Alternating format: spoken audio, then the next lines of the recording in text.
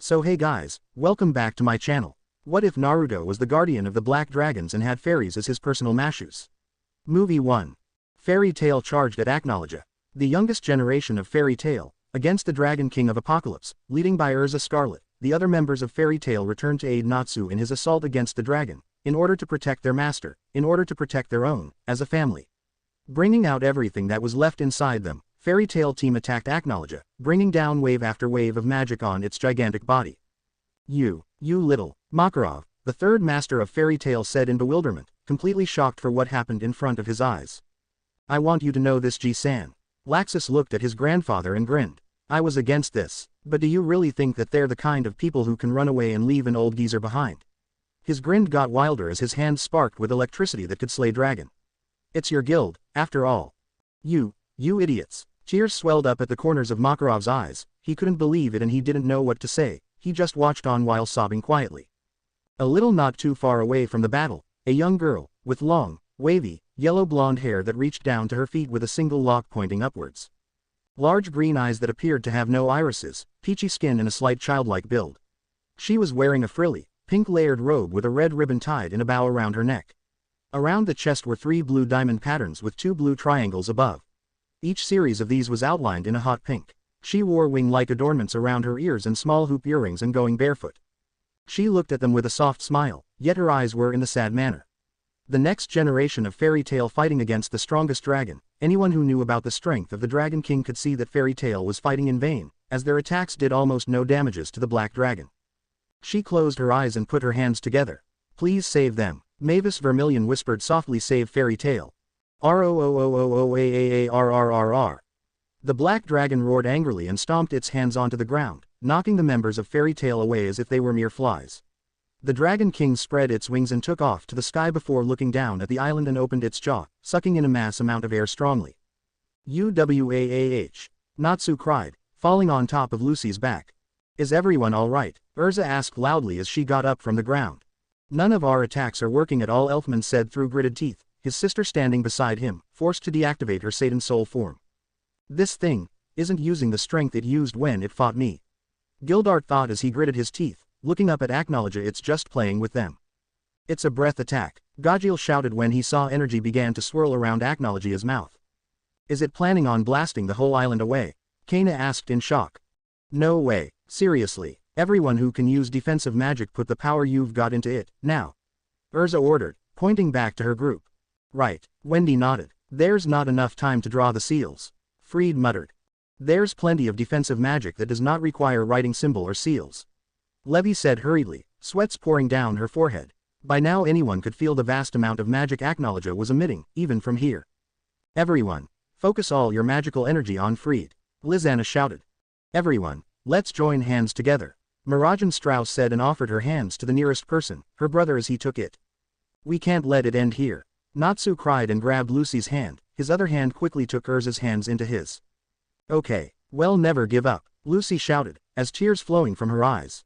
Everyone, join your power together as one. Gray also joined in, holding Juvia and Lucy's hands as Fairy Tail stood in a circle. Laxus turned to his grandfather and offered him his hand, smiling softly to the tiny old man whose body was shaking, looking at his children in absolute shock. Then, gently he put his hand in Laxus' much bigger hands, a smile made it to his face. Well, all go home together, he said. Fairy Tail stood in a circle as magical energy flared up around them. To Fairy Tail, they cried out all at once, looking up at Acknowledge, who then unleashed his breath in a gigantic blast. The whole sky lifted up as the massive attack of Apocalypse approached them. The whole Tenro Island shook violently at the amount of magic released by the Black Dragon. Mavis opened her eyes and smiled softly. You came, after all, she whispered softly. Man, what a bunch of noisy brats. Every single member of Fairy Tail's eyes snapped wide open at that lazy and unfamiliar voice. Looking up, all gasped in shock when they saw a young man standing on the sky, with his back facing them, looking up at the dragon, and the dragon roared approaching them. But what shocked them the most was that his body was glowing, as if it was coated in pure orange energy. He was wearing a long, energy-like high-collar cloak with strange black markings on his back. A giant head made of pure raw energy then materialized around his body before the whole body of a gigantic beast appeared, with the same black markings on its body and 9 tails moving behind it like wildfire. The beast itself was big, maybe even bigger than Acknowledge himself, greatly resembled a fox with 9 tails. One of his hand raised and the nine-tails fox opened its mouth. Small black, white and red orb began to appear and gather together to make a massive black sphere, as big as or even bigger than Acnologia's breath attack. My job here is done, the young man said and shot the massive orb straight to Acnologia's roar. From now, is yours, Mavis. I understand. The first master of Fairy Tail said and closed her eyes. Two attacks collided on midair, creating a powerful explosion that shook the entire sea area. Its shockwave knocked the boat of the spectators back with large and strong wave. Acnologia cried out in pain as the shockwave crashed into its body, launching it toward the sky with no hope to regain the control of its balance. The whole island disappeared without trace, much to the shock of everyone. Zirf stood, watching the destroyed island. So, you finally returned, the dark mage whispered and bowed slightly. Thank you, for protecting Natsu. 7 years had passed since the day Tenryujima was taken down by Acnologia, bringing the top strongest mages of Fairy Tail down to the deepest part of the sea with it. Fairy Tail, from the strongest guild of Fury, had become the lowest, weakest guild without its core members. They barely got any new mission requests, even losing their guild building to the new guild in Magnolia Town, Twilight Ogre, forcing the remaining members of Fairy Tail to move out of the town. But it would soon change, because deep underneath the sea, most of Tenryujima remained unscratched, wrapped protectively inside a giant sphere with the symbol of Fairy Tail on the surface. Inside, the core members of the guild was sleeping, as time seemingly didn't move in there.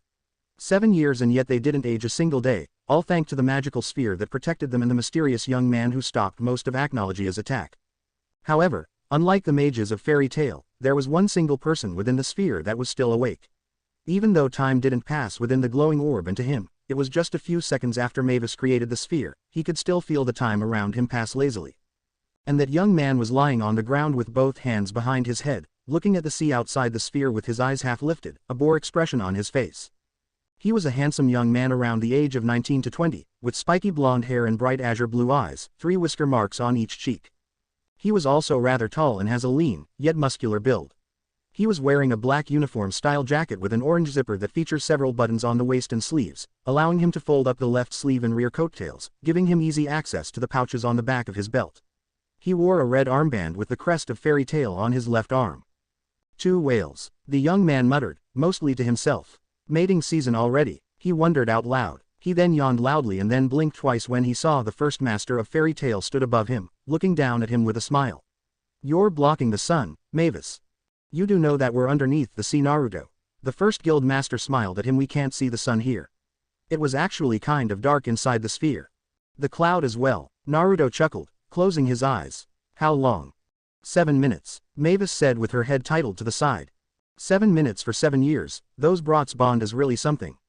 Naruto nodded his head. Good for them. The bonds and faiths of Fairy Tail are becoming stronger and stronger with each generation. Mavis said softly, closing her eyes. All of those thoughts allowed one of the 3 great fairy magics, Fairy Sphere, to be activated. Their will and faith of each other become an absolute defense magic. It have become such a wonderful guild. Good for them. Naruto smiled and repeated his words before sitting up. Hey Mavis, there. But his eyes widened in surprise when the spirit of the first master of Fairy Tail wrapped her arms around his neck.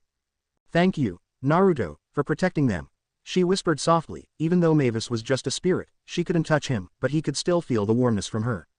Hey, don't mention it. Naruto smiled and stood up, his shoulder passed through Mavis' ethereal body.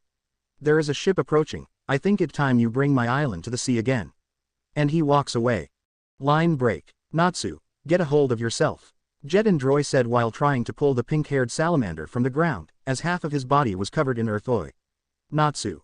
Wake up, you bastard. Warren cried out. What? Shut up. Natsu roared and busted himself of the ground, ready to fight. Natsu. Wahh. Jet, Warren and Droy threw themselves on him with their arms wrapped around Natsu's neck, much to his shock. What the hell happened? The pink-haired boy wondered out loud. Why did you guys come here? He then widened his eyes in shock. And by the way, did you age a bit? And Droy got fat too. He cried out and pointed at the chubby boy standing next to Jet, his eyes as wide as dinner plates. You haven't changed at all. The 3 cried out of happiness with tears flowing down their cheeks. We just got attacked by Acnologia. Then a golden guy came and turned into a massive fox with black markings, he said, trying to recall his memories. His eyes then snapped open. What about everyone else? Right here, Mavis said softly, earning the attention from the group. Who are you? Droy asked in surprise. My name is Mavis, Fairy Tail's first master, Mavis Vermilion, she introduced, making the Fairy Tail group to cry out in absolute shock. She then slowly turned around and walked away, leading them to the spots where the other members of Fairy Tail were. The guild gathered in front of Mavis, with their eyes wide in surprise at the presence of Fairy Tail's first master, the one that was supposed to pass away a very long time ago. They also saw an unfamiliar young man lying on the ground at the other side of the rock Mavis was standing on, his hands clapped together behind his head, looking uncared about what the guild was saying. "What now? So the first protect us?" Makarov said through tears, smiling at the young woman with long golden hair. "No, I am just an ethereal body. Since I converted everyone's strength into magic, I had to give it my all." Mavis smiled with her eyes closed. "Unwavering faith and resilient bonds will bring even miracles to your side." She then looked at them and smiled with her head tilted to the side. "It's becoming a wonderful guild, Sandame." Naruto looked at the ground and smiled softly. This really brought back some memories about a certain old man that took care of him when he was young. "Young man," the third master of Fairy Tail turned to Naruto and asked with a kind tone, "wasn't you the one who defended us against Acnologia's roar attack?" He recognized his voice and his feature, even though he looked very different from how he was during Acnologia's released its roar attack. He turned and looked at them. Everyone was looking at him, their eyes widened slightly. Naruto wasn't surprised by this kind expression at all, since Acnologia was currently one of the strongest beings here at Earthland, going toe-to-toe and even actually sent him away. Something that even a whole guild worked together still couldn't manage to do wasn't something that you would see every day. "Yeah, so," Naruto spoke up, "I thank you for what you had done," Makarov said, bowing his head low to Naruto. "If not for you, we will save it." Naruto cut him off with an emotionless tone. "Did you know that even without me take out most of that blast, Tenryujima would be still protected by Fairy Sphere?" He then looked away. "I didn't think that your bond would be strong enough to defend you, that's all." "Oi, what the hell do you mean by that?" Natsu cried out. "Natsu." Lucy spoke up instantly, warning him. "Can I ask what your name is?" Urza asked calmly, stepping up a little. "Why would you need to know?" "His name is Naruto Uzumaki," Mavis said cheerily with her eyes sparkled in excitement, "and he is a mage of Fairy Tail too." They all gasped at Mavis' announcement. "Way to bust the bubble, brat," Naruto said loudly. "Awesome," Natsu cheered out in excitement, much to Naruto's amusement. "We have someone as strong as you in our guild." "You're a Fairy Tail's mage," Laxus said in shock. He was after all one of the oldest member of the current younger generation and yet had never seen Naruto before, and he was actually looked no older than him, maybe even younger. "But I'd never seen you joining our guild before. I stay here most of my life," Naruto said shortly. "Mavis taught me how to create a magical guild mark, so I make one." He grabbed a rock and threw it straight to the lake in front of him. It jumped on the water surface for a few times before sinking. It wasn't a lie, only part of the truth. By the time they realized what the guild mark capable of, they would start to question his power. "I think it is understandable." The third master nodded his head. "I think it time for us to return to Fairy Tail," he said to his children, and Natsu cheered out while everyone smiled brightly. "Naruto, do you want to come with us?" A mage of Fairy Tail was a mage of Fairy Tail. No matter the way you joined or where you were the family member of each and every single other member of the guild. "No thank you, I am all right her," but he stopped when he saw Mavis once again stood above him while looking down at him with interest eyes. "What do you want, Mavis?" "He better stayed at this island. It wasn't a wise thing to return to the land." The girl only smiled to him. "You want me to come with them, don't you?" he asked again. This time a tick mark appeared on his forehead. Mavis nodded her head rapidly. Sigh. "All right then." He stood up and walked toward Fairy Tail. Line break. UGMH. As soon as the ship began to move, Natsu groaned with his hand covered his mouth as he stood at the sideline of the boat, his face green. "Motion sickness?" Naruto asked the nearest person standing next to him, Lucy Dragon Slayer A.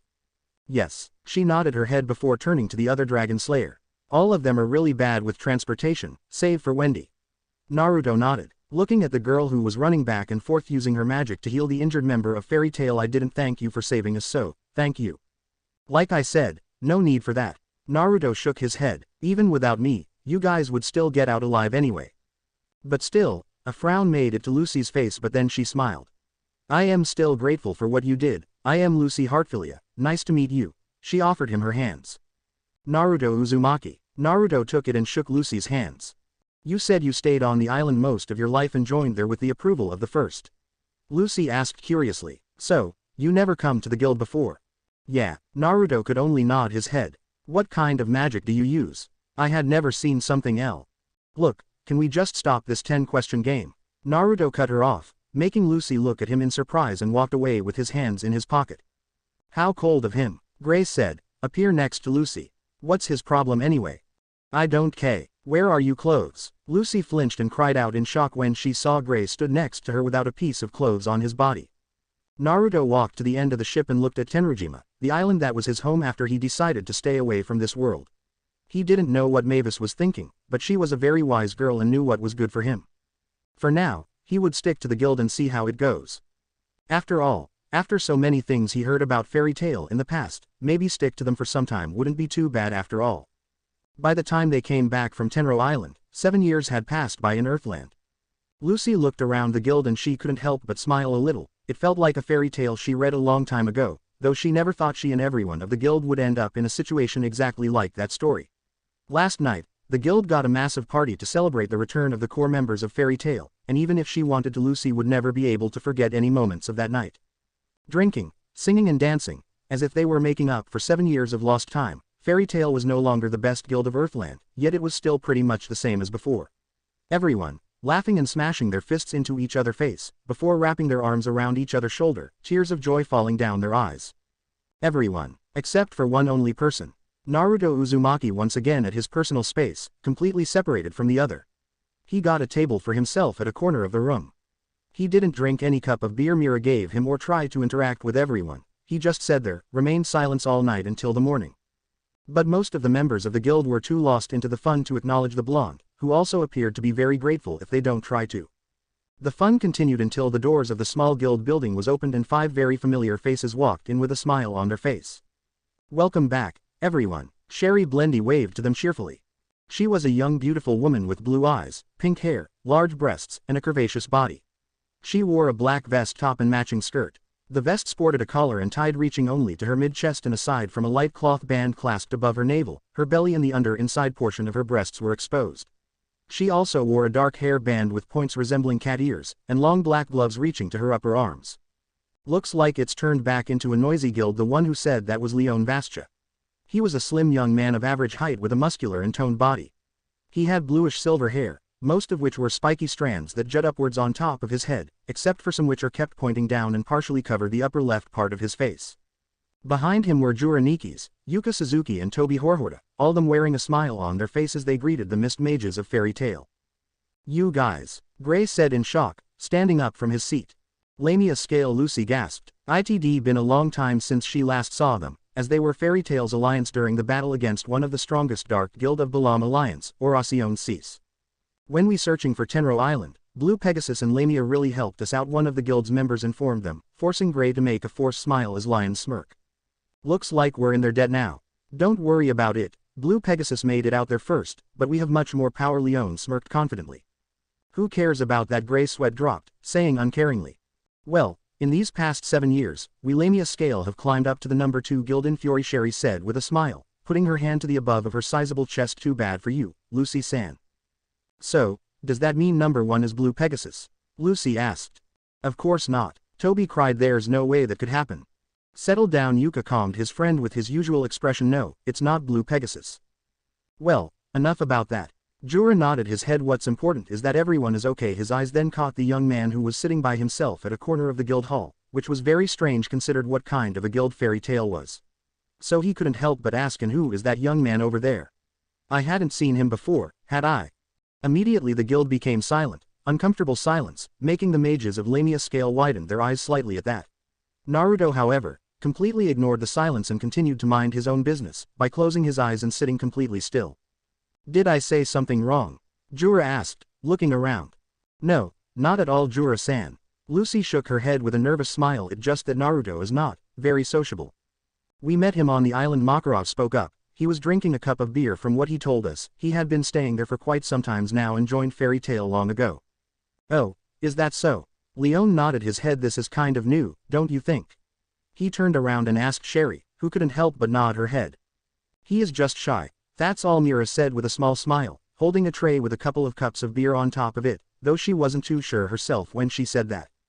But he's super powerful. Natsu suddenly appeared in front of Lamia Scale's group and said with a cheerful smile he stopped a dragon breath attack by.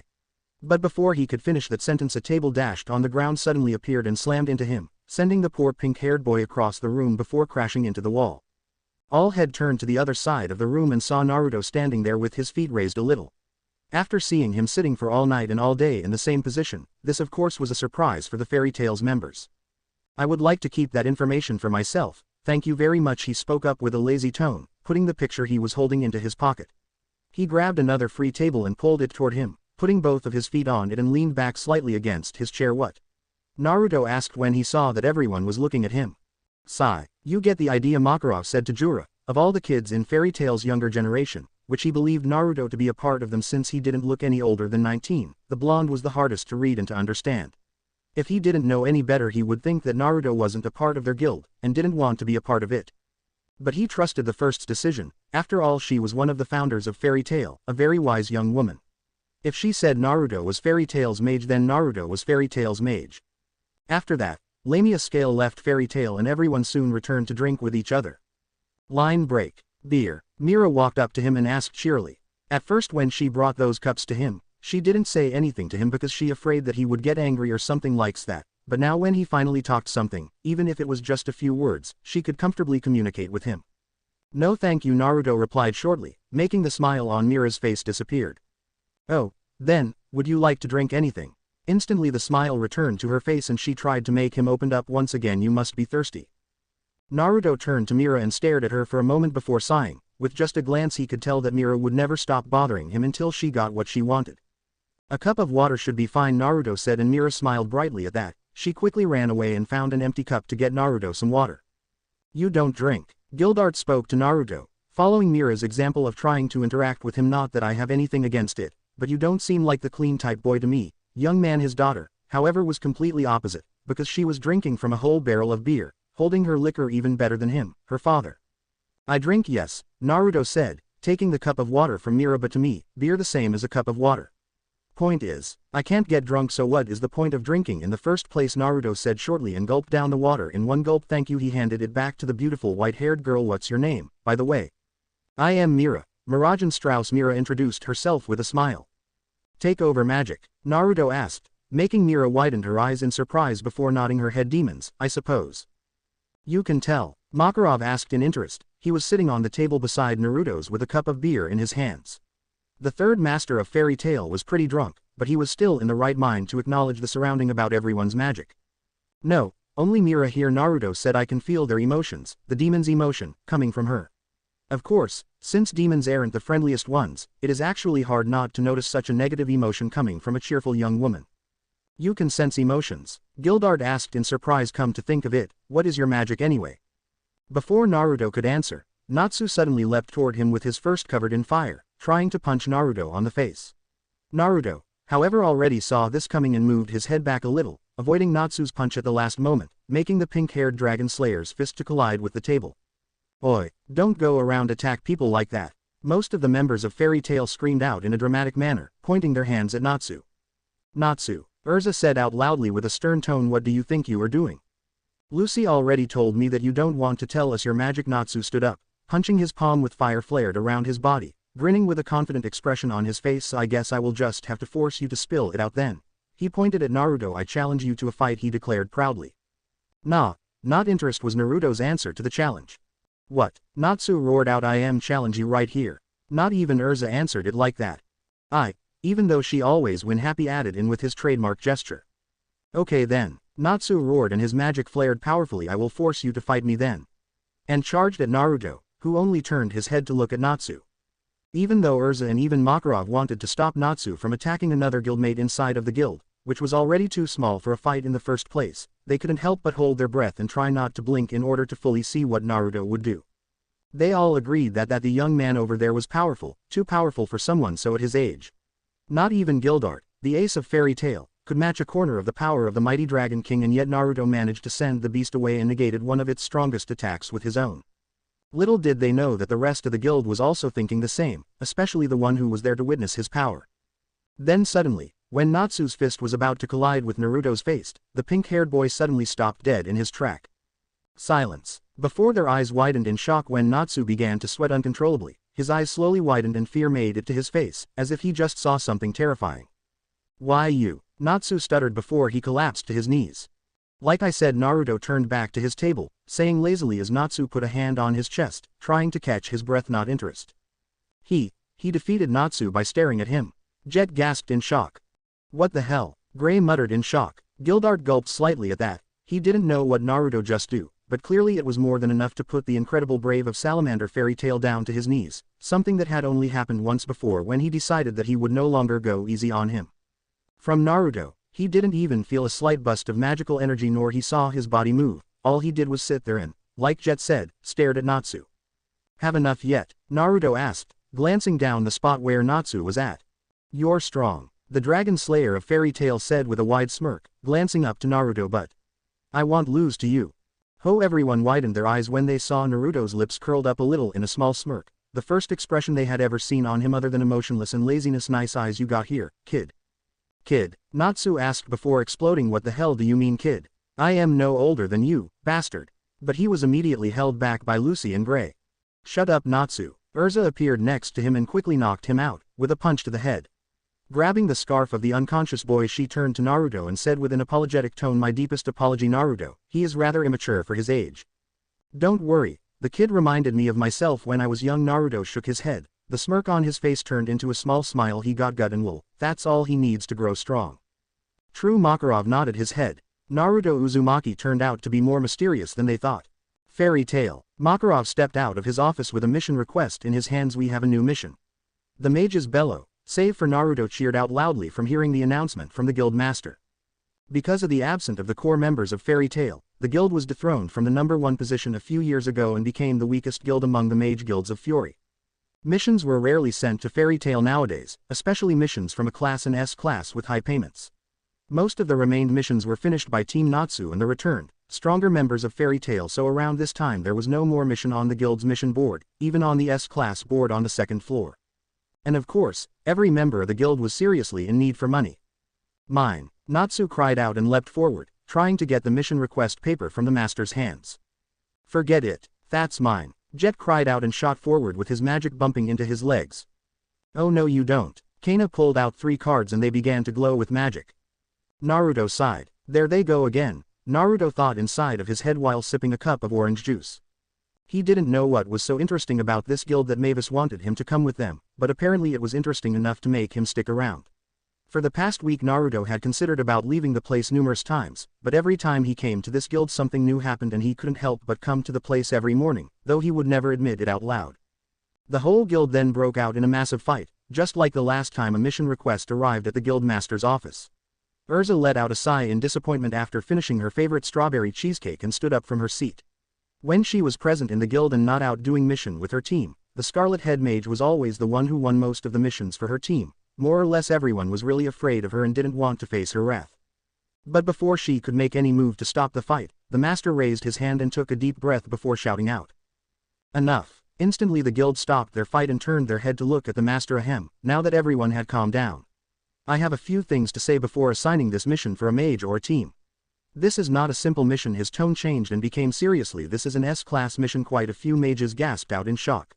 This was their first S-class mission in many years after the disappearance of the core members of Fairy Tail. Yes, Natsu cheered. Give us that mission.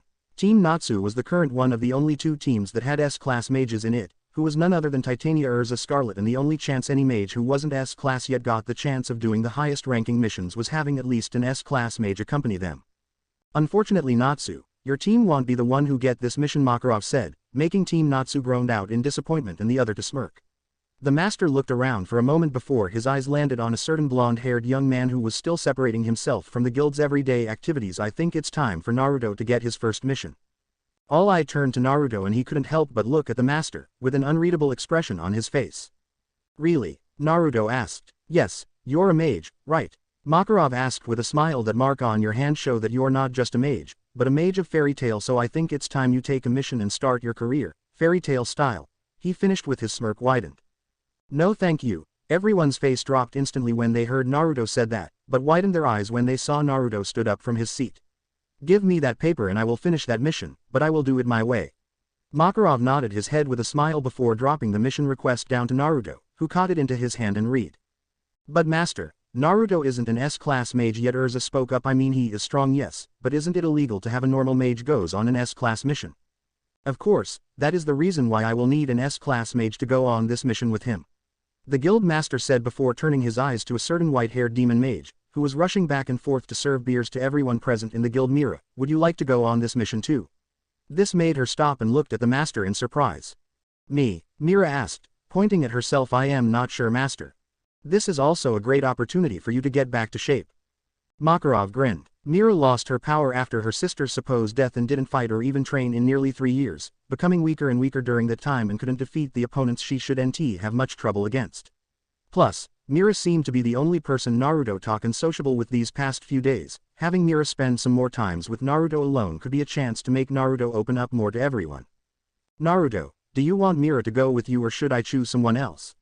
The guild master asked Naruto, who shrugged. No problem. He replied shortly with his hand waved above his head and started to leave the guild. Hey, wait for me, Mira called out, putting the tray in her hands down to the table and quickly followed behind the blonde young man.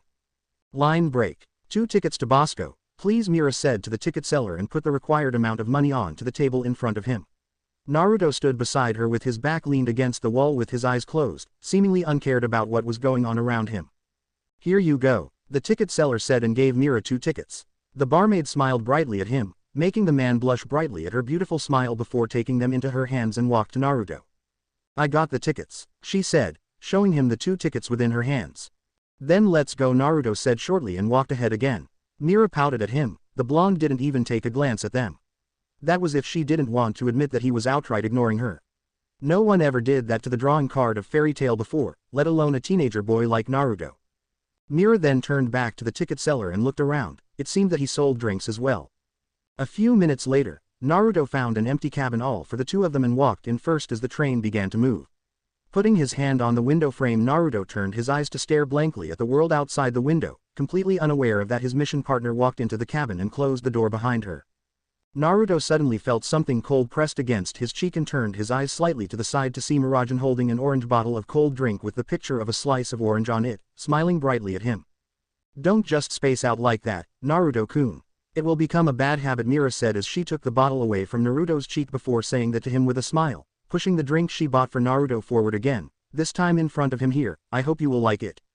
Naruto looked at Mira for a second before taking the orange bottle from her hand. Mira sat down on the seat opposite from Naruto and put the straws of her own bottle of lemonade to her lips and slowly sipping the cold juice.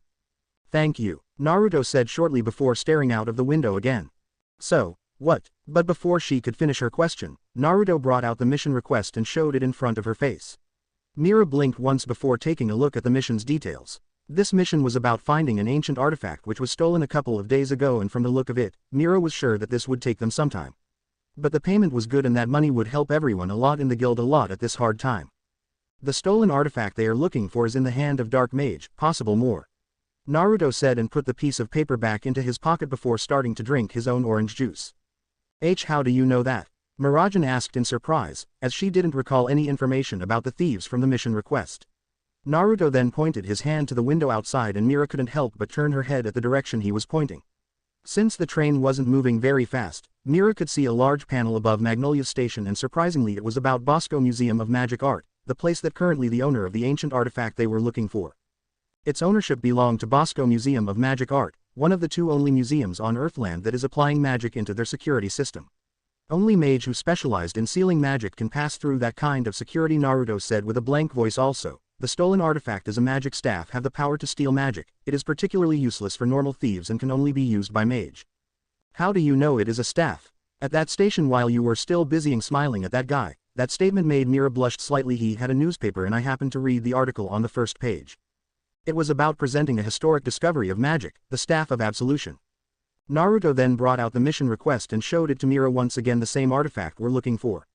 However, it was stolen a couple of days ago, yet we didn't see or hear anything about it from any medias, with the exception of this mission request, which meant the museum wanted to stay as quiet as possible about this since it was a very powerful and dangerous artifact.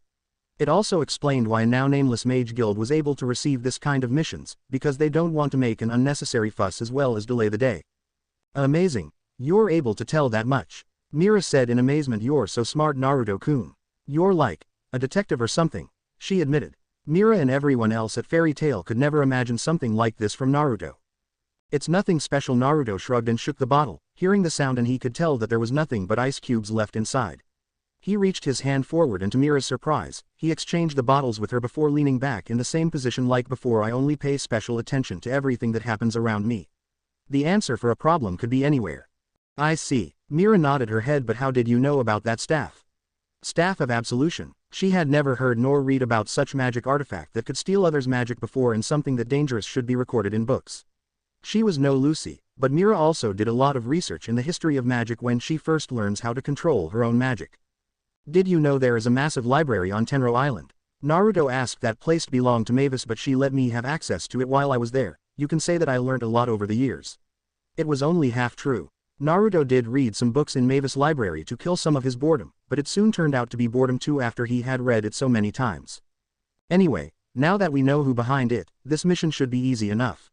Mira said to Naruto, who only shrugged.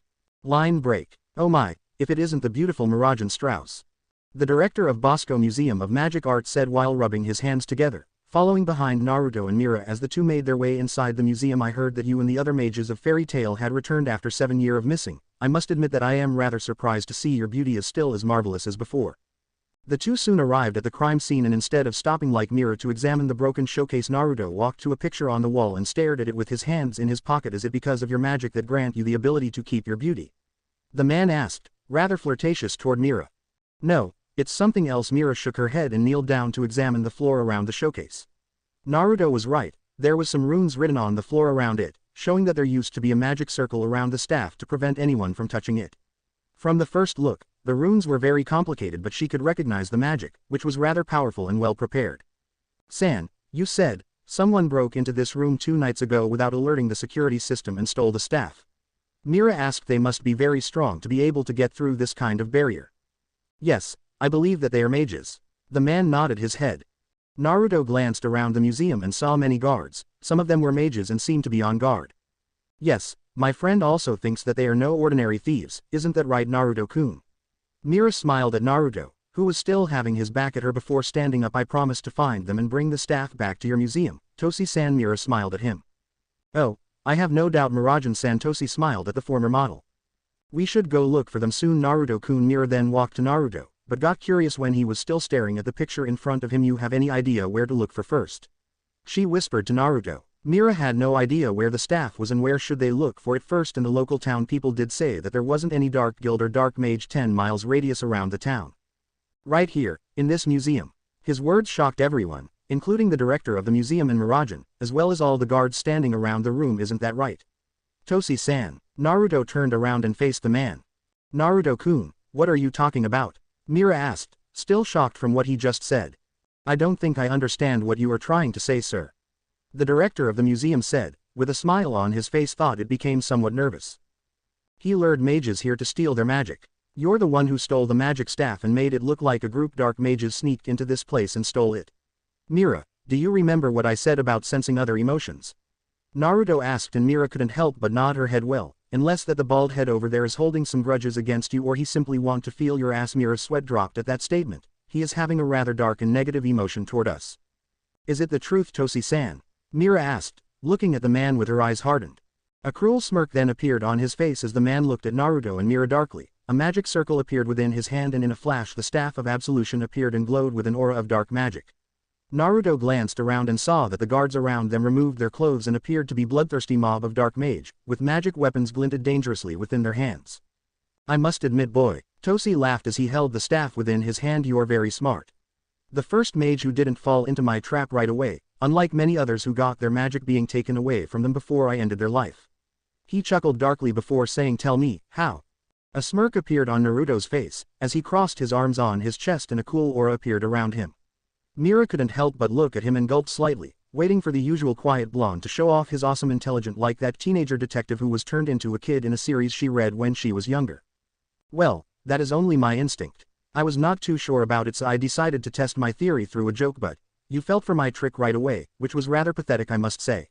Mira immediately face-palmed, having expecting Naruto to say something a lot cooler than that with all that know-it-all aura around him. You. Toshi gritted his teeth in anger before pointing his staff forward. No matter, I will just take your magic then. And the staff of absolution began to glow.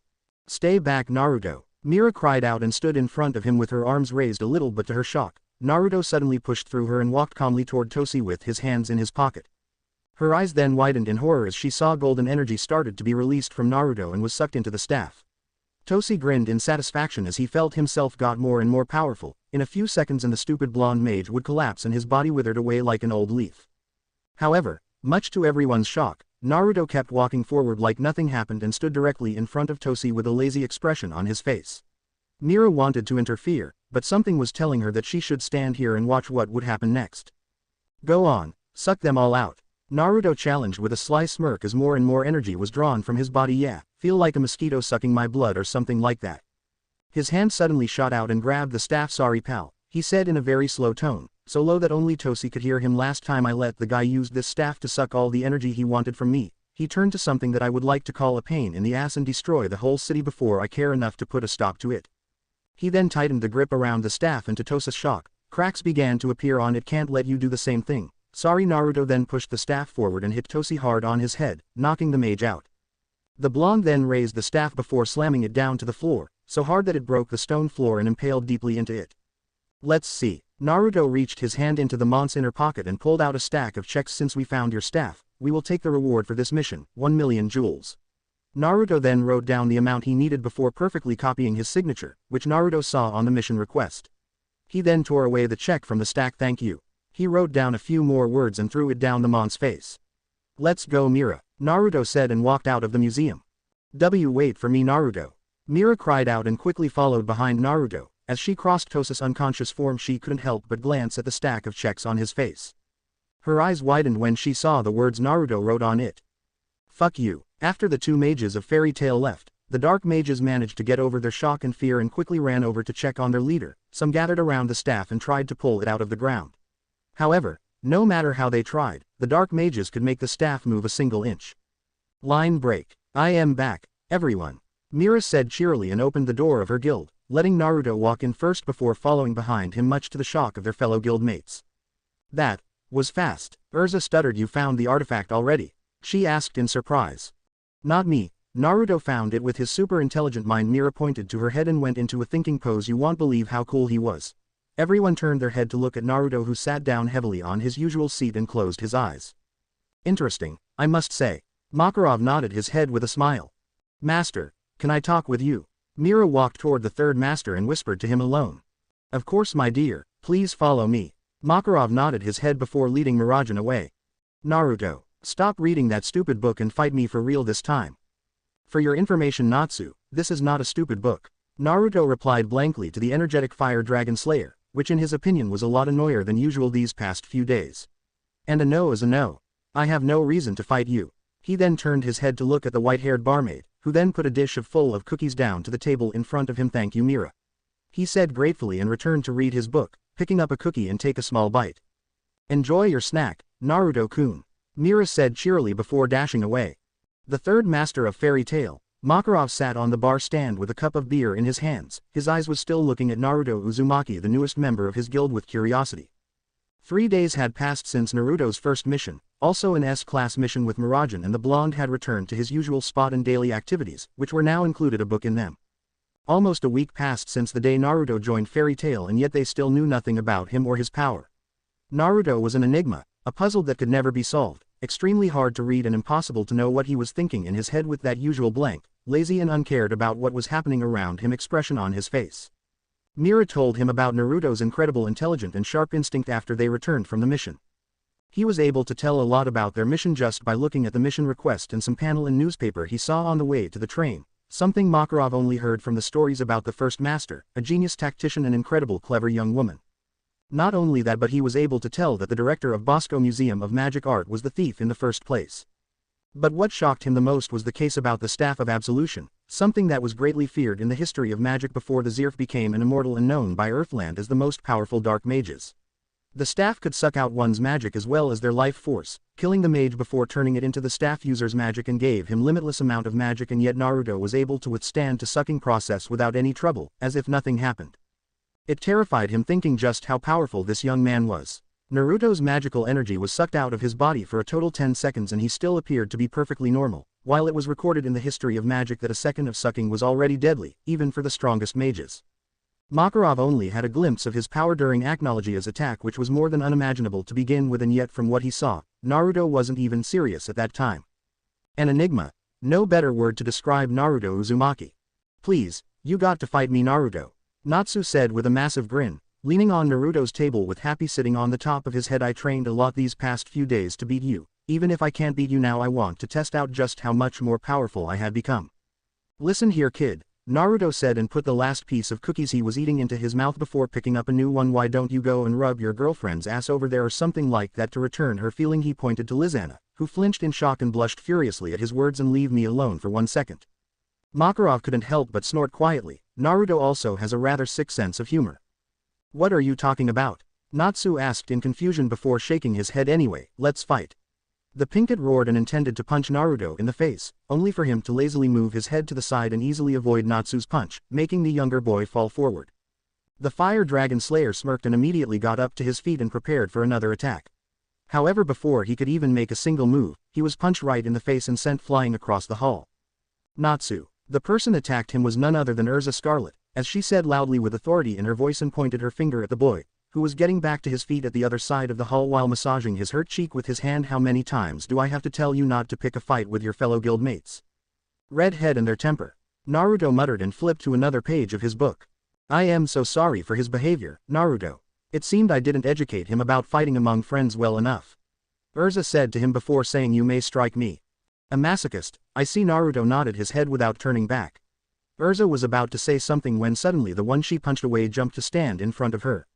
Oi Urza, Natsu cried out. Don't you think it is unfair for us that Naruto keeps his magic all for himself until now? Natsu asked while pointing his hand at Naruto. If he is our friend, then there should be no secret between us. From the moment you were born, life is unfair kid, and you will have to live with that. Naruto said emotionlessly as he flipped through a page before saying, sometime, you will have to fight battle where you don't even know what your opponent power is and learn to prepare for the worst. That is why I am asking you to fight me. I have prepared for the worst already. Natsu said with a cheery grin. I trained a lot, you know, these past few days to fight you. Naruto. Makarov spoke up. Natsu isn't going to give up unless you give him what he wants. The guildmaster chuckled. And then have him come back ask for more. No thanks, old man. Naruto shook his head. Even though I don't agree with Natsu's action, I agree with the master. Urza nodded. You should fight him, a friendly spar won't hurt. Natsu nodded his head rapidly. Naruto could only sigh and closed his book and stood up from his seat before looking down at Natsu straight in the eyes. It wasn't like he got anything to do, and it had been a long time since he actually tried to do something other than sat at one place and felt the time passed slowly around him pointlessly. Okay kid, if you want it then I will show you. Naruto then leaned back and said with a satisfaction smirk, holding 5 wallets in his hand. If I win I will take all of your money, including your team's money as well. Those who was drinking spit their beer out of their mouth in shock. Gah. Natsu, Lucy, Urza, Gray and Wendy all checked their pocket and found it completely empty before crying out in surprise. When did you? They all asked and pointed at Naruto. Even Urza, who stored her wallet in her pocket dimension, was also stolen. And I will also cook your cats, Naruto said with a devious smirk and much to everyone's shock again, holding Happy, Carla and Lily's tail in his hands. Carla, Happy, Lily, Makarov and Gildart broke out in laughter. Naruto sure had a sick sense of humor. Oi, don't make a joke like that. Natsu cried out and tried to grab his wallet as well as Happy, who along with Carla and Lily was getting very uncomfortable with their tails being held like that. Give me back Happy and my money. Naruto then released the cat, but he still kept the wallets in his hands. Here is the other side of the deal, Natsu. If you win, not only I return these wallets to you, I will also give you this. Naruto reached into his shirt and pulled out a necklace with a blue gem attracted to it. What is so special about that anyway? Natsu asked while tilting his head to the side, not impressed. This necklace belonged to my godmother, before that it belonged to her grandfather. Naruto smiled, one of a few real smiles Fairy Tail had ever seen from him before continuing. It was made from a special crystal gem, and if you sold this to a jewelry store, 3 mountains containing gold mines could be bought with the profits. What? Everyone cried out in absolute shock, even the master and Gildart. Why you actually wearing a fortune on your neck? Natsu gasped in shock. You're kidding. No, I am not. This thing is actually priceless. Naruto smirked evilly and challengingly. I guarantee you that. There was no lie in his tone. All right then, Natsu cried out with excitement. You're on. I am all fired up. Line break. A few minutes later, everyone was geared up and greatly excited for the fight about to take place, as this was the first time they would be able to see Naruto in action for real. Many had cups of beer in their hands as well as popcorn, some prattled about random things, and others were placing bets to predict the winner. Kana, of course, was taking everyone's bets. Naruto and Natsu's fighting ground was a large open area of grass and dirt in the middle of the lush forest near Magnolia Town. The wizards of Fairy Tail were gathered around the southern rim of the area. Natsu ignited flames around his body in anticipation.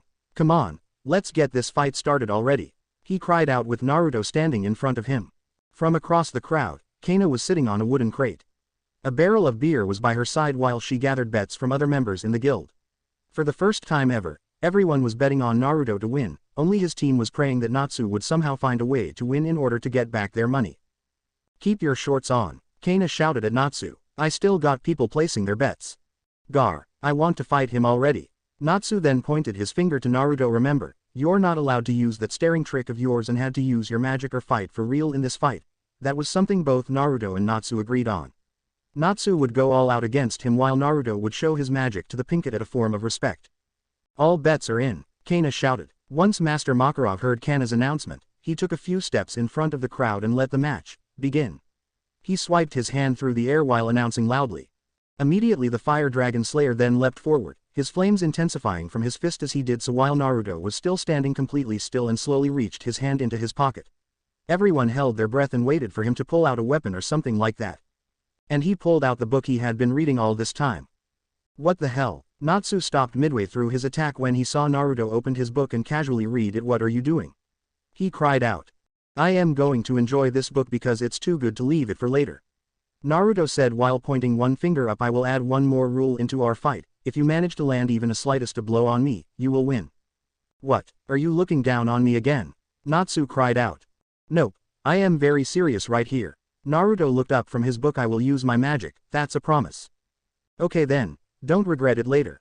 And with that, Natsu charged at Naruto again with his fist flared with Dragon's Fire Karyu no Tekken. Natsu sent a punch toward Naruto, but before his fist could connect with the blonde's face, sand suddenly shot up from the ground and formed a wall in front of Naruto, stopping Natsu's fist from punching Naruto in the face.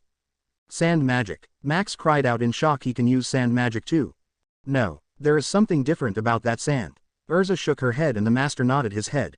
Natsu gritted his teeth and kicked Naruto, however the sand suddenly moved to the side and blocked Natsu's foot as well. Out of frustration Natsu then jumped to the right and made another attack, but once again, the wall of sand rose up on itself and stopped Natsu's attack, as if it had a mind on itself. No magic power is coming from that guy. Laxus commented. The sand is protecting him on its own. What? How is that even possible? Lucy asked in shock. Look at him, he is not even looking, Gildart said calmly, looking at Natsu who was sending punches and kicks at Naruto's wall of sand from behind the blonde. An absolute defend, Naruto said and thrust his palm to behind him, making a column of sand shot out and crashed into Natsu's face, knocking him back several feet away. Unless you're faster than the sand's reaction, you won't be able to get through this defend. And from the look of it, that reaction is almost instantly. Makarov nodded his head. This fight is over for Natsu. Don't look down on me. Natsu gritted his teeth and brought his head back. Karyu, his cheeks puffed out. No Hoko. An enormous torrent of flames ripped out from the boy's mouth and toward Naruto, who only smirked. The wall of sand suddenly engulfed Naruto from his head down and suddenly fell to the ground freely as if he wasn't there at all. Natsu stopped his attack and looked around to search for any sign of Naruto. Kaneko. No Tekken. In a blur, Naruto suddenly appeared behind Natsu with his fist cocked back in the same manner of Natsu's usual iron fist attack stance, with blue flame dancing around his hand. Sorry, can't help it. He then punched Natsu right in the face, knocking him back several feet on the ground. Blue fire. Gray asked in shock. Just how many magic does he has? Everyone was also wondering the same thing. Natsu picked himself off the ground and wiped the bruise on his cheek. Usually, fire attacks wouldn't be able to do much damage on him, and yet he clearly felt the heat and power of Naruto's fire, showing that it was no ordinary flame. This is what I am talking about. He grinned with his body shook with excitement. A real fight. Yes, like a man. Elfman cried out while nodding his head. There is plenty way to toy with you, kid. Naruto smirked as the flame around his hand disappeared, his body crouched low as he dropped his book. But for now, let me show you the difference in our power. As soon as Naruto's book touched the ground, Naruto disappeared.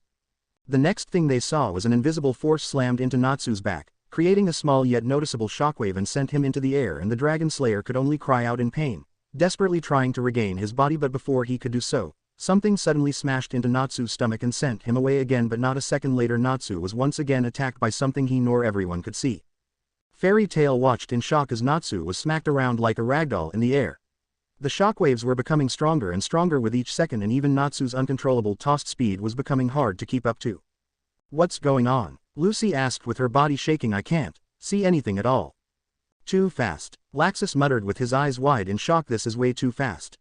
And then, Natsu was smacked down to the ground before being forced into the air once again. This time, Naruto appeared above him, fully revealed himself to be the one who attacked all this time. That is not human speed Jet, the one who already used to extreme speed because of his magic, muttered in shock with sweat pouring down his forehead. I will take all of your money. That was the only thing Natsu could hear before blackness took over him as Naruto sent a hard punch into Natsu's stomach, smashing him down to the ground with so much force that it created shockwaves strong enough to knock everyone back. Naruto then returned to the ground gratefully and picked up his book without any more words.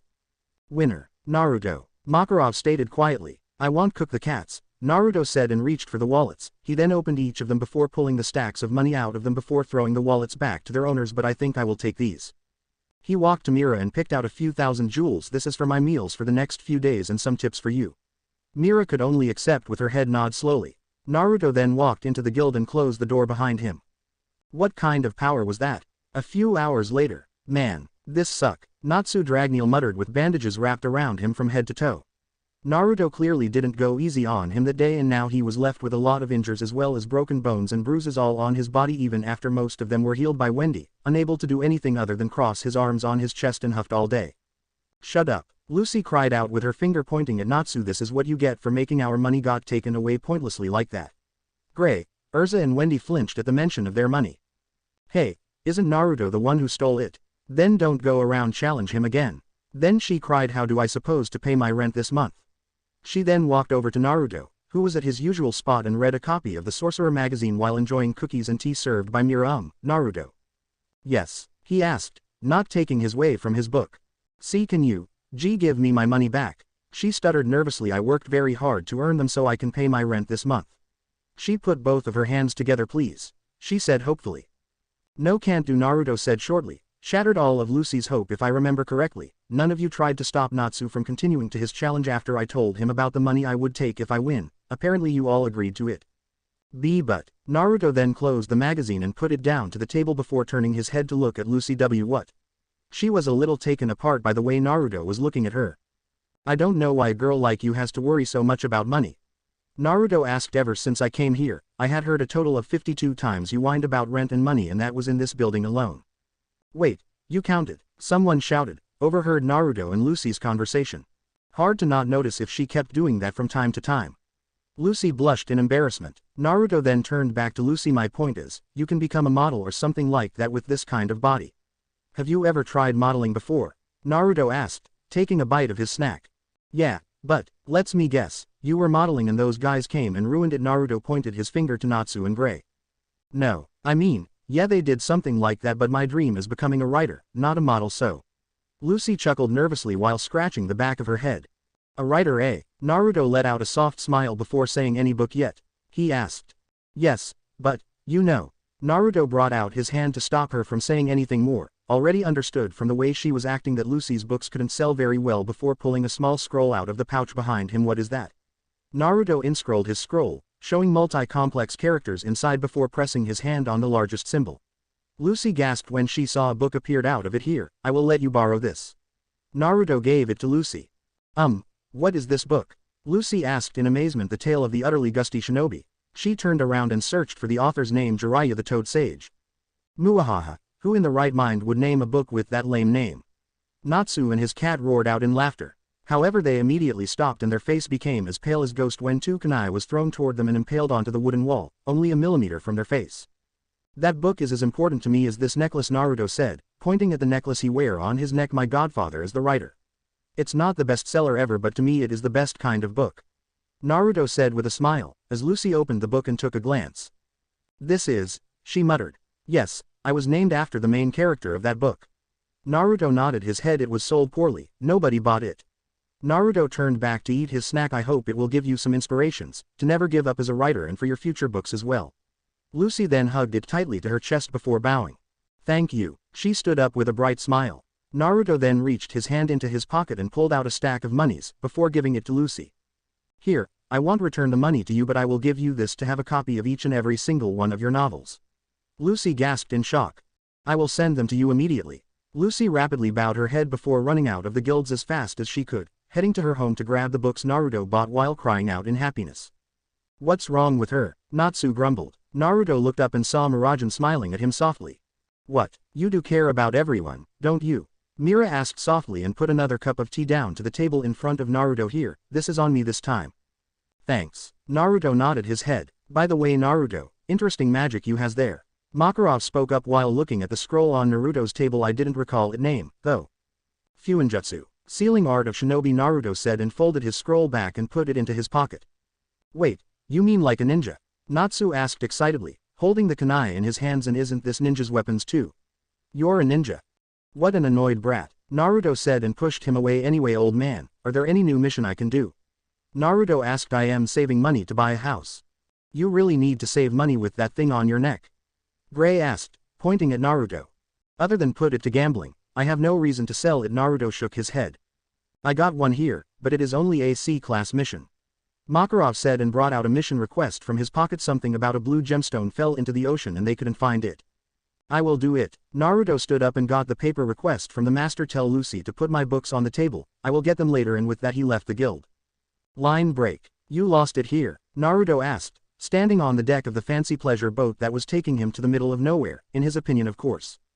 The man who requested this mission was rather rich and was a famous director of the Sorcerer magazine, who was doing his business using his own pleasure boat. The gemstone Naruto was looking for was a gift for his wife, but he accidentally dropped it during a photo shoot yesterday with the magazine's model and the gem rolled on the deck before falling to the sea below. Yes, right at this spot. The man nodded his head. Young man, wait. Without listening to the man who requested the mission, Naruto jumped over the cliff and down to the sea below. Do all fairy tales mages this reckless?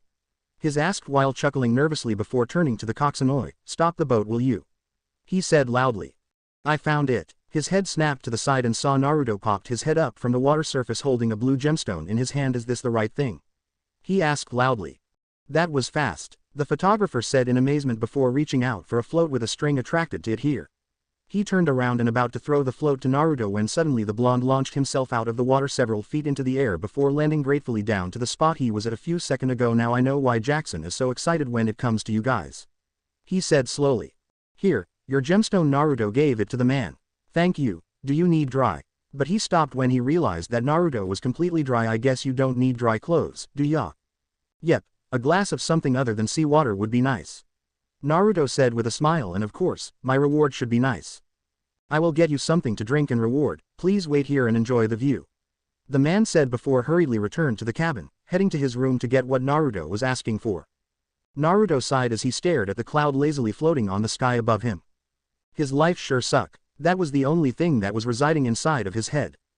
Doing missions like this clearly reminded him of the old day, with his team and everyone, brought back a lot of memories but at the same time made Naruto wanted to quit this as soon as possible and spend his life alone again on Tenro Island, again. He didn't know what Mavis was thinking in that little head, yet extremely smart of her, being one of the only persons that took a part in his life. Naruto couldn't fully read or foresee her intentions, something that the both of them shared. But clearly she wanted him to stop being so miserable and pathetic by filling his too quiet life with her pride party. A little more than a week and Naruto already had to beat up a brat just so he would stop bugging him. The only reason Naruto agreed to tag along with them was because Mavis said he might find something interesting from them. What a turn of life. At least, he got something to do now. It's time everyone. Naruto moved his head down a little and saw a slim young woman of average height with large blue eyes wearing a white bathrobe on her body. Curly long, wavy and flowing blonde hair, gathered on the back of her head and tied in a ponytail that reached down to her middle back, with two short bangs framing her face, and a decorative flower with large petals adorning the right part of her head above her right ear. Stepped onto the deck with a group of men behind her, probably the Sorcerer magazine's photography crew with the equipments they were carrying. When they were a few meters away from Naruto, at the top of the deck a man then walked over and put a long chair there while the other setting up the light, mirror and everything Naruto could think about a professional photo shoot. When everything was setting, the young woman then undid the belt around her waist and removed her bathrobe from her body, showing that she was wearing a blue patterned bikini with white outlines and an absolutely perfect curvy body, something that could only belong to a professional supermodel, with large breasts and curves at all the right place. She then sat down on the chair and made a sexy pose, with a soft and seductive smile on her face. Yes, just like that Jenny-chan, the photographer said, giving her a thumb up. Such a splendid woman isn't she? The director returned with Naruto's money and a glass of lemonade in his hand. In case you're among the group that just returned, her name is Jenny Relight, our pride model and the current Miss Fury. Naruto nodded his head. Here, I can't find any beer or wine on this ship, so I hope you were in the mood for some lemonade. Don't worry, this is fine because I don't drink. Naruto took the glass of lemonade and took the straws into his mouth. Hard to find a young man like you these days. The director chuckled before giving Naruto his reward. Here, the money I promised in the mission request.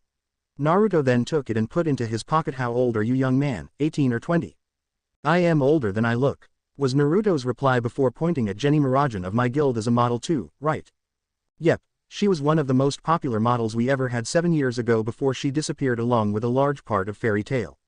Naruto nodded his head. If she was still here at that time, I bet that she would easily become Miss Fury. Seemed like it. Naruto nodded his head. He didn't say it out loud, but Naruto admitted that Mirajan was very attractive and beautiful, maybe even more than Jenny Relight. Naruto then finished his glass of lemonade before giving it back to the director. Thanks for the drink, glad to do business with you. He turned around and was about to leave when suddenly, he saw a ship approached with a group of men standing on it. Based on their appearance, Naruto would call that they wasn't here for good intention, not to mention they also had a flag with a skull on it.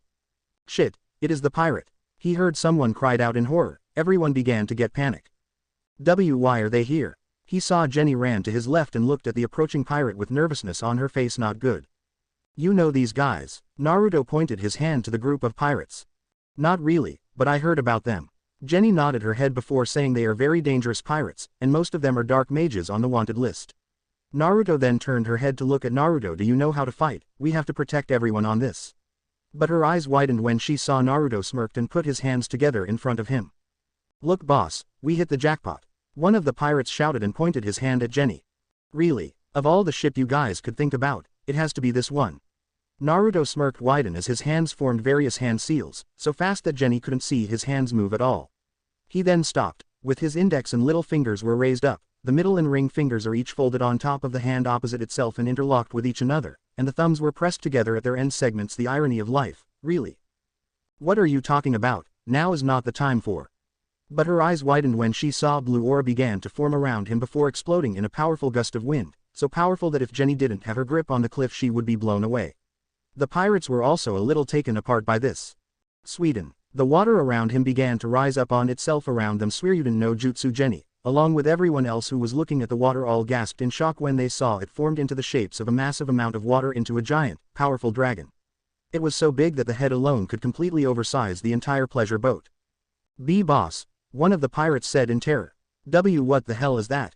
They screamed out in horror as the dragon then crashed down on their boat, completely destroyed it and washed all of the pirates away, tossing them into the sea much to the photography crew and Jenny's amazement. The pirates all screamed out in terror and swam away as fast as they could as the dragon still existed and continued to chase after them. Amazing. Jenny gasped in shock. She had heard from her friends at Blue Pegasus that despite their current status, all of Fairy Tail's mages were incredible strong, but this was the first time she had seen one in action like this and it shocked her to the core. Not as big as it used to be, but, oh well. Naruto shrugged his shoulders before looking at Jenny, seeing the blue stamp on her arm. Blue Pegasus. Yes, you're a mage of Fairy Tail, right? Jenny nodded her head, looking at the symbol of Fairy Tail on the armband he wore on the right sleeve of his shirt. Kind of. Naruto shrugged, which confused Jenny, but he offered the model his hand nonetheless. Naruto Uzumaki, glad that I can protect Fior's #1 flower from bad guys. Jenny let out a soft giggle at that before taking his hand into hers and shook it. Naruto couldn't help but smile slightly. What he just did brought back a feeling that Naruto already forgot a long time ago. Maybe Mavis was right about all this. You healed fast, kid, Naruto said lazily and elbowed Natsu right in the face without turning back, so hard that the whole guild cringes. They could feel the force of Naruto's hard, yet still lazy attack. But you're not monkey guys who become stronger every time they were beaten and healed back to full strength, so literally, you still can't beat me. Naruto finished with Natsu crashed into the wall. What kind of strength is that? Everyone cried out as the entire wall collapsed around Natsu. Even though it was just a wooden wall, doing something like that with just a simple elbow wasn't something they could consider normal or human. You can control sand and fire. You're also very fast. Natsu busted out a broken wall and leapt at Naruto again. Now you're insanely strong as well. All of them make me all fired up. Natsu cried and engulfed his fist in dragon's fire. Natsu, that's enough. Urza was about to interfere, not because he was worrying for Natsu or even Naruto, but he afraid that Naruto's beating would be too much for this small building to handle. By the way, do you know that I can also do this? Naruto took the straws from his glass and put into his mouth before blowing a bubble from the tip. Everyone gasped when the bubble got a whole lot bigger, yet it still didn't explode in just a second and flew away from Naruto's straws and took Natsu into it. "Oi! What the hell is this?" Natsu cried out as he was taken into the air. Natsu tried to destroy the bubble by punching it rapidly with his flaming fist, but much to his shock, it proved to be impossibly more durable than normal bubble. That's it. He took a deep breath and his cheeks started to swell up. If I were you, I would take a second thought before doing something like that. Hoko. But as soon as Natsu used his signature breathe attack, the bubble exploded. Wah! Natsu cried out as he was once again tossed away. The explosion was powerful enough to shake the entire building as well as knock who was standing down to the ground. Naruto. Urza cried out while pointing his finger at Naruto. Can you stop using destructive spells like that? You're destroying the guild. And he said he would never do it fairy tale style. What spell? Naruto asked lazily and blew more, much smaller bubbles before using the straws to bust them. Normally I simply blow bubble, or there's something wrong with. Naruto then glanced down when he heard giggling sounds. Belonged to a young girl with black hair tied into a braid and a small, orange cowboy hat on her head. She was reaching for the bubbles flying around Naruto with her arms raised above her head, a large and cute smile on her face. But the smile soon disappeared when all of the bubble bust away. Naruto looked at her for a second before putting the straws into his mouth again and blew out more bubbles. Asuka laughed happily as the soap bubbles surrounded her and used both of her hands to bust them. Asuka, right? Naruto asked and the little girl nodded her head rapidly. Naruto then brought his hand out and from his palm, a white flower rose from it before blooming. Naruto then picked it out of his palm and gave it to Asuka, who smiled widely and took it. Thank you. The girl cried out and ran back to her parent to show her parent the flower. And he said he didn't care much about us. Mirajan commented with a soft smile. The first accepted him into our guild for a reason, you know. Urza nodded her head, also smiling. Oh, thank you, Mira. Urza's face immediately lifted up with a 1000-watt smile as Mira put a slice of strawberry cheesecake down to the table, and I heard from Master that she was very wise. She sure is. Mira nodded her head before walking away just as the guild master stepped into the guild while carrying a stack of papers in his hands. Oh, welcome back, Master, Mira said brightly to the old master before coming over to help him carry the documents. How was the meeting with the council? Stressful. At least they didn't have many things to breath down my neck other than a couple of house team Natsu destroyed on their missions. Makarov said and jumped on the bar stand, letting Mira put the stack of documents down beside him. By the way, Naruto, nice job on your latest mission. The director of Sorcerer magazine promised to have good words about us on the upcoming volume, all thanks to you saving them from the pirates with a giant water dragon. Just do my job, Naruto said simply. Wait a minute, Natsu cried out while pointing his hand at Naruto. He can control sand, fire, blows explosive bubble, can create flower with his hand, and now you can control the water too. He asked in shock. Just how many magic do you have? Naruto only shrugged. Hey, tell and don't keep it for yourself like that, right, Happy? The cat agreed with his friend with his trademark catchphrase. Wait, create flower? Makarov asked in shock. Does this mean that you can create and manipulating plants or maybe nature too? Yep, Naruto nodded his head. What about it, Oji-chan? Natsu asked excitedly. That magic is the same magic as Ward Sequin's magic, one of the 4 gods of Ishtar, the 4th strongest wizard saint. Everyone became dead silent by Makarov's announcement before turning their head to look at Naruto in shock. He is also the one of the 4 founders of Fairy Tail alongside with Mavis. Naruto continued Makarov's words, and the guild master couldn't help but nod his head. She told me about him. But everyone was clearly didn't pay much attention about that. They was still trying to absorb the information about one of Naruto's magic was the same with the 4th strongest wizard saint's spell. This guy is like a powerhouse or something. Gray muttered with sweat pouring down his forehead. By the way, is it possible to learn that many magic like that? Don't know, never try. Naruto shrugged. To him, it wasn't the truth, but it was never a lie either. The others mages of Fairy Tail gulped nervously. That question just now put a big question mark into their head about Naruto's power. Anyway, we also have a lot of things to worry about. Makarov took out from his pocket a small letter. It seems Gildard refused my offer of becoming the 5th guild master and already went on a mission. He then took a cup of beer given by Mira and released a long sigh. I am too old for this job and seriously need to retire. You're only old when you thought you were old, man. Naruto spoke up. I won't call someone who could turn into a giant and almost stopped acknowledge old. He then put the book, one of the books Lucy sold to him, into the bag he bought a few days ago and stood up from his seat. Anyway, I am heading out. He walked to the mission board and randomly took a mission request from it without looking. He then headed to the door and left the guild without another words. If I didn't know any better, I would say that he said those words from experience. Makarov commented. How old is he anyway? 20. Mira only shrugged, as never thought about asking Naruto that question before. Yosh, I need to train to fight him again. Natsu punched his palm with a confident grin on his face. He was sure that next time they fought he would be able to at least land a blow on Naruto. What's wrong, Wendy? Natsu asked when he realized that the Sky Dragon Slayer was tugging his sleeve, trying to get his attention. Natsu-san, can you, and everyone, she turned to look at the rest of the team with nervousness, follow me to this place, please. Line break. Can this day get any more exciting? Naruto asked sarcastically, holding a long mop in his hands and using it to clean the stone floor of Mercurius Castle. While he didn't expect to have a mission at the palace of the royal family of Fury, he already predicted the mission would be all about cleaning duty or something like that. This mission was supposed to be done by a whole team, but Naruto didn't read the mission request until he was at the station of Magnolia Town. But it wasn't something Naruto Uzumaki couldn't handle, since he only had to clean the first and second floor of Mercurius Castle, not the whole castle itself. The man who in charge of the cleaning duty and also was the one who requested the mission said that last night there was a huge party at these two floors, but the other servants of Mercurius Castle were already filling their hands with lot of other work, so as usual, like before, they would require the assistance of mages, who could speed things up with their magic. Maybe they thought it like that, but in Naruto's opinion, if this mission fell into Natsu and his team's hand, he doubted the mess would be cleaned up after they finished their job. Looking around to make sure that no one was around, Naruto then willed the water at the lake nearby, gathering them into one tentacle of water before controlling it into the room he was cleaning through the open window. As carefully as he could, Naruto then used the water tentacle to clean the room, leaving no piece of dirt or leftovers from the party last night back, and speeded his duty up tenfold. However, when Naruto was about to will the tentacle to the doors, they suddenly opened and someone stepped in. Kaya, oops, Naruto said as the whole tentacle of water pulled that person along with it too.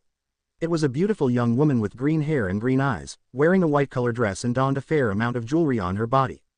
Haim-sama, a rather tall man with dark skin, wearing a set of armors on his body, ran in while crying out in horrification, "You there, is it you who is doing this?" he asked while pointing at Naruto as the green-haired girl was being swirled around inside the tentacle of water. Well, sorry. Naruto instantly willed the water down to the floor and released the green-haired girl from it. The tentacle of water then got smaller and smaller before disappearing completely from existence. It didn't take long for him to realize that he just gave the Princess of Fury a memorable ride on water tentacle. Haim-sama, the knight cried out and immediately ran to her side, as the princess' whole body was as wet as a drowned rat, coughing roughly as she had gulped down a fair amount of water. "You fool, what the hell are you doing?" he screamed as Naruto. "Well, you guys," he was about to ask why didn't they knock before coming in, but then realized that this was Hisui Fior's house. She didn't need to have permission before coming into a room or something like that, you know what? Forget it.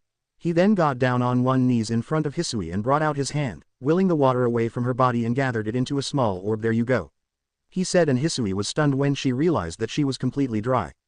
"Now answer." The knight grabbed Naruto's collar, but the princess brought her hand up to stop him. "It's all right, Arcadios-san." The princess shook her head before looking at Naruto. "Half of this is our fault after all."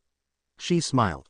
"Well, at least you're reasonable." Naruto shrugged before standing up, offering his hand to her. "Here, let me help you up." Hisui took his hand and let him pull her up to her feet. "What is your name?" Hisui asked with a soft smile. "Naruto Uzumaki." Naruto introduced himself, then continued before the princess could say anything. "And before you ask, no, I am not a new servant of this castle. I am here for a mission request." "That means you're a mage. That explain why you can control the water." Hisui nodded her head. "Which guild are you from?" "Fairy Tail," Naruto said shortly and grabbed the mop. "Now if you excuse me, I would rather finish this place." And he walked away without any other words. "How disrespectful," Arcadios scolded as he glared at Naruto's back, realizing that during their short conversation Naruto didn't address Hisui with the respectful suffix she deserved, not even once. He also didn't apologize for what he did to the princess and casually walked away like nothing happened. "Don't worry, Arcadios-san." Hisui let out a soft giggle, with her hand covering her lips. "I heard from father that mages of Fairy Tail were once all amazing 7 years ago. But after the disappearance of more than half of their guilds, everything went downhill for them." She then released a soft smile. "I am glad that they found their spirit back. Fury really need mages like him, especially at this timing." "Are you sure your plan will work, Hisui-sama?" Arcadios asked. "I am sure." The Princess of Fury nodded her head. "It's time for us to destroy the Dark Mage Zerf once and for all, by activating the Eclipse Gate at the end of this year's Grand Magic Game." She then walked away with her guard following closely behind her, completely unaware that Naruto was listening to their conversation this whole time outside of the door. A few hours later, having finished with the cleaning duty and received his reward, Naruto returned to Fairy Tail like always, pushing the door of Fairy Tail's guild building and walked in with his hands in his pockets. He looked around the guild and saw that everyone was in the middle of an argument, with no one louder than Mikao and his adopted son Romeo. How was the mission, Naruto-kun? Mira asked cheerily and immediately walked to his side. Cleaning duty. It went well. Naruto nodded his head and pulled out a few hundred of jewels again, giving them to the beautiful barmaid. What do you want this time? Mira asked and accepted the money with a 1,000-watt smile. Since everything in the guild was completely free, Fairy Tail's mages didn't need to pay for anything, which were usually beers. However, Naruto was the only and also the first person in Fairy Tail paid for his foods and drinks and also gave her a lot of tips, which at this timing when the whole guild was in a hard time, was very helpful for her as well as her siblings. Anything that you have in mind should be fine. Mira nodded her head before dashing away while humming happily. Naruto couldn't help but chuckle lightly at that before heading to Lucy's table, the only place around the guild's hall that wasn't having a fight. The stellar mage was reading the tale of utterly gusty shinobi, with a very serious expression on her eyes, and from the look of it Lucy was halfway done with the book. I hope you are enjoying it. Naruto sat down in front of her and said with a smile. This is incredible. Are you sure it was poorly sold? Lucy asked in amazement. Well, you can say that around my godfather's time everyone thought about it like a joke or something like that. Naruto chuckled. It was a pretty long time ago, took me some time to translate it. Naruto trailed off, muttering with a very small voice that even Lucy couldn't hear. What is everyone talking about? He quickly asked before she could ask anything. Oh, they are arguing about whether or not Fairy Tail should participate in this year's Grand Magic Games. Lucy said. I heard about that. Naruto nodded his head. Hisui and Arcadios talked about it and something about Eclipse Gate and destroy Zerf once and for all, which for the first time in a while interesting enough to pick his interest, want to climb to the top in a short amount of time. Apparently, it is the only way right now. Lucy laughed nervously. But, do you think you can win with your magic power as it is now? Makarov asked while scratching his chin. Yeah, of course we do. Mikao agreed, being the leader of the the idea team. However, his adoptive son knew just the way to inspire the third guild master. If we win, the guild gets a 30 million jewel prize. We're going, Makarov said with a weird smile and his finger pointed to the ceiling. Master, it's impossible. There's Blue Pegasus and Lamia Scale. And Sabretooth is gonna be there, too. And in the past, we've always taken last place. Don't go boasting that. Elfman shook his head while his siblings could only giggle. Don't let that bother you. We'll be fine. Makarov grinned and punched the air rapidly. Oh right, I am all fired up. Natsu cried out with fire coming from his mouth, making the other mages back off in fear. He's lost it. When is this event happening? Natsu asked, turning his face to Romeo. In 3 months. Yosh, that's plenty of times for us to get ourselves in shape. Natsu grinned and punched his palm with a flaming fist. Fairy Tail will once again be the #1 guild in Fury. The other members of Fairy Tail nodded their head with a confident smile, believing that they could win this game to get their guild back to the #1 place, even though some others refused to participate. Then, before anyone could speak anything more, Natsu moved toward Naruto and Lucy's table and grinned at Naruto. What do you want this time, kid? Train me, not fight me. That is a surprise, Naruto mocked. Hey, I am being serious right here. With your help we'll probably become the top guild of Fairy Tail in no time. Natsu gave him a thumb up. You can join my team and join the event too. Why should I? Naruto asked. It wasn't like I can gain anything from this event. Line break. Yay, it's the beach. How did those brats manage to drag him into this? Naruto wondered in his head when he stood on the hot sand of the beach and stared lazily at Team Natsu and Team Shadow Gear, with his arms crossed on his chest. The girls had stripped down to their bikini while the guys already in their colorful swimming trunk, even the blue and white cat already geared up for scuba diving. Yep, training his ass. Why did they choose the beach anyway? The other teams already went to various places around Fury and from what he could hear they sounded dangerous and challenging enough to be training ground, not the beach. We're not here for playing, you know, Carla said blankly. Her words clearly went against what she was wearing. I spoke the blue cat. Surely we know, Urza, who was wearing white bikini, said with a smile before jumping into the water, but what we need now is modulation. Enjoy games, enjoy foods, enjoy sleeping, she said excitedly while playing with the waves. But, however, before Jet or Droy could say any more words, they were knocked away into the air by Natsu and Gray, as the two were making their way to the beach with a massive grin on their face, running so fast that they create 2 massive trails of dust behind them. My dear C, I am coming, and they jumped into the water and started to compete with each other in various contests. Naruto bought for himself a cup of coconut and a hot dog before finding himself a rather quiet spot to enjoy the ocean view, and at least, Fairy Tail's teams would be too lost in their fun to care enough to disturb his peace. He had to admit though, Fairy Tail had some very attractive girls. Looking at the girls while they were having playing with each other in the sea like that, with their more than impressive assets, of course, not in Levi and Wendy's case bouncing behind their skimpy bikini. Naruto couldn't help but sigh and smile a little. Those brats did deserve some relaxing time after all, after everything they came through with just their belief. Some of them reminded Naruto of himself when he was young, while others was a lot like people he used to know. It had been a long time since he was caught in so many memories like this. Mind if I sit here with you? Naruto turned his head to the side and saw Urza, standing barefoot on the sand while holding a basket in her hand. Sure, Naruto shrugged, and Urza sat down next to him before opening her basket and reached her hands inside and pulled out a white canvas sheet. Why don't you join us, Naruto? Urza asked softly. Naruto was still wearing his normal clothes and didn't appear to like the idea of joining any of them. Go out there and swim or find some fun to do. I don't really want to. The blonde shook his head. Plus, we have 3 months before this grand magic game start, plenty of times for us to prepare, and for me to find something entertainment enough to do. Like training us? More like beat the living hell out of you brats. Naruto said and finished his hot dog, pulling out a cloth from his pocket to clean his hands. Urza couldn't help but sweat dropped at that. It was somewhat a miracle that they managed to pull Naruto out of his usual spot at the guild and make him come with them, with a promise that he would help them train for the GMC as long as they let him do whatever he want along the training trip. Master Makarov said that it was a great chance for them to get closer to the only loner of Fairy Tail and help him get out of his shell. Urza could see the same thing the master saw when he looked at Naruto. The blonde was a lost soul who already lost the belief in family and the people who was close to him in hell. He might no longer believe in anything in this world. Someone who preferred to be alone rather than surrounded by family member was someone who seriously need help, and Fairy Tail always more than happy to provide them that, especially to the one who was even wearing the symbol of Fairy Tail on their arm. Urza then pulled out a small bottle of sun cream from her basket, staring at it for a second before giving it to Naruto. Can you help me with this? Urza asked and pointed at the sun-tanned gray, and Natsu really don't want to have the same skin color like them. If you don't mind, Naruto said and folded his sleeves up. Urza nodded her head before lying down the canvas sheet with her head resting on her arms. Oh, and no funny business. Naruto shrugged at her words. Naruto squeezed the bottle and squirted a fair amount of clear fluid into his right hand. Naruto put the bottle away before spreading the cream around his palms by rubbing his hands together. Naruto then moved closer to Urza and put both of his hands down her bath, starting to spread the cream on her back by moving his hand slowly on her smooth skin. You're really good at this. Urza couldn't help but say when Naruto's hands spread the cream over her shoulder and along her arms. Thank for the compliment, Naruto said with a small smile before saying they're done. Thank you. Urza smiled at him before closing her eyes with a soft smile. But in the end, it was going to be proper training from the afternoon onwards.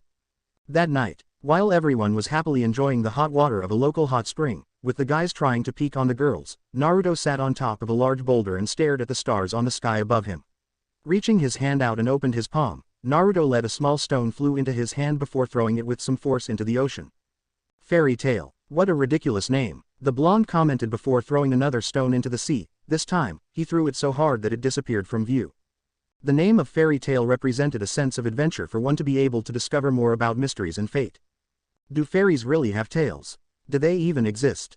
Like them, the place is an eternal mystery, a never-ending adventure. What ridiculous motto, but for an unknown reason, they managed to make him want to stay here with them. If it wasn't for their spirit, he would have left a long time ago. Urza Scarlet gasped for breath as she received a heavy kick from Naruto, the one who accepted to start their training with her being the first victim of his so-called hellish training. The kick was so strong that he sent her several feet into the air before falling down to the ocean, yards away from the beach, and had to stab the sword down to the sand under the sea to regain her balance and stop herself. However, as soon as she looked up, she saw his fist coming right at her, and Urza barely had time to move her head out of the way to dodge his punch, which missed her only slightly. Titania raised her sword and made another attack, but suddenly felt her sword got stuck in the sand as if something was keeping it there. Her eyes widened when Naruto raised his leg and knee her hard in her gut, making the swordswoman cough in pain, and was then knocked down to the water by a simple hit to the back of her head. Just let you know that your armors literally protect nothing against a fighter like me. Naruto said coldly. Get up and continue. Urza immediately pushed herself up and wiped the wet bang from her face, her eyes burning with determination. Urza then re-equipped her armors, changing from Kurha no Yoroi, black wing armor, to Hisho no Yoroi, flight armor, in just a blink. I see, Naruto said when Urza charged at him with such speed that she became nothing but a blur, but it wasn't something Naruto couldn't handle. As soon as Urza was a foot in front of him with her spear thrust to his chest, Naruto moved his body out of the way and grabbed her spear, sidestepping and grabbed Urza's wrist and pulled her right arm with him when he got Urza, using her own arm to headlock her, a kunai pointing at her hip. You decide to exchange power for speed, that's a good strategy. He wasn't kidding when he said he was going to beat the living hell out of them. Natsu, along with everyone who was watching, dropped their jaw to the ground in shock at the sight of Titania Urza Scarlet, the strongest woman of Fairy Tail, being pushed down without a slightest chance of fighting back like that. But you will have to try harder if you want to beat someone superior than you in every aspect. Naruto stated before raising his hand with his index finger pointing up, and next time, Urza yelped out in shock when a tentacle of sand suddenly wrapped itself around her ankle and pulled the scarlet-head woman into the air, hanging her upside down. Much to her shock, check your surroundings. How can I check the surroundings when this whole place is filled with sand? Urza defended herself by crying out, the oblivious. I take that you don't have any armors to use against sand. Naruto chuckled, and in a flash, Urza's white bikini was back to her body. The sand then put Urza down before sinking back into the sea, disappeared without trace. I read the manual about the GMC and it seems there won't be any team battle until the end of the tournament, so I will have to train your strength first. Naruto said. Shame. With this kind of team he would really love the idea of pushing them through hell with the bell test, since it'd been a really long time and he really missed those days. The good thing is that you guys have 3 months to prepare. Everyone nodded their head. Ha ha ha ha, the other guild's jerks, open your eyes. Natsu laughed loudly and excitedly. I'll show you our overwhelming power after 3-month training. Immediately after Natsu finished his overconfident statement, Natsu was splashed in the face by a large orb of water controlled by Naruto, soaking him head to toe and packed enough force to knock him down to the sand. Don't get full of yourself, brat. Naruto smirked slyly before darting his eyes to the waiting group, and his eyes landed on Lucy, who was sitting on the sand. Lucy, you're next. He said.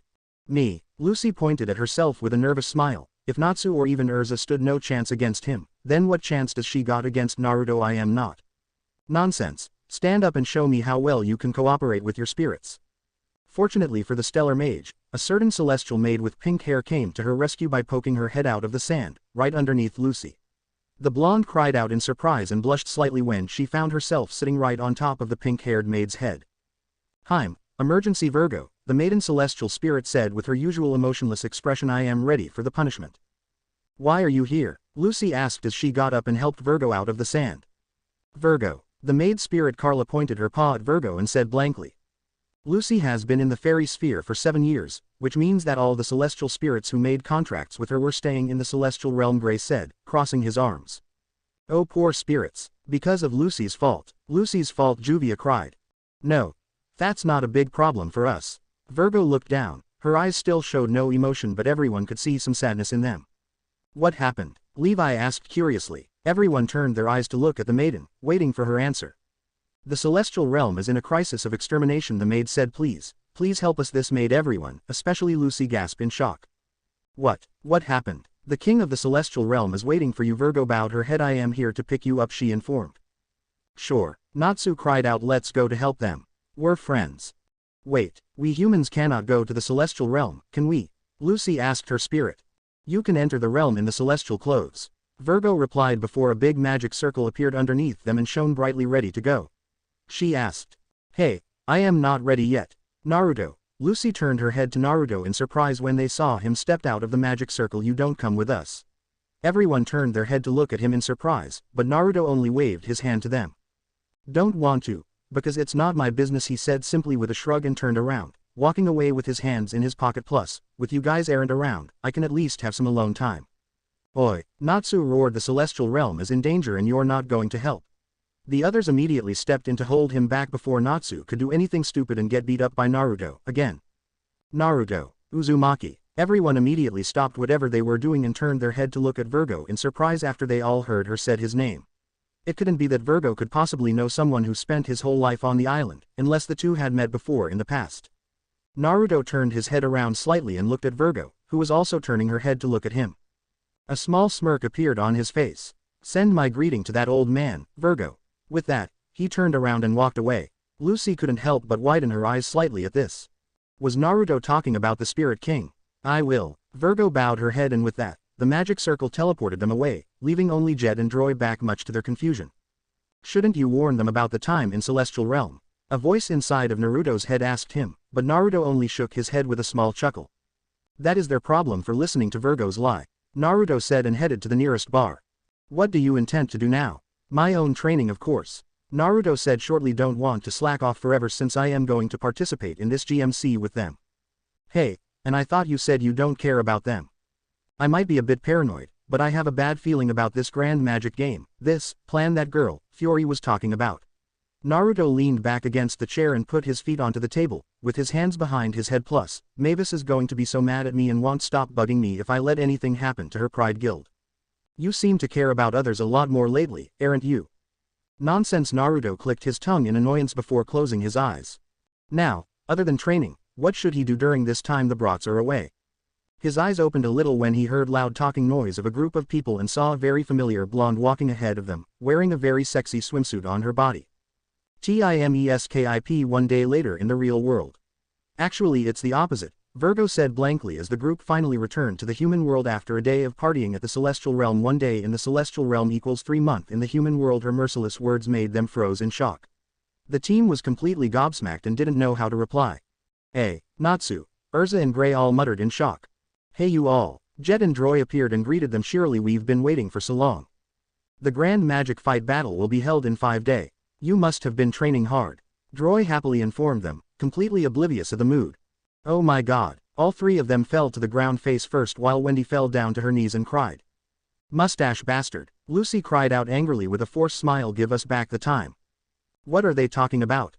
Jet asked in confusion. A few minutes later, after having Virgo change their clothes back to the normal ones, Natsu and the rest of his team as well as Levi and Juvia all sat down on the sand while leaning their back against a line of tree, still wasn't be able to get out of their shocking state and their minds still trying to absorb the fact that the GMC was about to begin in 5 days. How did we wind up in this mess? Urza asked quietly. Our precious training time. Natsu couldn't help but release a longing sigh. 3 months, just like that. Gray nodded before lowering his head. What are we gonna do? Lucy asked the other. I guess we have no choice but to let other compete this time. Levi said sadly, making Juvia release a heavy sigh. But before any of them could say anything more than that, small rocks were thrown at their head, even Jet and Droy's head with enough force to knock a normal human skull in. Oi, who did that? Natsu cried out in frustration and stood up with fire covered his body while the other held their head in pain. Welcome back, brats. A familiar, amused voice could be heard from above them and everyone turned their head up to find Naruto Uzumaki standing on top of the wall. What? Did you manage to save Celestial Spirit World? He asked mockingly. With just a day in the Celestial World, the mages of Fairy Tail felt like it was just yesterday they were still training with Naruto, but in truth, 3 whole months had passed since that day they left the human world and they could see some changes on the mysterious young man. First, Naruto's golden hair had grown a little longer than before, yet still managed to keep its spiky natural. His attire also changed, with him now wearing a black shirt and orange jacket with black stripes, black pant and black sandals. His right hand also wore a fingerless glove with metal protector at the back of his hand. The red armband held the magical mark of Fairy Tail was still wore on his left arm. Though, they could already tell that his attitude was still the same, as always. Yo, Naruto greeted them and jumped down to the sand. You guys still don't answer my question though, he smirked. You know, Lucy asked in surprise. Of course, she was obliviously lying. Naruto pointed his hand to Virgo, who was being tied up and had Brick on her lap. He picked up a small rock and flicked it to Virgo's forehead with enough force for her to feel a slight tingle of pain. The pink-haired spirit moaned out in delight when the rock came to impact with her head. It's just that you guys were too stupid to acknowledge it. Oi, you want to pick a fight? Natsu gritted his teeth and grabbed Naruto's collar, but with a simple move, Natsu was thrown past Naruto's shoulder and slammed face first down to the ground hard, with Naruto's hand on top of his head to keep him there. Even someone who held monstrous strength like Natsu couldn't move a muscle while being restrained by Naruto. Now, shouldn't you more worry about the upcoming GMC? Naruto asked with a smirk before letting the pink-haired boy go. Unless you want to let the others have all the glory, you brats have 5 days left to get stronger. How the hell is you lot going to do that? Naruto asked mockingly, pointing at Natsu's face. Do you have any training that can make us as strong as you in 5 days? Natsu asked with tears in his eyes. Please say you have. Nonsense kid, you of all people should know that strength comes from hard work, really and really long hard work. Even I cannot get stronger than those cats in 5 single days. The cats pouted when Naruto pointed his hand at them. What he was saying was only half-truth. Before the start of the 4th Shinobi War, he did get a lot stronger than before in just a couple of days training with B, but it was a very different story there. If you want to get stronger, then I wisely advise you lot stand up and gear up. I am going to unleash your potential in the hardest way possible. A dark, cruel smirk appeared on Naruto's face as he cracked his fists around dangerously. Everyone, even Urza, gulped nervously. They knew the man was going to push them through hell. However, once again they were saved by a pigeon that appeared out of nowhere and landed on top of Urza's head, carrying a small rolled paper on its right legs. To Fairy Tail, the Scarlet-Head Mage read it out loud. Come to the suspension bridge deep in the West Woods. Naruto nearly face-palmed when the Fairy Tail mages immediately did what they were told in that message without thinking about a possible prank from someone, or worse an ambush. Fairy Tail wasn't the flashiest guild now, but in the past they made plenty enemies with dark mages and the evils. Naruto wouldn't feel any surprise if they were going to be attacked by the guys who Natsu used to punch like a punching bag or something like that. Nobody's here, Natsu growled while punching his palm, scouting around the area with his eyes when they arrived at the suspension bridge. Nobody's here, what the hell? Was it a prank? Gray asked, having the same scowl as Natsu. Naruto followed behind them very closely, and unlike the youngsters, he scouted the area very carefully and on guard. Then suddenly, much to their shock, the bridge automatically fixed itself. Broken woods and ropes flew up from the deep below and started attracting to each other, creating a whole bridge that connected the cliff on the other side. Time magic. Naruto spoke up. He could recognize that kind of magic anywhere, the Arc of Time. It was an interesting magic to say the least. Time was actually meaningless for him, so Naruto suddenly found himself very eager to meet the one who just used the magic that controlled what made his life a real mess. Seriously? Gray asked in shock, turning to Juvia. You think it's them? He sent her a meaningful look and Juvia couldn't help but nod her head nervously. This must be our invitation. Urza hardened her eyes at the mention of time magic. This might be a trap. I don't know who could it be, but let's go for it. Everyone nodded their head at Natsu's words and continued to make their way forward.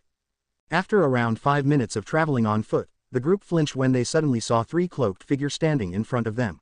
Naruto would have done the same thing, if not for the fact that he already sensed them a few seconds before facing. He had lowered his guard, but still very cautious. From what he could tell, none of the cloaked figures in front of them were enemies or had negative emotions, showing that they come here in peace and simply wanting to meet Fairy Tail. He could see the shocking expression on the Fairy Tail mage, letting him know that the kids must have some history with these 3. Thank you for coming. The middle one, a male said and slowly removed his cloak, just like his 2 companions. He was a young man with cold gaze, blue hair and red tattoo on the right side of his face. Fairy Tail. Standing at his left was a pale-skinned woman with dark purple hair and brown eyes. Spotting a rather voluptuous figure consisted of little more than a tabard-like garment that mostly likely exposed her back. The attire was opened on both sides of her body except for a small attachment at her waist, exposing a fair amount of her large breasts. She also donned long black boots that leave her upper thighs bare, a white cloth around her head and holding a large crystal orb close to her hip. At his right, was a curvaceous young lady with hot pink eyes and wavy back-length pink hair. Her outfit consisted of a red dress with a golden trim around a deep neckline that exposes a large amount of her ample cleavage with a short skirt and a belt with a yellow ribbon tied around her waist and black-colored stockings and brown boots. Jello, Urza, along with her friend gasped in shock at the presence of their former enemies. You haven't changed a bit, Urza the blue-haired man, Jello said with a small smile, so I am sure you've all heard about my jailbreak by now. Yeah, Urza nodded her head. Though, to be honest, it's not what I had planned. The man said with a puzzled look, looking away to avoid Urza's eyes. Merity and I broke him out, Ultir said with a smile. I didn't do anything, you did it all by yourself, mostly, Ultir. The pink-haired Merity said. She then looked at Juvia and smiled brightly. Juvia, it's been a while. The water girl, who was shaking just a few seconds ago, couldn't stop herself from smiling gently at the cheerful pink-haired girl. Urza opened her mouth to speak again, but before she or anyone could make a word, almost unseen able wires attracted to kunai and shuriken suddenly appeared and wrapped around them, binding the fairy group together much to the other 3's shock. Natsu and the rest cried out in surprise when they were forced down to the ground and pulled away by a very carefree Naruto. Oi, what are you doing? It was Urza who cried out. Hate to destroy the moment, but we're wasting our time here. Naruto said simply and pulled Fairy Tail group, who was crying out loud with him. You kids have less than 5 days to train and yet you're here sobbing around with memories. Nice jobs. What, you want to stay weak forever or simply don't want to help Fairy Tail raise to the top again? Naruto stopped and turned his eyes to look at them. His words made them stop screaming and look down with defeated eyes. Wait, Ultir called out, stopping Naruto when he about to pull them away again. Please stop, I have an offer for you. Naruto didn't reply, but he did stop on his feet and turned around to look at Ultir. I know that you guys are here for training for the upcoming Grand Magic Game. We actually wanted to meet you 3 months ago but you guys suddenly disappeared. I know that you are short on time for training but I think I can help you with that. She raised the orb she was holding and said, with my new improved time arc, I can raise the level of your ability. Time magic? Naruto asked, crossing his arms on his chest. You mean second origin? He asked. Gray, Natsu and Lucy asked with total confusion. Naruto started explaining every mage has a container inside their body that determines the limits of their magic power. In the case that it becomes empty, ether nano comes from the atmosphere and enters the mage's body. After a while, their magic power is returned to normal. However, recent studies about magic have identified another part of mage's magic container that isn't used normally and contains their dormant power, called second origin. If the power within this second container is reached, then the mage in question will receive an enormous boost in magic power, allowing them to wield more powerful spells and to use their magic over longer periods of time. Yes, it's like what he said. Altair nodded her head. My time arc can evolve your containers so that they're capable of using second origin. In other words, it will give a giant boost to your magical power, even more than any of the training you have done until now. Seriously, Natsu cried and cheered out along with everyone. Naruto then released the wire he was holding and said to Altair, if you can really help them then do it. He said, and Altair nodded her head. But, you lot are still going through a lot of pain with me after this. Naruto glared down at them, with the same dark aura and threatening words. His ridiculous sense of humor was still there, after all. Urza sighed. Maybe everything wasn't going to be so bad after all. She then turned to Jelil and couldn't help but furrow her eyebrows when she saw the way he was looking at Naruto, and it wasn't a friendly gaze. Her childhood friend had a vast knowledge about the dark side of magic and she knew that gaze could only mean trouble. Naruto Uzumaki was still a big mystery for them. Once a year, the grand magic game for mages was held. The capital of Fury, the flower-blooming capital, Crocus was busting with its citizens as well as mages of Fury coming from all over the world in order to participate in this certain event. In the center was the king of Fior's palace, Mercurius, an extremely large and tall building, appearing as one of the most visible elements in the valley where Crocus is located, and towering over all of the city's other buildings.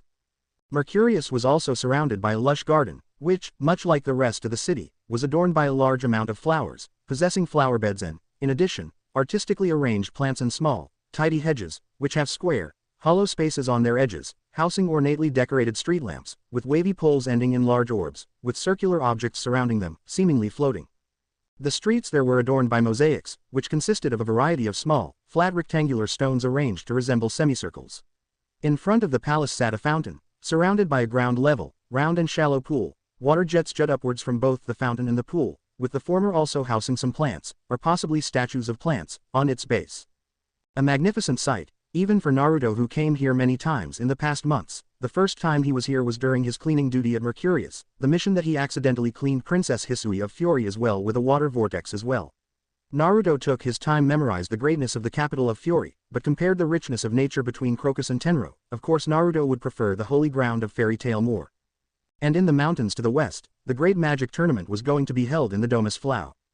The place appeared to be a large, round, open battle arena and had no cover on the top. It has numerous arches in its walls, and a large entrance.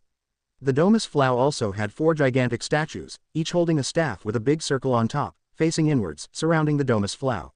4 gigantic chains could also be seen around the Domus Flow, each starting from a circular metal in the ground around the Domus Flow, connecting to circles behind the statues, and reaching down another circular metal in the ground. And in the middle of the town, was the so-called Team Natsu, 5 of them lying on the middle of the street, exhausting from all the training Naruto pushed them through in the last 5 days. Urza, however, was completely fine and was conversating with Naruto, with a map of Crocus in her hand. Oi, I still don't feel so great about all this, Gray said through gritting teeth, trying to push himself up to his feet. We don't know for sure if that spell worked. He still remembered every single detail about the pain he had to go through to boost his own ability and unlock his second origin. He didn't know if it was really worth it or not. Gray also doubted 5 days of training with Naruto could help them in the battles against many incredible, strong and amazing mages with magic powers that were still mysteries to them. Yeah, but I do feel like my magic power has increased. Lucy said with a long sigh. All my joints are still totally sore though. Relax, guys. Naruto walked to them and grabbed Natsu's scarf, pulling the boy to his feet. More or less, you guys are a lot stronger. He grabbed Lucy's hand and guided her up to her feet. But, we still can't defeat you. Natsu pointed to Naruto. Just exactly how strong are you? He then waved his hands around. Wait, don't answer that. Exactly just how many magic do you have? He asked. Even after unlocking their second origin and attacked him at the same time, they could do very little to Naruto, who simply stood still and let the sand protect him before attacking them with a speed far greater than the first time he showed it. A few. The blonde replied blankly. You lot forced me to concentrate on the fight. That is some great improvement right there. Naruto chuckled and pointed to Urza, who was standing behind him with his thumb. Even Urza managed to force me to use a stronger defense and last longer than you all put together. Yufufu, that was only natural. Urza let out a small, satisfied laugh before glaring at her friends. And you guys, geez, don't you guys feel embarrassed for yourself? She asked, putting her hands on her hip. Why are you completely fine, Urza? Lucy asked with a nervous sweat dropped. She probably got her second origin from the start. Gray followed after the blonde celestial mages. Is it possible for a third origin? Urza turned her eyes to Naruto. Her mind recalled what Jelal told her about him at their conversation while Ultir was casting her spell on the rest of the team. He was an enigma, a mystery that she and everyone couldn't shove in Jelal's words for her further proved it. Be careful when you're around him, Urza. If he is really that Naruto Uzumaki I heard about when I was still in the Magic Council, then he had a very close connection with the One Magic and Zirf. Maybe Jelal was becoming a bit paranoid with Zirf-related things. She didn't know if she should trust her childhood friend or not, but she trusted Mavis Vermilion in her judgment. There was no way the first master would allow an evil mage join Fairy Tail, her pride guild. And rather than used to be a bit disdain, Naruto was anything but evil. Naruto then looked around and caught sight of the third master of Fairy Tail, Makarov, with Asuka sitting on his shoulders, her parent following closely behind them. Jet and Droy were also present as well. Those two weren't going to participate in the Grand Magic game, since they were too afraid to go through the same pain Team Natsu had to go through to unlock their second origin. So you guys finally made it. The master greeted them with a huge smile. Naruto, how are you doing? He asked. I am good, old man. The blonde man nodded his head before patting Asuka on her head, making the cowboy hat she was wearing fell down to her eyes. Hello there, Asuka. He did have a soft spot for the little girl after all. Hello Naruto Oni-chan. Asuka smiled brightly to him after lifting her hat up. Alright, let's get on with this even already. Makarov said, crossing his arms on his chest. Kahaha. Well, show them the power of Fairy Tail. Makarov announced confidently. Did you hear that, Fairy Tail? Where? Them. The weak little guild forever claiming last place. PFT, Kufufu, you guys gonna get last place again this year too. Everyone knows Sabretooth is gonna dominate this year too. Grr. Natsu gritted his fist in anger, glaring angrily at the citizens around them. Whoever wants to laugh them, let them go ahead and laugh. Naruto patted Natsu on his shoulder. We will just wait and see which one is going to get the last laugh. Anyway, Naruto, I am glad that you decided to join us in this battle event. Makarov said with a large smile. With you here, we'll probably win this tournament for sure. He said, but then tilted his head to the side and said, thought, I wanted to form a team consists of you, Urza, Laxus, Gildart and Mirajan or something close to that. The other hadn't returned from their training just yet, so Makarov had to go with Team Natsu. Don't jinx it, old man. They might be not as strong as your dream team, but these kids have ambitions, the will to keep going, and most important of all, they got each other back. Naruto said with a nod of his head, making a small smile. I am sure there is nothing. What? Naruto asked with a raise of his eyebrow when he noticed the grin Makarov was giving him. I can see that you have changed a lot, young man. Makarov said, giving Naruto a thumb up. 3 months ago, you were this gloomy and moody boy who decided to stay outside of the guild business, and the only one who could reach you was Mira and Lucy. Yet, here you are now, saying some very heartwarming words after 3 months of training with them, about to join the Grand Magic game with Team Natsu and help us climb to the top again. TCH, I don't want to miss this kind of event, that's all. GMG sounds interesting enough to gain my attention, Naruto said and walked ahead of them. Plus, I need a team to take part in this, remember? But his true intention wasn't winning the game. In the past 3 months, during his investigating, Naruto found some interesting things hidden deep underneath Mercurius Castle and most of the true purpose of the Grand Magic game, giving him the basic idea of what Hisui was planning. He was here for that plan of the princess, not for the game. Taking a part in the game was just a simple cover. Whatever you say, my boy. Makarov shook his head, the smile never left his face. He then turned back to Team Natsu and informed them, okay everyone, the first day of the Grand Magic game is going to take place tomorrow morning, but I was informed that all participants must return to their lodgings by 12 p.m. So make sure to return to your place before that time, alright? I see, it's just like that Cinderella story then. Lucy said with a bright smile. You know that story is going to be a lot easier to understand if Cinderella just go ahead and tell him everything he should know about herself. Naruto pointed out, making Lucy look at him with a nervous smile. They danced all night and what? They stared at each other the whole time. Cinderella could at least tell him something about yourself. The whole staring things is a little creepy, don't you think? Are you kidding? If like what you say, then where is the romantic? Shut it. Natsu jumped in between the two blondes with a toothy grin. We've come all the way to this city and still got plenty of time left, we may as well hit the town. He grabbed Lucy and Happy before dashing off. He also tried to grab Naruto too, but the older boy easily slipped out of his grip. Hey, do you even know where the lodgings are? Urza shouted after them. Honeybone, right? Lucy asked loudly. Well, be there by 12 for sure. With that, the trio dashed away. Well, I'll see you later, old man, everyone. Naruto waved his hands to them and went to the opposite direction, disappearing into the crowd of the people of Crocus. The fairy tale group soon parted away as well, with Urza heading to the Honeybone Lodge. Naruto rapidly flipped through the pages the new rulebook of Grand Magic Game, memorizing every single detail written inside with just the first glance. Apparently, rules changed every year so he couldn't realize on everything he read in the old books. There were 3 important rules that were specific and more important than the others. First of all, each guild's master cannot participate. He was no fairy tale's master so he didn't have to worry about this. Second, anyone without the guild's insignia cannot participate either and must simply observe. Naruto also didn't care much about this rule because he had the magical insignia of Fairy Tail on the armband he wore around his right arm. Also, the third rule was about each event will remain a secret up until before they begin, at which point the rules will be explained. Also, without a team consisted of 5 members and possible 1 reserve, a mage wasn't allowed to participate in the event. If not because of this rule, Naruto would have participated in the event himself, his own team. Then suddenly, when he was about to cross an alley, a hand shot out, grabbed him by his collar and pulled him into the place. Naruto's left hand immediately shot up and grabbed the wrist of that person, putting a little force into his grip and forcing them to release him. Naruto then twisted that person around and pushed forward, pinched their front body against the wall and with a flick of his right hand, the kunai hidden in his sleeve shot into his palm. In an instant, Naruto had the person that, in his opinion was stupid enough to make a sneak attack on him, pinched against the wall and a kunai pointed at the back of their neck. He could easily kill that person with a single stab forward, but stopped himself from doing so when he recognized the long and wavy white hair and incredible feminine curves on her body. You know, in a different circumstance, this kind of position will definitely turn me on. It was Miragen Strauss, the beautiful demon of Fairy Tail. It's a kunai, Naruto said blankly and released her. Seriously, there is no need to react like that. Naruto snapped his head to the side and saw Gajeel Red Fox, the Iron Dragon Slayer appeared from the shadow. Standing behind him with his back leaned against the wall was another Dragon Slayer of Fairy Tail, Makarov's grandson, Laxus Drayar. Next time, don't try to grab me like that. He turned back to Mira and told her after returning his kunai back to his sleeve.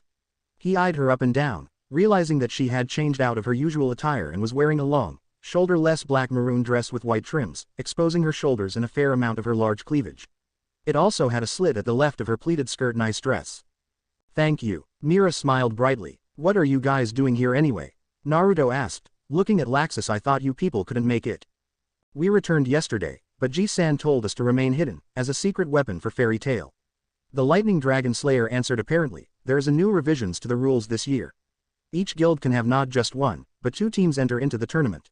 Naruto opened the rule book he was reading and found the rule Laxus was talking about at the last page. So, to increase our chance of winning, he decided to create another Fairy Tail team. Naruto asked, putting the rule book away. Wise decision. But you know that if we can make it to the final, there is a high chance of being matched up against each other. Fairy Tail is all about family and stuff. Will you be capable enough to fight yourself? Don't worry, guys like Salamander aren't going to hold back even if he has to fight against his family. Gajeel smirked. I also really want to see just how strong he has become after the training. So neither of us is going to hold back. I see. Naruto nodded his head. Naruto-kun, would you like to join our team? Miragen asked. Master said you're going to participate in the Grand Magic Game with Team Natsu. Team Natsu already have 4 members and Wendy to make it 5. She pointed to herself and then to Laxus and Gajeel with Kana. We only need 1 more member to make a formidable team. So you think I should join your team? Naruto asked and Mira nodded her head with a smile. Hate to bust the bubble, but I already promised Team Natsu to fight with them. Oh, is that so? It's too bad then. Mira's smile dropped a little but immediately brightened up. Let's try our best then. Right. Naruto nodded his head before looking up to check the sun. It was right on top of his head. About time for lunch. Would you like to have lunch with me? He asked casually, making a small smile. Really? I'd love to. The drawing card of Fairy Tail nodded her head. You really smile a lot, don't you? Naruto teased before turning his eyes to Laxus and Gajeel. Well, what about you guys? I think I'll pass. See you guys at 12 then. Gajeel said before walking away. Laxus also left as well, leaving Naruto alone with Miragen. So, it's just the 2 of us then. Naruto turned back to Mira. Let's go, before anyone start wondering what I am doing with a girl like you in this alley.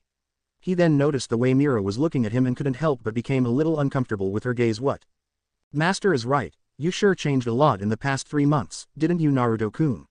She quickly added, of course, in a good way. Why are you people keep talking about that anyway? He asked with a slight scowl under his breath and walked out of the alley. Hey, wait for me Naruto-kun. Line break. You guys, seriously, you're late. Urza Scarlet crossed her arms underneath her ample chest, scolding at the three younger mages kneeling on the floor in front of her. Where have you been wandering around up till now? She asked, glaring at them. Naruto, meanwhile, was sitting on his bed writing something into the small notebook with a pencil, having returned to their room as soon as he walked Mira back to her own lodge. Just another boring dinner, Gray said with a nervous smile. Well, it's complicated. Well, I mean, Lucy tried to explain, but all she could was making out some incompetent words. Natsu, however, was shaking in anger next to her. You guys met the twin dragons of Sabretooth, didn't you? Naruto spoke up, not looking up from his notebook. How did you know? Lucy was surprised. An encounter between the strongest members of the strongest guild and a duo of the weakest guild in Furic isn't something someone could see every day. The older blonde explained. He overheard a couple talked about the meeting while having lunch with Mira in a local restaurant. And you know, there is a lot people around this town. Gah, I am so gonna get those guys back, no matter what. Natsu and Happy cried out in frustration, balling their hands into fist. You will have your chance soon enough, Natsu, Naruto said and turned his eyes to look at the clock. It was 12:15. It's nearly midnight. I wonder what the organizers have in store for us. Anyway, where is Wendy? Urza asked. Looking around, we decided that she will be our reserve. That's right. Lucy nodded her head. She's late. It's almost 12 though. That little girl is out there alone, Lucy said worriedly. I hope she is okay. Don't worry, she'll be fine. Happy spoke up. Carla is with her, so I don't think they're lost. No time to wait for her. Naruto closed the notebook when the clock ticked 12 o'clock. The church bell at a local church started to ring. The reserve can join us later, so we don't have to worry too much about being disqualified without her. Everyone nodded their head in agreement. What's going to happen? Lucy asked with a little nervousness in her tone. The whole city had become quiet and the only things that could be heard were the belt's tolls. To all the guilds here for the grand magic game. A massive and playful voice that could be heard all over the city hit them. Surprise, Team Fairy Tail. They immediately ran outside to see what was happening. Above the city was the hologram of a man wearing a pumpkin head with large eyes and mouth, striped shirt with white cuffs, a black shirt underneath, a dark cape with white edges and white underside, a pair of white pants, white boots, white gloves, and a dark witch-like hat. Good morning. Whoa, Natsu gasped in amazement. He's massive. Showtime. Naruto muttered under his breath, a small smile formed on his face. In order to reduce the participating teams from 113 down to 8, the pumpkin said we will now begin a preliminary event. Preliminary. Gray cried out in shock. No one said anything about this. 113, huh?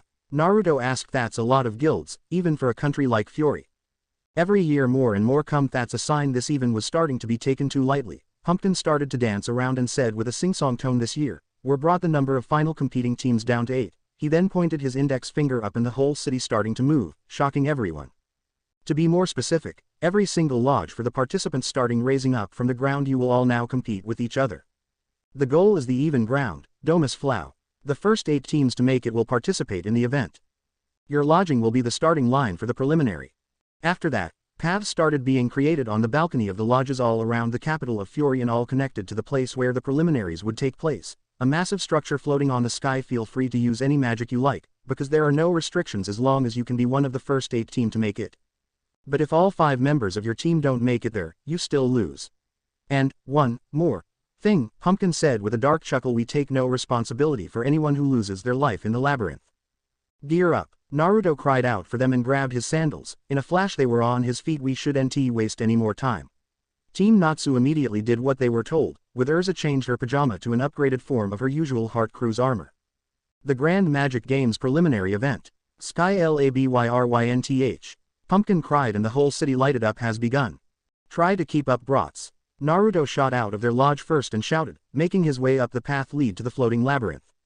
Yosh. Natsu smirked confidently. Team Fairy Tail. Let's go. He shouted out and followed after Naruto, with the rest of his team following shortly behind, sharing the same determination smile. Line break. This is so confusing, Lucy hollered, stomping her feet. They were currently inside the labyrinth, standing on floating platforms in the maze. Lucy's blonde hair swished side to side as she turned around. Naruto meanwhile was standing on a higher ground, a massive pillar 20 feet higher than where the other were standing and scouting around the area with his eyes. We have to head east, Urza instructed. Lucy grinned. I've got this. She pulled out a silver key and waved it above her head. Open. Gate of the compass, Pixis. In a brilliant flash of light, a small penguin-like creature with a compass on its head appeared, flapping its tiny wings. All right, Pixis, Lucy said, bending down. Which way is east? After a few spins of the compass, Pixis squawked a cheer and pointed. The squad followed his gaze and saw platforms upon platforms of difficult climbing. Actually, Urza mentioned, I have a compass right here. The queen of the fairies held up a small silver circle with a red and white needle in the center. This made the celestial mage smile dropped and had to call back Pixis. We should get moving, I saw some fights ahead of us. Naruto said try to avoid battles as much as possible, since we don't want to waste any more of our time. The others nodded their head in agreement. The labyrinth was indeed not making it easy for the fairy tale team, even with Naruto's help and Urza's compass. Gray continuously made stairs of ice for everyone to climb, and at several points in time they came across other guilds, even if they tried to battle was unavoidable. The group attempted to make a map and 3 out of the 5 members were very keen on the idea of stealing maps from other groups. But once the maze began to shift, Naruto knew immediately the maps were useless. It's moving. Lucy howled and fell off the platform. Natsu shot forward and grabbed her, but he too fell off the platform when it shifted again.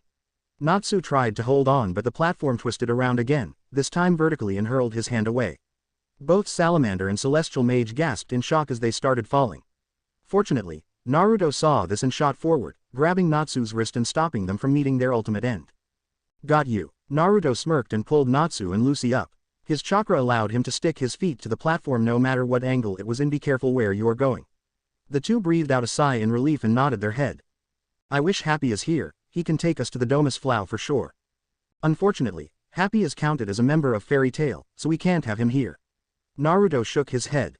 Whoa, Urza started sliding backwards off her platform and their last member, Gray, was having enough troubles holding onto his own platform.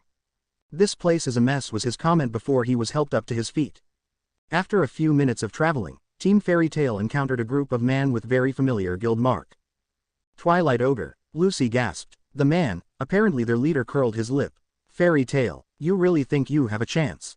He never finished his sentence. Typical villain's speech, Naruto called, leaping forward with his feet put together in a drop kick. His feet connected with the mon's face and sent him away. The remaining 4 members growled and gripped their weapons tightly, but they was met with an ice cannonball shot with high speed and Natsu's flaming fist to the head. Piss off with a simple kick to the ass with his hands in his pockets, Naruto sent the last member of Twilight Ogre, the smallest member, off the platform they were standing on, not before he took the map he was making from the ogre's hands.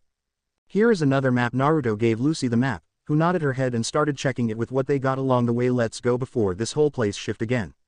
After much more discussion and movement, it didn't take them long for the group to find themselves on a long path. Encouraged by the prospect that they were close, Team Fairy Tail moved slightly faster, keeping a good pace. And then they saw the exit, and Pumpkin waiting for them. Well, that was easy. Natsu grinned as the team stood in front of Mato, who was clapping his hands rapidly to congratulate them for passing the preliminary. So how did we do? Gray asked quickly. We were first, right? Mato rubbed his palms together nervously.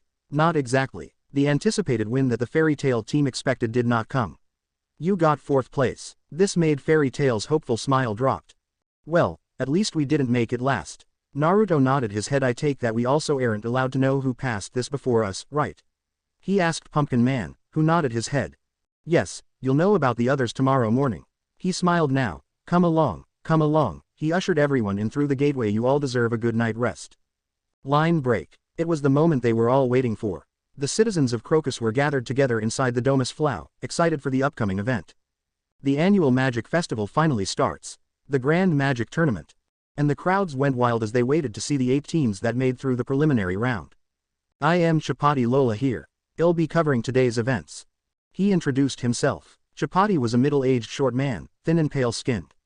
His smooth face was rather unusual, square and very big when compared to his small eyes, thin eyebrows, nose, mouth and chin, all close together and located in the middle of the face. For attire, he wears a simple dark suit with a light shirt under it, dark pants and a tie, where it reads Grand Magic Games. We are honored to have Yazima-san, a former member of the Magic Council, as our commentator. Thrilled to have you here, Yazima-san. The old man gave a nod of acknowledgement. The pleasure's mine, replied Yazima, and Chapati continued the introductions of the special guests of the day. A certain incredibly beautiful blonde woman. For day one's guest, we're privileged to have Miss Fiori, Jenny Relight from Blue Pegasus. Loud exclamations were heard and many cheers from fans could also be heard as she made her comment. We're gonna win this year, she stated with full confidence in her guild. Inside, 4 out of 5 members of Team Fairy Tail were dressed in purple and white uniforms, but with different designs. Urza was a dress split open in the front, revealing her black panties. Lucy had a white skirt and purple top. Natsu's had one with long sleeve, covering his left arm but left his right arm exposed. Gray, however, wasn't even wearing his shirt at all. They were all waiting for their name to be called. Naruto kept his black military-style uniform, but he was holding a black headband with black cloth with metal forehead protector in his hand. He couldn't help but wonder if the other team of Fairy Tail made it through the preliminary. Wendy, their reserve member, was currently resting inside their infirmary. Happy and Lizanna found her unconscious on the street last night, attacked by someone. Okay, contestants are arriving. First team ranks the 8th in the preliminary event. Let's welcome them, the Hounds of Hell's Army, Quarto Cerberus. Wild, and some of them flexed to show off some muscles. The 7th place is a female guild. Dancers of the Ocean, Mermaid Heel. Some of their members waved or blew kisses while the leader looked nonchalant. They are a new guild. Lucy informed them with only one S-class mage. I didn't know that they could make it through the preliminary as well. Coming up, the 6th place is the Wings That Sparkle in the Dark, Blue Pegasus. Kya, Eve Kun, Hibaki Sama, Ren. Many girls yelled as they all posed in their famous handsome men pose. However, Ichiya and the person who was in bunny costume weren't making a very good impression. The 5th place, Goddess of Love and War, Sacred Destroyers, Lamia Scale. Lamia Scale, led by Leon, made their entrance. 6th place, were you guys holding back, you idiots? Their elderly guild leader raged as she watched from the sidelines. It's our turn, Urza informed everyone before turning to Naruto, raising her eyebrow in curiosity. What are you doing? She asked when Naruto tied the headband he had been holding this whole time around his forehead. On top of it was a swirl symbol that greatly resembled that of a leaf with a long, horizontal scratch across the symbol. It belonged to my best friend. Naruto said I always carry this to honor his memories. He said with a smile, but I think it's time for me to put it on. I see. Urza nodded and turned around. All right everyone. Despite the fact they always got the last place over the past few years, they managed to make an incredible return this year, claiming the 4th rank this year. Let's welcome, the Wild and Rowdy, Team Fairy Tail. Naruto took the lead and walked out of their entrance. The crowd was booing at them. Unlike his team, Naruto paid no mind to it and continued walking forward with his hands in his pockets. Yazima, who saw this, gave a thumbs up at them. This is wonderful. Congrats, Fairy Tail. Hooray, hooray, Fairy Tail. The whole guild yelled from the sidelines as they cheered with big signs and everything. Isn't that? Gray pointed to spot beside their master. Hooray, hooray, Fairy Tail. She cheered and punched a fist into the air as her legs swung in the air. Go go, Naruto. Master Mavis. The whole guild yelled in surprise as their eyes bugged from their sockets. Mavis had on a perfectly confident face as she smiled and gave them a thumbs up. I am here to cheer for you. Nobody can see me unless they're Fairy Tail, so don't worry about that. I also want to see Naruto back in action, especially the shocked faces. Here, her grin turned slightly evil as Makarov's sweat dropped. Is that so? He said nervously. How great. The nosiest brat is here. Naruto muttered under his breath. He wasn't looking, but he could recognize her voice a mile away. Thought, he did have a small smirk on his face. Maybe he had grown soft on Mavis and her guild. It's a relief to see the first come here to cheer on us, said Natsu as Gray nodded in agreement with him. Even if she is a spirit, Lucy added. The announcer continued. The 3rd place. Wow, for a first-time guild to get such a high rank. Let's welcome the Midnight Raiders, Raven Tail. Raven Tail, Natsu yelled out in shock. This is the guild founded by Master's son, Ivan. Urza explained to Lucy, who nodded. But I think it's, she trailed off and Makarov finished the sentence for her. A dark guild. Makarov looked furious. Is it okay to let them participate? He raged as they all tried to hold him back, while Mavis noted thoughtfully. I do feel a malicious force. She nodded her head. Isn't it a dark guild? Someone in the crowd whispered worriedly and the announcement came on to explain about it. Well, according to official records, Raven Tail has existed for more than 7 years, and has been approved as an official guild recently. So it's not a dark guild since it has been approved by the Guild League. Yazima finished the announcement for him. Hearing this, Makarov was pissed beyond words as a vein throbbed on his forehead. Ivan, what the hell are you planning? How did you make it? The man in question, who was sitting at the back of the crowd, smirked evilly. I've waited in patience for so long, father. All for this day to come. And in next place, oh my. Can the broken wings of the fairies be mended once again and allow them to take the skies once again? Let's welcome, Fairy Tail B team. And the crowd went into stunned silence. So they really made it. Naruto nodded his head when the other team of Fairy Tail appeared from their entrance. Wah, was the only thing that left Fairy Tails a team as they stared at the totally unannounced turn of events. WHAAAAAAT. They all exclaimed in absolute shock. Nei-chan, Gajeel. Juvia. Laxus. What with that haircut? Another team from Fairy Tail. The crowd whispered among themselves, confused at the fact that they have two teams. Why is Mystogan here? Urza stared at him before she asked. Are you saying, you are Jello? He put a finger to his lips in the shush fashion. It's really you. Or not. Gray and Natsu yelled in union at the confusing gestures. Congratulations, you guys really made it. Naruto stepped ahead and said to them before us too. He added. Thank you Naruto-kun. Mira giggled. You made 4th place, not too bad. She then glanced around. Natsu was facing Gajeel in a glaring contest. Juvia was trying to hug Gray. Urza was talking with Jello and clearly wasn't happy with him here. Lucy, meanwhile, was terrifying when she was left with Laxus, who was looking at the place his father was sitting. Well, it seemed the two of us as paired with each other now.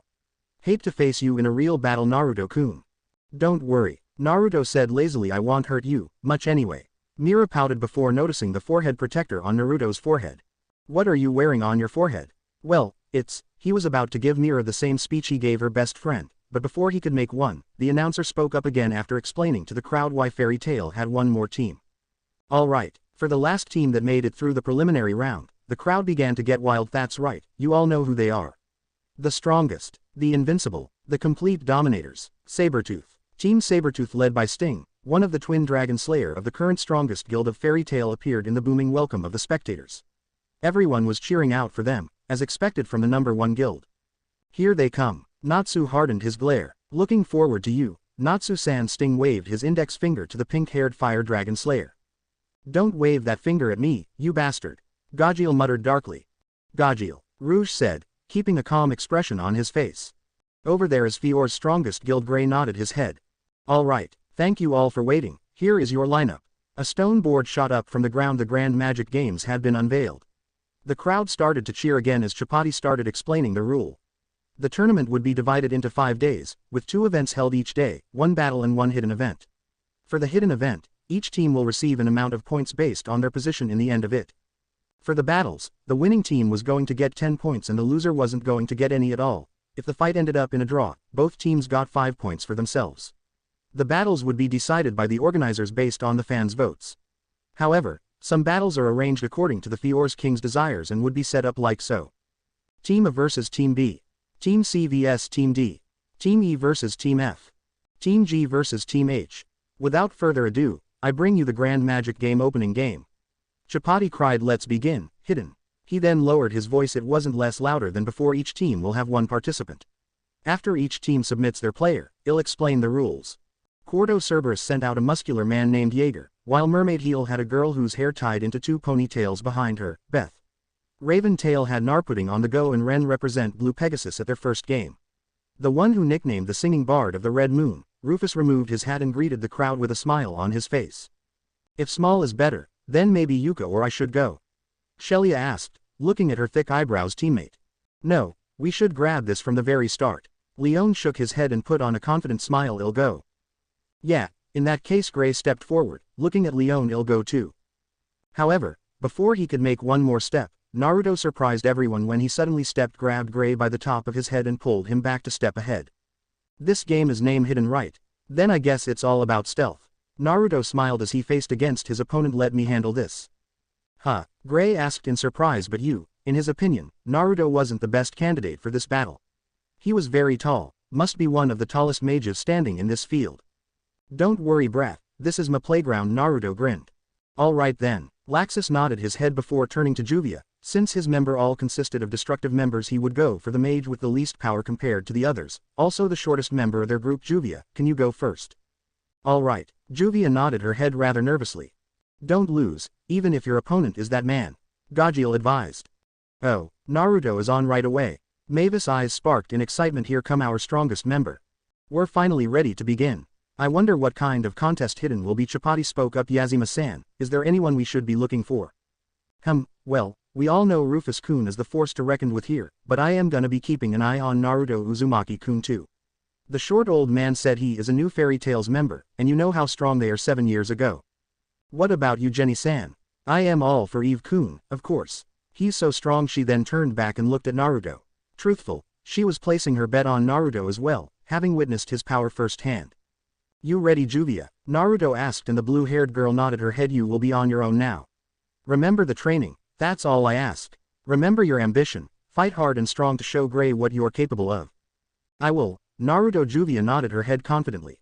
Now let's start. Field open. Mato cried out and pointed his finger to the sky. Suddenly everything changed into a city, surprise everyone. In an instant, Naruto found himself standing alone in the middle of the whole city. Are we supposed to play hide and seek in here? Eve worried, looking around the city. Where shall we hide? Beth was worried too. Narpudding was unhappy and Rufus remained quiet with the same confident smile. If it's hide and seek, it's too strange, Jaeger commented. Everyone in the stadium, please watch what happens in the town through Lacrima Vision. The scene above the city suddenly show all 10 contestants. The hidden rule is very simple. You will been doing hiding and seeking at the same time. You have to find other in the town and give them an attack. You can use any kind of magic. It doesn't matter whether you get injured or not. The person who launches his attack first can get 1 point. Chapati explained about how the game played. Then the whole streets were then filled with clones of the 8 contestants. These are your clones. If you make a mistake and attack the clones, you'll be counting off 1 point. Chapati finished his explanation. I see, Mavis muttered before saying with a smile, then we already won this battle. Fairy tale mages were shocked by her words. Start. Disappear in silence. Just like a black cat hiding in the dark night. Chapati announced the first event. Under this situation, you should restart from somewhere else after 10 seconds. You can restart for no matter how many times within the time limit. The time limit is 30 minutes. The team that getting most points will be the number 1 team. Explain again by Chapati. And the battle start. Meanwhile, outside the field. Naruto's training is taking effect. Urza nodded her head with a smile, keeping her eyes on Juvia. Oh, she found Jaeger and Eve. Juvia attacked the 2 mages mentioned with powerful tendrils of water came from her body, knocking them back, and she gained 2 points. Oi, where is Naruto? Natsu looked at very scene of the field, but Naruto was nowhere to be found. In truth, he already escaped the scene that stayed on him, and all visible Naruto were his clones. But there's so many clones out there, so maybe he's there. Lucy give a logic answer about it. How do you know if Naruto isn't hiding in those clones? Actually, Natsu is right. He nowhere to be found. Urza also noticed that he was gone as well. This battle is all about stealth, and Naruto said, this is his playground. Urza muttered, leaving everyone confused. In the field, Ninja Misairu. Beth used her magic, shooting multi-carrots at Juvia with high speed, but all passed through her body harmlessly. Then Jaeger attacked at her, but Leon suddenly appeared and froze him before he could make any move on the blue net. Juvia tried to make the next move, but Narpudding appeared behind her and attacked all 3 of them and got for himself 3 points. Found you. Team Natsu was shocked when Narpudding cried out and punched one of the Naruto with his enlarged hand. The blonde easily dodged though, avoiding losing a point to Raventail's mage. What? He found Naruto. Lucy gasped in shock. Rufus of Sabretooth has not moved at all. He isn't catching anyone, but he's not being caught by anyone either. This challenge is far too simple. Rufus appear on the high place and everyone surprised. I remember perfectly. The nuances of your movement, your footsteps, your magical presence's signature. I remember it all. Memory make. Rufus started casting his magic. Hoshi Furu Yuru ni. Several beams of lightning, reminiscent of shooting stars, were released into the air and struck all of his opponents with great force no matter where their positions were. Even with a water body, Juvia cried out in agony and fell down to the ground. Team Natsu was left shocked as they saw Naruto struck by the same lightning from Rufus. Narpudding managed to avoid the blast and shot into the air, straight to Rufus. Hee, you're sticking out like a sore thumb. He laughed and attacked the man, however, his fist passed through the Sabretooth's mage's body harmlessly. Crap, a clone. That was a memory of me standing there. Rufus appeared behind Narpudding and raised his hand. The same meteor then struck the Raventail's mage. I have no need for decoy. He got them all. In one instant, he took the lead. That's the power of Rufus. That's the power of Sabretooth. The spectators screw and cheer for Sabretooth. This challenge isn't interesting at all, organizer. So I have no need to hide whatsoever. Even if I were to be found, I wouldn't be able to hit me. What left of me there is just a memory. After Al then suddenly, a kunai flew past his face and made a cut on his mask, shocking him along with the spectators who was keeping his eyes on him, even his team member. All eyes then gathered to the opposite building, where a certain blonde-haired young man was sitting with his legs crossed, his head leaned against the back of his hand as he swirled around kunai around his finger. How? Rufus was shocked to see Naruto sitting on the opposite building, looking unharmed even after he was struck by his magic. I hit you. There is no way Rufus' magic can miss a target like that. Sting shouted in shock. You hit my clone, genius. The spectators were shocked once again when the Naruto Rufus struck with his attack shot up to his feet and took a strong leap, shooting into the air before landing next to Naruto. I mean, not the low-price clone we're talking about, but my clone. Naruto put a hand onto the other Naruto, whose body then turned brown like woods and was absorbed into the real Naruto's hand. He is capable of doing something like that too, Natsu cried. Not only that, but he managed to trick Rufus this whole time too. It was Gray who said that. Incredible, Urza muttered. Naruto was right, this was his playground. I hate overly flashy guys, especially the overdramatic ones. Naruto snapped his head around and in an instant, he leapt forward. Now, allow me to show you the gap between our power. I hate overly flashy guys, especially the overdramatic ones. Naruto snapped his head around and in an instant, he leapt forward. Now, allow me to show you the gap between our power. He shouted and shot forward. You, showing the gap between our power. Rufus smirked as he kept his eyes on the approaching Naruto, but the confidence no longer on his face and replaced with nervousness. Don't make me laugh. He put his hand on his temple and about to cast his magic when suddenly he saw Naruto crossed his fingers together in a cross. Here we go, Mavis said, and the fairy tale mage held their breath. Not just to you, buddy, but every single contestant within this arena, he then cried. Kage Bushin no Jutsu. A massive cry of shock from the crowd could be heard when 7 new Naruto appeared in puffs of smoke, launching themselves at 7 different directions. At this time I don't think I will be able to feel surprise anymore. Lucy could only make a forced smile. Clones of himself. Urza's eyes then shot wide open when she realized the directions the clones were heading. Wait, he found them. How is this even possible? Sting cried out when the Naruto stopped themselves in front of the other competitors. Emotion. Naruto-kun once said he could sense others' emotions. Mira suddenly said, drawing everyone's attention to her. Her mind recalled what Naruto told her about how he was able to tell her magic even though they had never met before. He can sense the emotion of the demons I have taken over, that's why he is able to tell my magic. That's right, the clones of this game of course don't have any emotions.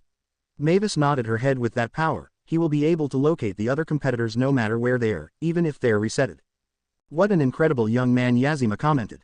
Don't joke with me. Rufus gritted his teeth and put his fingers to his temples. Sparks of black lightning were then generated between their arms, growing larger and larger, and gradually extending to the surrounding area. Memory make. Raijin no Katanushi. A large magic circle then appeared before him and a massive, concentrated beam of the aforementioned black lightning was fired. Let's do this the old-fashioned way then. Naruto cried and put his hands together, making hand seals so fast that no one was able to tell what he was doing with his hands. The blonde then charged forward, straight to the lightning as his hand dashed on the rooftop. Blue lightning started generating around his hand with such power that it made a long path of destruction along the rooftop Naruto was running on. When the black blast of lightning was right in front of his face, Naruto swiped his hand up and Naruto split the blast of black lightning before continuing his path forward and delivered a kick straight into Rufus' face. The saber-tooth mage was instantly teleported away, giving Naruto the first point. Now, where are you? Naruto asked, waiting 10 seconds for the memory magic user to appear before heading to the direction Rufus was teleported to. As soon as he was back, don't try to run. Naruto cried and punched the meteors that tried to hit him away. Did he just split the lightning?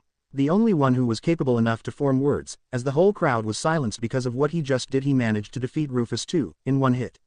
And what with this display of strength? Reikiri, lightning cutter, was Mavis' words. Back to the field, a Naruto stood in front of Leon Vasta, who had become wary of the original incredible performance on the sky. You must be Leon, Gray's friend. Naruto smirked. The one who likes Juvia. What about it? Leon asked. You know, if you can defeat me here then I think I will give Juvia some good credits about you. The blonde said simply and Leon couldn't help but flinch in surprise. After all, she is one of the brats I have to take care. Oi, there isn't a time for that. Gray cried out with an overly dramatically face.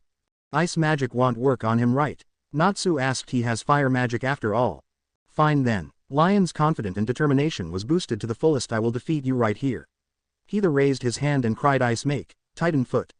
From the sky, Leon created a huge leg from his ice magic and slammed it onto Naruto, crushing him underneath. However, before he could celebrate his victory, the foot started to crack and shattered into millions pieces by the same man who Leon tried to beat, Naruto, who raised his hand and simply punched the massive leg with his feet enchanted with chakra. Too bad for you, thought. Naruto said simply. I hate triangle love. Once again, Naruto put his hands together and formed various seals before bringing his head back, taking a deep breath in a very familiar gesture.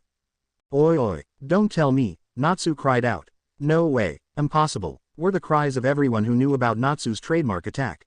Kaden. Goka Mekyaku. Naruto cried and unleashed a massive fireball from his mouth, which covered a wide area of the city and heading straight to Leon. The ice mage raised his hand and created an ice shield to protect him, but was immediately shattered into pieces the moment the fireball came in contact with it. Leon cried as he was blasted away and was teleported away the next instant.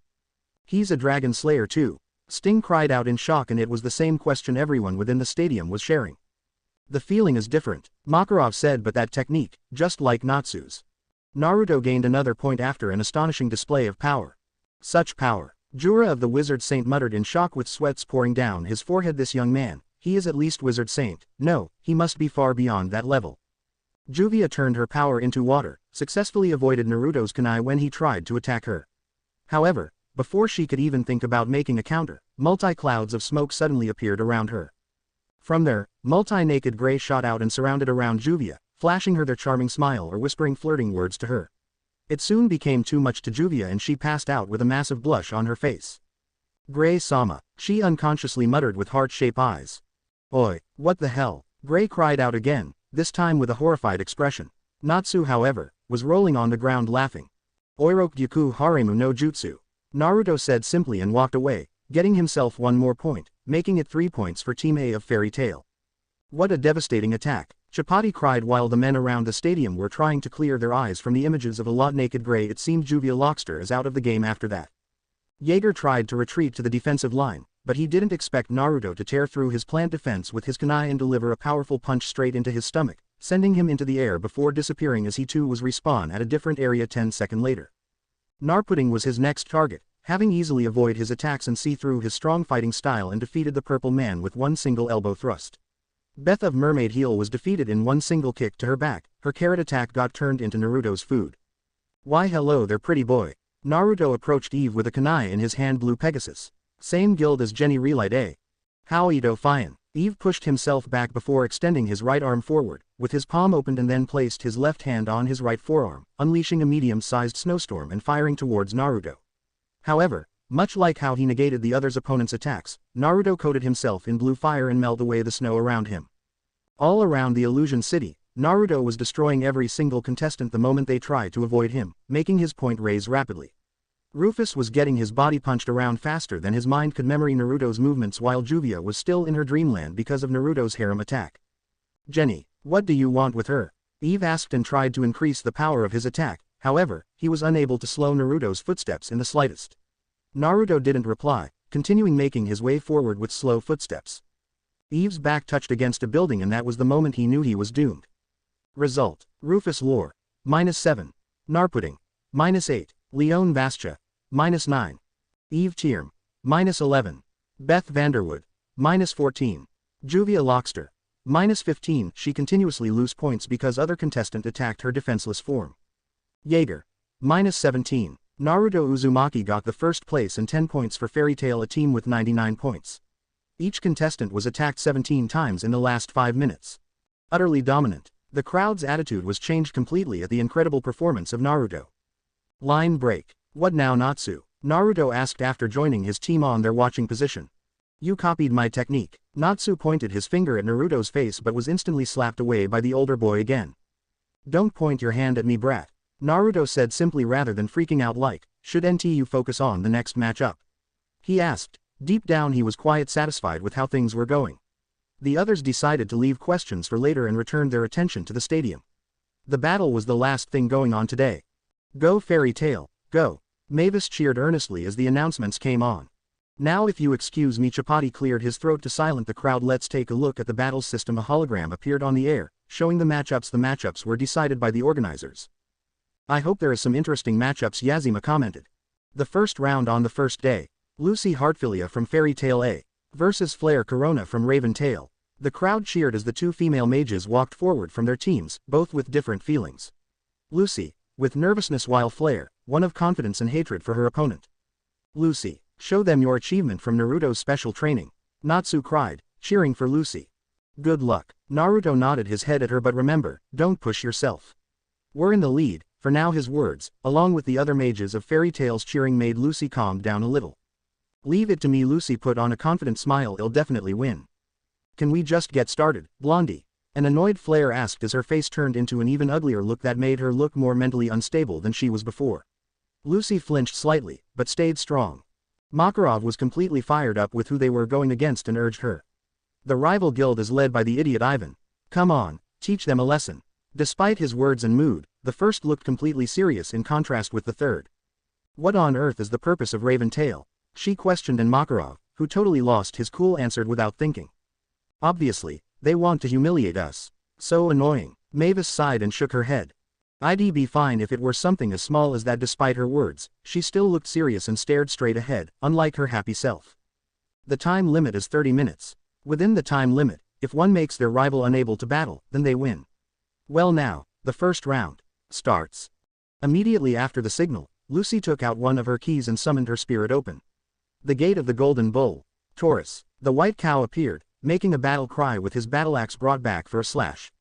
Moo. He slashed his axe at Flare, who quickly jumped and dodged while Lucy raised another key and summoned Scorpio. Sandbuster. Flare, in a position that proved dodging risky, used her magic and blocked the attack by growing and strengthening her hair. Taurus. Sand of Scorpio. Lucy ordered and sand began to swirl around Taurus' battleaxe. Sandstorm Axe. Aldebaran. The Minotaur cried out and slashed forward, sending the tunnel of sand straight to Flare, which crashed into her body and sent her flying. The Raven Tail mage quickly got up to her feet and snarled back in anger. Blondie. Kamishigir Roga. Flare elongated her hair in spirals and shaped it into the front half of a large, furry, fierce-looking and extremely realistic wolf, complete with clawed forelegs, blank eyes, a canine nose, a pair of ears, a mouth full of massive sharp teeth and a long tongue sticking out before sending it to Lucy. However, the celestial mage countered by summoning Cancer, the expert on hair cutting, and cut through the attack easily, making Flare scream, "My hair, damn you.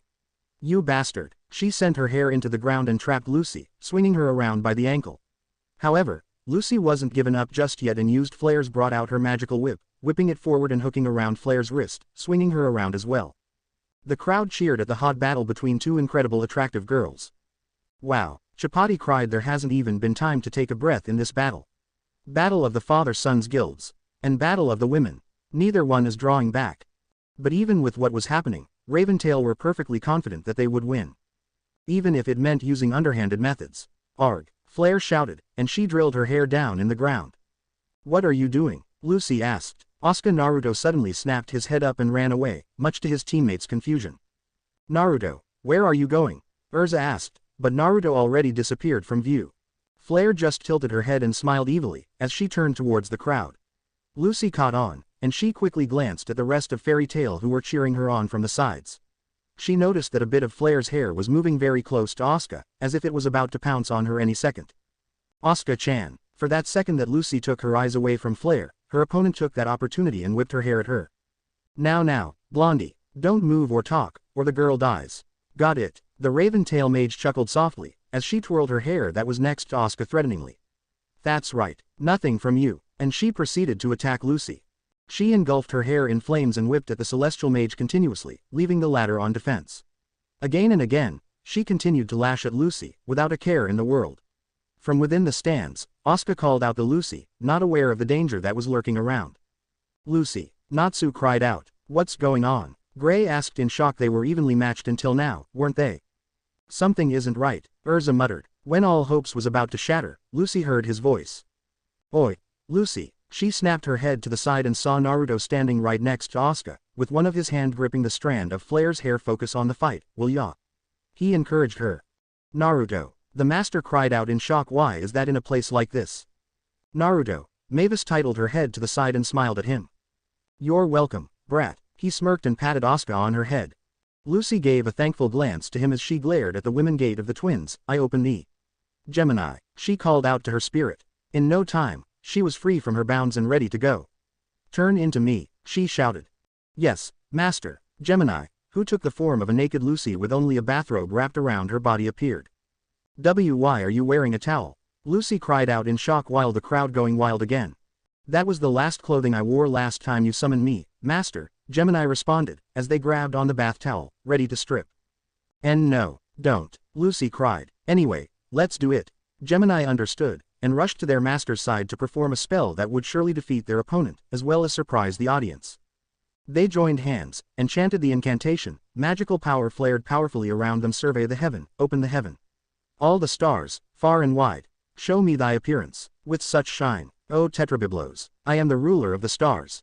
Aspect became complete, open thy malevolent gate, O 88 stars of the heaven, shine, Urano Matria. Suddenly, they were in a galaxy full of swirling orbs that rushed towards Flare, ready to plummet her. However, before Lucy could cast her spell, she began to sweat excessively and found her spell got cancelled out. The next instant, Lucy dropped to the ground in exhaustion, confused why the spell didn't have any effective, rather it didn't even leave a scratch on Flare. What happened? Urza cried out. No way. Makarov gasped in shock. The winner of this round is Flare Corona from Raven Tail. Chapati cried in the mic, and the crowd cheered loudly. Upon hearing this, Naruto quickly jumped off the stadium and rushed towards Lucy while she was trying to cover her tearful eyes as the crowd laughed at her. What in the world happened? Lucy's magic didn't activate. Yazima-san. This is Yazima-san.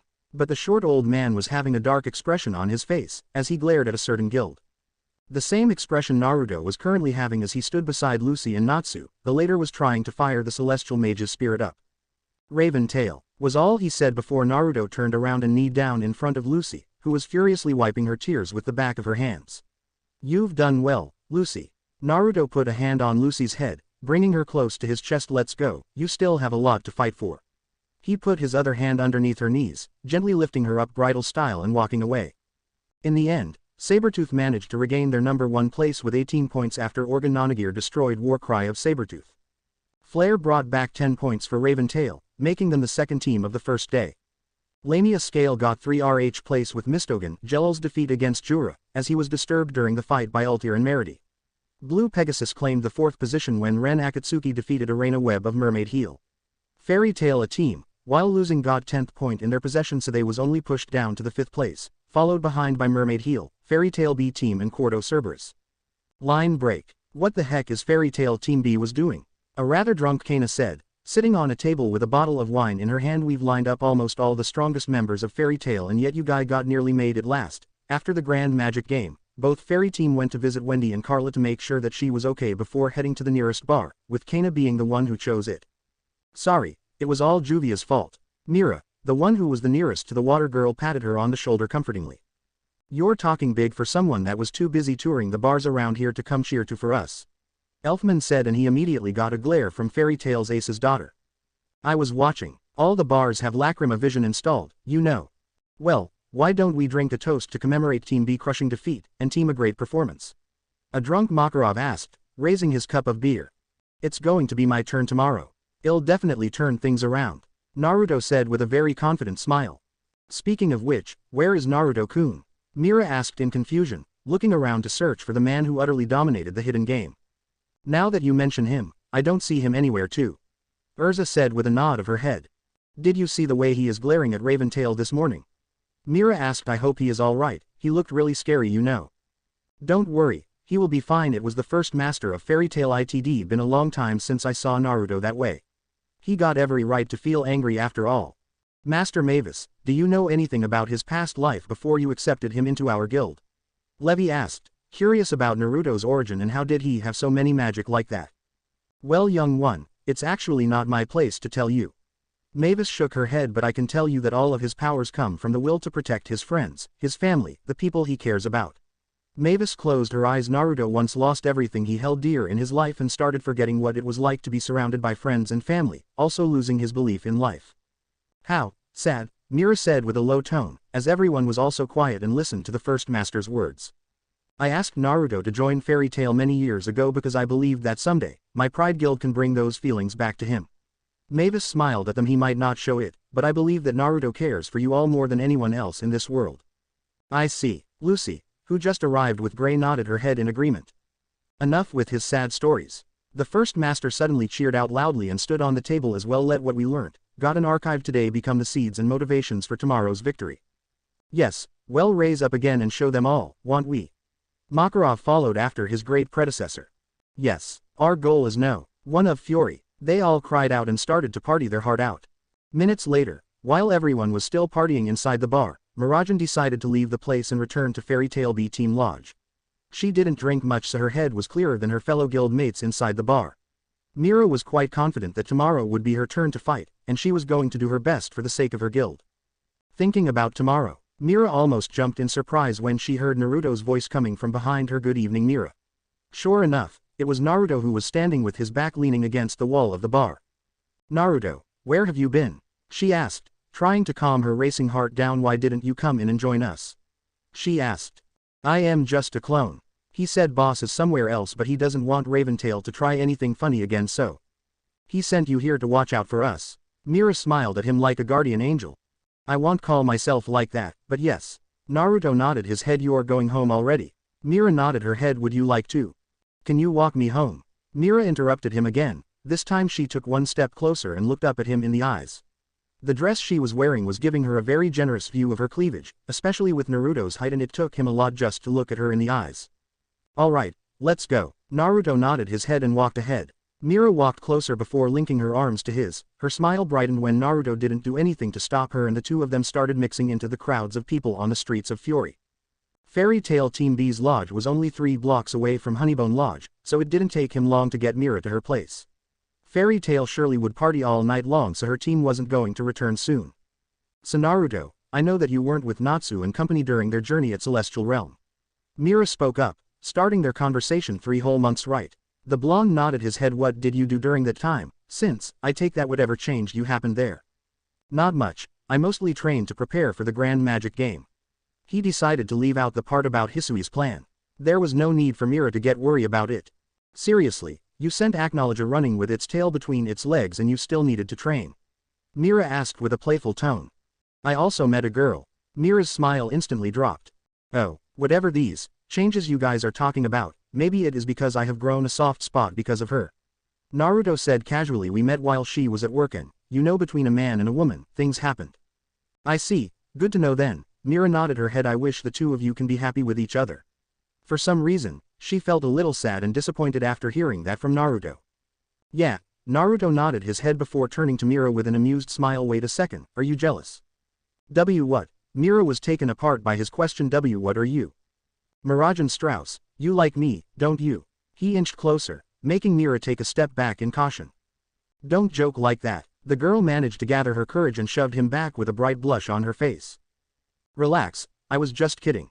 Naruto chuckled. Though, I wouldn't mind having someone like you as my girlfriend. I might act like an emo, but I am also a man. To tell the truth, Mira wouldn't mind having someone like Naruto as her boyfriend either. He was strong, handsome, attractive and had his charm, even in the odd way. She had never been with any man before in her life, nor had she dated one in the past. Everyone loved her, but she always wanted to know how it felt like to be given a special kind of attention from a man. So, I guess this is it, Naruto said as he opened the door of Mira's room for her. Thank you Naruto-kun, Mira said to him before making a nervous smile. You know, I have some drinks inside, I wonder if you like to celebrate your victory today. She trailed off. I think I will pass. Mira's smile dropped again. No, it's not like that. I want to let boss have that honor. I am just a clone, you know. But Master Mavis told me that you guys are as real as Naruto. Mira shook her head with a smile. Anyway, if you don't want then I won't force you. Before Naruto could leave, Mira suddenly tiptoed over and placed her lips on his cheek. Naruto was a little surprised by her action, but again he didn't do anything to stop her. Good night Naruto-kun. Good night to you too, Mira. With that, the beautiful white-haired young woman closed the door behind her. At the other side of the capital of Fury, while his wood clones did all the protection, after enjoying a nice and cozy dinner with his girlfriend, the real Naruto took his girl back to her place and the fun all started from there. Unlike Fairy Tail Team A, Blue Pegasus Lodge had separated room for each member of their team, as expected from the current second strongest guild of Fury. Last thing he wanted would be the brats found out that he was dating Miss Fury, Jenny Relight. Unnecessary questions he didn't want to answer would be made, especially when Fairy Tail was a place filled with pervert old men. Half lying half sitting on her soft comfy bed, her back pressed against the tiled wall, Jenny gave a loud moan. Her feet were spread widely, enough that her boyfriend's head could fit between them, giving him full access to her sacred place. His hands rested on her thighs which in turn were resting above his broad and strong shoulders. Her clothing, as well as his shirt had been dropped to the floor the moment he arrived. As Naruto's tongue dove deeply into the folds of his beautiful girlfriend, she moaned and gripped the bed sheet tightly to last longer with his talent tongue. Her back arched and bended up as Naruto flicked her clit with his tongue, making her moan out even louder, which was nothing but music to his ear. Jenny did have a very beautiful voice. Moment later, she came and her sweet nectar flooded into his mouth. Naruto did his best to drink everything she offered him, though a bit of it did make its way down his chin. The sexy woman let out a scream of ecstasy that bounced off the walls, and could probably be heard by every single person within Blue Pegasus Lodge. Oh my god, Jenny let out a sigh of satisfaction as Naruto crawled his way up her body. That was amazing. She then moaned out when Naruto placed his hand on her right breast, squeezing slightly while moving it around within his palm. Yep, things happened between the two of them. You know, I would love to make you feel like that again. He smiled and kissed Jenny, moving his tongue around hers, but unlike the last time, we don't have a whole night. You need to rest and have a nice sleep, aren't you, Blue Pegasus Reserve? Jenny nodded her head. So, let's get this over with. Stand up, it's my turn to make you feel good, Jenny said seductively and pushed him back, making him kneel on the bed in front of her. The blonde woman shot up and got on all four in front of him, reaching her hand out to unbuckle his belt and pulled down his pant, freeing his semi-hard member.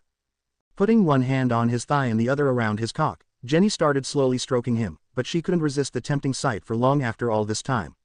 The beautiful model opened her mouth and gave his a long wet lick from the balls to tip of his cock. Then, she started licking his cock like a child licking her lollipop, stimulatingly moving her hands on his length. It didn't take her long to get him fully erect, standing proudly at the length of 9 inches and as hard as steel. Naruto put his hand on Jenny's head and moaned in pleasure when she stopped her licking and her full lips suddenly enveloped the head of his penis, making a gasp of bliss rushed through him. The model sucked on his cock like a baby on a nipple, relishing the taste and texture. She tickled his dick hole with her nimble tongue and gently caressed the rim of his glands with her ruby red lips. She teased him for a blissful while before releasing his penis with a wet smacking noise. You remember the first time we're together like this? Jenny asked while using her hand to stroke his dick. Of course. Naruto nodded his head, chuckling at the memory. You're drunk out of your mind. I can't believe that I actually lost my virginity on the first date. Jenny pouted. You said you're not interested in having a relationship with anyone, and yet the next morning I found myself completely sore. Well, sorry if I couldn't help myself when you just stripped naked in front of me after I took you home. Naruto defended himself. He was a man, he had needs, okay. An opportunity like that with an incredible, beautiful and attractive young woman wasn't something he could deny. Plus, she asked for it and the two were currently on their first date after a week of getting to know each other, so there was nothing wrong with that. Everything started when saw Jenny again at the beach. Team Natsu went to take their training, just a few minutes after they left for the celestial world. It was yet another photoshoot of the top model of Fury, and Jenny's manager as well as the director recognized him right away. They couldn't stop themselves from inviting him to use dinner with them that day. Even after that, Jenny personally thanked him for saving her life, and possibly a fate worse than dead. Later, he was asked to become their bodyguard. Actually, they asked him to take a few photoshoots with Jenny, but he refused, saying that he wasn't one with modeling. He knew that being a bodyguard was the only reason to have him stick around so that they could have more chances convince him to join Jenny.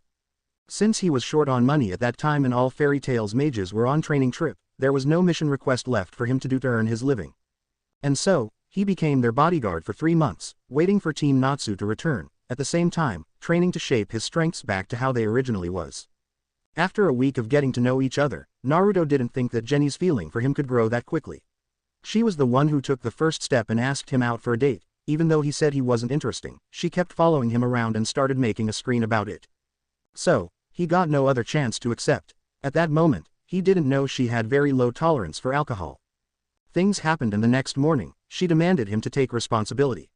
At least Naruto started enjoying her company after another week of dating. Jenny pursed her lips and let a large blob drool pour down on the 9 inches meat pole. With loving care she massaged the pulsating shaft until it was coated in a thick layer of glistening slime and beads of it were running down over his balls. She blew him a kiss before shoving it into her mouth once again. Her head bobbed back and forth along the greased shaft, accompanied by muffled moans of pleasure, while her abounding tits bounced in the rhythm. The luscious woman could feel his hard erection slide over her supple tongue and squeeze deeper past her gums. She could immediately recognize the familiar manly taste of the hard cock inside her. She could even feel the veins below its skin pulsating. Her pussy was burning with desire, but like always, her master's need go first. After wetting her white thong, a bead of warm juices trickled down her inner thigh and sent a shiver down her spine. You have been practicing, haven't you? Naruto asked as he grunted slightly in pleasure. Jenny only winked at him and continued to please him. The young man started answering her movements and gently thrust his hip towards her. He grunted with every thrust that shoved his penis a little bit further down his girlfriend's throat. From time to time, she would let Naruto's cock slip out and indulge in a profound lick of his shaft and balls. She nibbled on its head and massaged the crest with swift fingers, only to then shove it back into the hot wetness of her avid mouth. Finally she felt his cock slip past her uvula and all the way down her throat, the power of the mons thrust shoving it inside until her wet lips kissed his pelvis. Gently she pulled her head back and let the formidable cock slip out of her mouth. Thick strands of drool remained and stretched from the glands to her glistening lips. She repeated the process again and again before starting sucking his pole with burning passion. Naruto at this time had grasped her hair again and moved his hips slightly to meet with her. Her tits huge were jumping up and down with every thrust, a sight that aroused him even further. Here I come finally felt the ecstatic waves of his orgasm well through his long shaft and unloading pulse after pulse of thick, hot cum into Jenny's insatiable mouth. She swallowed every drop of it with lustful eagerness. Eventually she let the heaving organ pop out of her mouth and started to lick it clean. A few belated spurts ended up on her face and on her tits. Jenny kept stroking the relaxing shaft, to make sure she got every last dribble out of it. She breathed a sigh of happiness as she wiped the semen of her soft skin to lick it up. That was awesome, Jenny. Naruto sighed in satisfaction and looked at his girlfriend, who was wiping the cream on her face and put them into her mouth. A bit salty, and bitter, but I like it. Jenny smiled and gulped down the remaining down. You want more, don't you? Naruto asked and Jenny's winked playfully at him, but immediately found herself moaning when he reached his hands down to pull her breasts toward him by her nipples. Come here, young lady. How bold of you. Jenny giggled. I guess it's only natural for the man who showed nothing but dominant. Using both hands, she wrapped her soft melons around his dick and squeezed them together. Naruto groaned slightly at the sensation of her breasts around his cock, as she started moving her breasts up and down on his dick and licking the tip of his cock every time it came up through the valley of her breasts. She was smiling and giggling, so happy as she got him moan with her big tits. It didn't take long for him to explode. The first rope of his cum hit her chin and neck, the second hit the tops of her tits, which were heaving up and down with her breaths. She started to rub it all in, driving him crazy. Open your mouth, Naruto said and gently pulled Jenny's head back with one hand and the other stroking his cock, positioning it above her lips. Jenny did what she was told and immediately got her mouth full of his cream. The two stayed like that for several seconds before Naruto's orgasm finally died down. Jenny savored it with her mouth before gulping it down her throat, opening her mouth again to show him there was nothing left. Naruto then kneeled down in front of Jenny and placed his lips against hers, letting the woman taste her own juice. You're so amazing, Naruto-kun. Jenny moaned out as Naruto's lips trailed down to her jaw. I am so glad that I was drunk that night. Well, when you put it like that, it was like you're blackmailing me, you know. Naruto kissed his lips down to her neck, occupying his hand with her large breast. He kissed her one last time before removing himself from her. Naruto moved to the head of the bed and laid his back down on the pillow, his cock pointing upward and legs spread slightly. It's time for you to return the favor, by pleasuring your boyfriend, he declared. Hi. Jenny nodded her head submissively and crawled to Naruto, straddling his erect member. Jenny took his cock into her hand and positioned the tip at her pussy entrance before slowly sinking herself down, moaning quietly as his cock pierced her for the first time in a week. Naruto put his hand on her thighs and guided her down until her ass met his lap, his cock buried inside her cunt. Let me rock your world, Naruto-kun. Jenny smiled sexily and put her hands at the back of her head, starting to rock her body on his cock with a steady pace. This pose allowed her tits to bounce freely, sometimes slapped against her chin, but she knew he loved it, because while moaning his eyes were gluing to the bouncing orbs, plus it also turned her on just by having him looking at her like that. For several minutes, Naruto just laid there and let Jenny jump his boner. She was rocking his world for sure, her ass slapped against his thighs every time she let herself fall down, but her strong legs managed to lift herself up right after that. She kept herself in that posture, allowing her tits to bounce wildly, turning him on with the sexy sight. But he wasn't someone who would lay down and do nothing, even if it felt really good, so Naruto decided to take action once again, grabbing Jenny's hip and rolling the both of them around with him on top. When they were in the place he wanted, Naruto pulled his hip back until the bulbous head of his cock still remaining inside before slamming it back down, sliding his member into her fold once again. He fucked her slow at first before catching a nice rhyme, bringing both of them an unthinkable amount of pleasure. Jenny was trying not to outright scream out from pleasure, but the force and angle of Naruto's thrusts were driving her insane. Naruto didn't seem like he was going to let up on her either. She felt her master's hands leave her ass, but barely a second later she felt him grab a hold of her tits before he put his face into her cleavage, taking as much of her flesh into his mouth as possible before his target changed to her nipple. Almost out of nowhere a huge orgasm ripped right through Jenny, her body went rigid as she came her brains out around his cock, becoming even tighter for him. Naruto groaned out and tried his best to keep his hip moving, feeling his orgasm approaching. I am about to cum, where do you want it? Inside. I want you to come inside me. Jenny cried out and wrapped her legs around his waist, preventing him from pulling out. He was about to reason with her, but Naruto couldn't hold back any longer. Thrusting up into Jenny, Naruto unleashed a huge dose of spunk deep into her womb. He stayed like that for several seconds, lying flat on Jenny's front body, and could only move his hips slightly to bring out more cum in his scrotum. As Naruto finished coming, he pulled his slightly softening cock out of Jenny's pussy and a huge wave of thick white goo followed his withdrawal. Naruto grinned at Jenny and kissed the top of her head, as she leaned against his chest, smiling. "One more round?" Jenny asked with a cute puppy dog eye, raising one finger please, with a cherry on top. "I know that you can still go like, forever." She said that while caressing his stiff cock with her hand. Naruto stared at her for a second before signing in defeat. "Yay!" Jenny removed herself from her boyfriend's body and pushed herself back to the bed. "What would you like to try next, Naruto-kun?" "On your hands and knees, I would like to fuck your ass." Jenny happily obeyed his order and got on her hands and knees, bending her back to stick her ass out as high as possible, shaking them invitingly. Naruto immediately got behind her and placed both of his hands on her supple ass cheeks. Her ass felt so good in his hands that he couldn't stop himself from giving her a hard spank.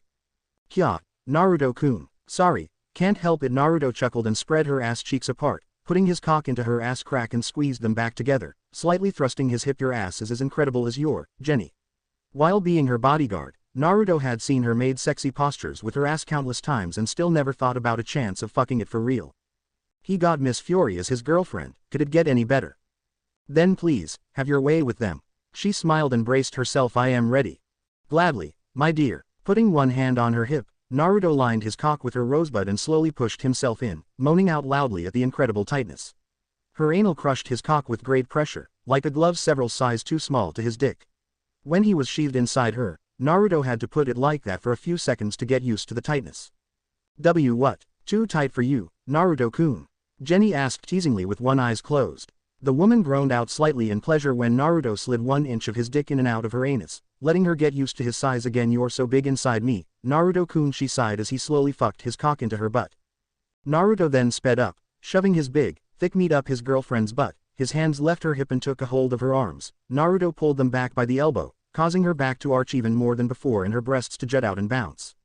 He pulled his hips back before slamming forward into the now moaning woman's anus, setting an immediate and fast pace as he started fucking her in the ass. The fucking Naruto gave her caused her boobs to bounce up and down, rapidly striking her chin. However, he was close to coming faster than he expected, so Naruto had no chance other than increasing his speed to savor this moment longer. He put every ounce of his muscle into work, taking his speed to a whole new level. Naruto's hips were a blur as his pelvis met Jenny's ass. Swiftly moving his hands up to her chest, he grabbed onto her wildly bouncing tits and used them to pull the screaming women flush against his body. Kissing her neck and keeping up his pace, the fucked stupid look on her face seemed to become even more dopey now that he had picked up the pace even further. "Shit, coming, Naruto-kun," Jenny screamed out when once again her boyfriend flooded her inside with his cum. Thick and hot sperm flowed into her systems and painted everything white. Her eyes rolled into the back of her head as she then experienced a strong orgasm. Her body twitched around and almost like a vibration for his dick, milking more of his cum out of her fold. It didn't help that her boyfriend was as hung as a dragon and could come just as much. "You still want more?" Naruto asked as the two of them laid down the bed together, him slowly withdrawing his cock from her anus. Jenny, even if she still wanted more, shook her head in denial and snuggled closer to him. She knew her own body's limitations, so another round would surely knock her out. Though, Jenny made a mental note to work harder to increase her strength and stamina, in order to fully pleasure her boyfriend. "Good, get some sleep, we have a long day tomorrow." He grabbed the cover and pulled it up to cover their naked form. "Good night, Naruto-kun." "Good night, Jenny," Naruto said with a small smile and closed his eyes as well. The Grand Magic Games second day, competition portion. Chariot. This competition consists of reaching the goal without falling off from the interconnected chariot. The chariot underfoot are constantly in motion, so even a moment of carelessness will prove to be your undoing. Chapati, the announcer, explained the rule. They pass through the major sightseeing of Crocus. Which team will be the first to arrive at the goal, here at the Domus Flow? Will be transmitting images from the race. He then added as multi-screens appeared within the Domus Flow. Will be transmitting images from the race to everyone here in the arena through Lacrima Vision. Oi oi, who was the one that was stupid enough to send those two out? Naruto asked loudly, being the only one who wasn't in a state of absolutely shocked. Rather, he was more too annoyed than shocked. At any rate, Yazima-san, with this kind of competition, who is being anticipated? I think it would be ones with great balance and speed. The old wizard Saint Man said. Why was Natsu and Gajeel sent out? Naruto asked again, pointing his hand at the screen showing what was happening at the end of the chariot. You could have guessed what would happen just from the name chariot, can't you? He stared at Urza, who was somewhat with more responsibility with the team than the others. He just had come out. No matter what, Urza sighed, crossing her arms under her ample breasts, and Gajeel said, if Salamander came out then I would came out too. Naruto face-palmed. Somehow, trailing at the back, far, far from the lead, Fairy Tail as Natsu is in a groggy state. The screen of a sweating, green face and extremely sick Natsu Dragneel, trying to keep his running pace as steady as possible was shown.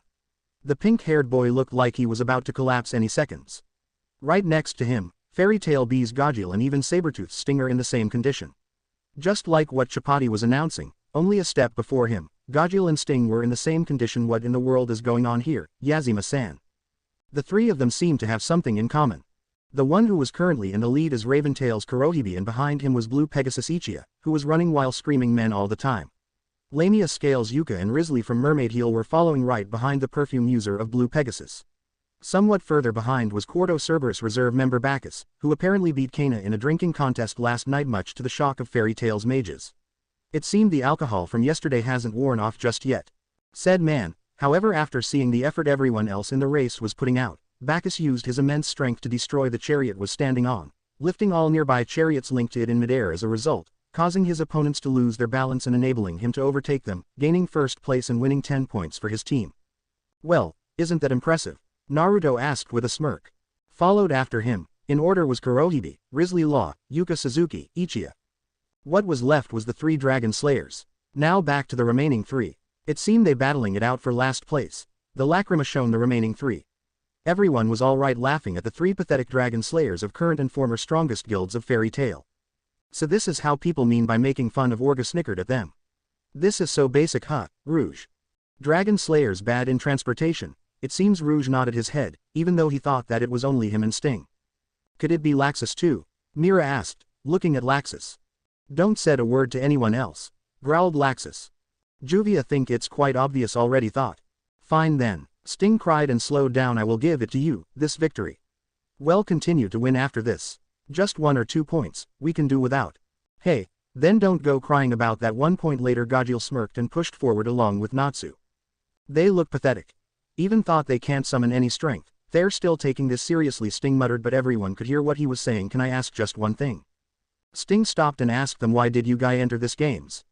This would be unthinkable for Fairy Tail in the past. Worrying about the strength of the guild or worldly thing like this. The Fairy Tail that I know, well, how to said, does thing at its own pace. Without worrying about others might thinks. For our comrades, Natsu growled as he fell, but continued to crawl forward for 7 years, always. They being waiting for us. No matter how tough it was, no matter how sad, even if they were made food of and protected the guild. The Fairy Tail's mages who was left behind during those 7 years started shaking and tears slowly forming at the corners of their eyes. For our comrades, well, show you. That proof that Fairy Tail has kept going, and that's why we'll keep moving forward. Natsu, they cried, with tears freely flowing down their cheeks. Comrades, huh, Naruto whispered before closing his eyes and made a small smile. The whole stadium was touched by his words, and the attitude they had for Fairy Tail started changing. Amazing. Fairy Tail A, Natsu 6th place. 2 points. Chapati cried. Fairy Tail B, Gajeel 7th place, 1 point. Good job. Naruto nodded his head before turning his eyes to look at Mavis, who was also looking at him with a soft smile on her face. Is this what you want to tell me this whole time? It was really something else, something he hadn't seen and felt for a very long time. Line break. After the second day of the Grand Magic Games event Chariot, the battle portion of the day began. Wendy returned after her full recovery and replaced Natsu, who was placed into the infirmary to rest for the moment. The first match of the day was decided, by the event organizers just like yesterday, to be between Team Raventail's Black Snake, Kurohybe, and Team Lamia Scales' Toby Horhorda. The gong was struck and the battle began. Toby immediately grew his nails and started scratching Kurohybe with his nails covered with Mahi Zoom Mega Courage. Kurohybe dodged all of Toby's attacks effortlessly and then threw himself backwards and disappeared from sight. The next moment, the Lamia Scales mage was shocked when he saw the sand started moving, only to be attacked by a sand spell, Sand Rebellion. Toby started attacking him again with his nails, screaming that if he wins then Kurohybe has to tell him his real name in exchange of telling him his big secret, after he was angered by the fact that Kurohybe wasn't a real name. Much to everyone's surprise, Kurohybe made the final attack, leaving the crowd in awe and Toby defeated. With Toby's defeat, Kurohybe asked him what his secret was. With tearful eyes, Toby responded that he couldn't find one of his socks even though he's been looking for it for 3 months. He then started crying because he couldn't find it and he couldn't tell anyone. Kurohybe pointed at his chest and Toby noticed the sock hanging from his chest as a necklace. He started crying of joy and called Kurohybe a good guy. Kurohibi then stretches his hand towards Tobi, only to take his sock from him and ripping it apart. How cold. Naruto chuckled with one of his arm around Urza's waist to hold her back from attacking Kurohibi right there while Tobi was crying in despair. And with that, the second match of the second day was commenced. Well, let's compose ourselves and move on to the second match of the day. Chapati cleared his throat and started announcing Quarto Cerberus, Bacchus. The drunk mage appeared on the fighting ground, waving his hand to the crowd with a gourd in his hand against Fairy Tail A. Huh? Urza asked. That guy is the one who is on par with Urza. Gray said with a hint of nervousness in his tone. What'll we do if it's Natsu? Lucy asked, turning her head to look at Naruto. Smash him up, of course. Naruto shrugged. Against Fairy Tail as Naruto Uzumaki. And the crowd exploded with excitement.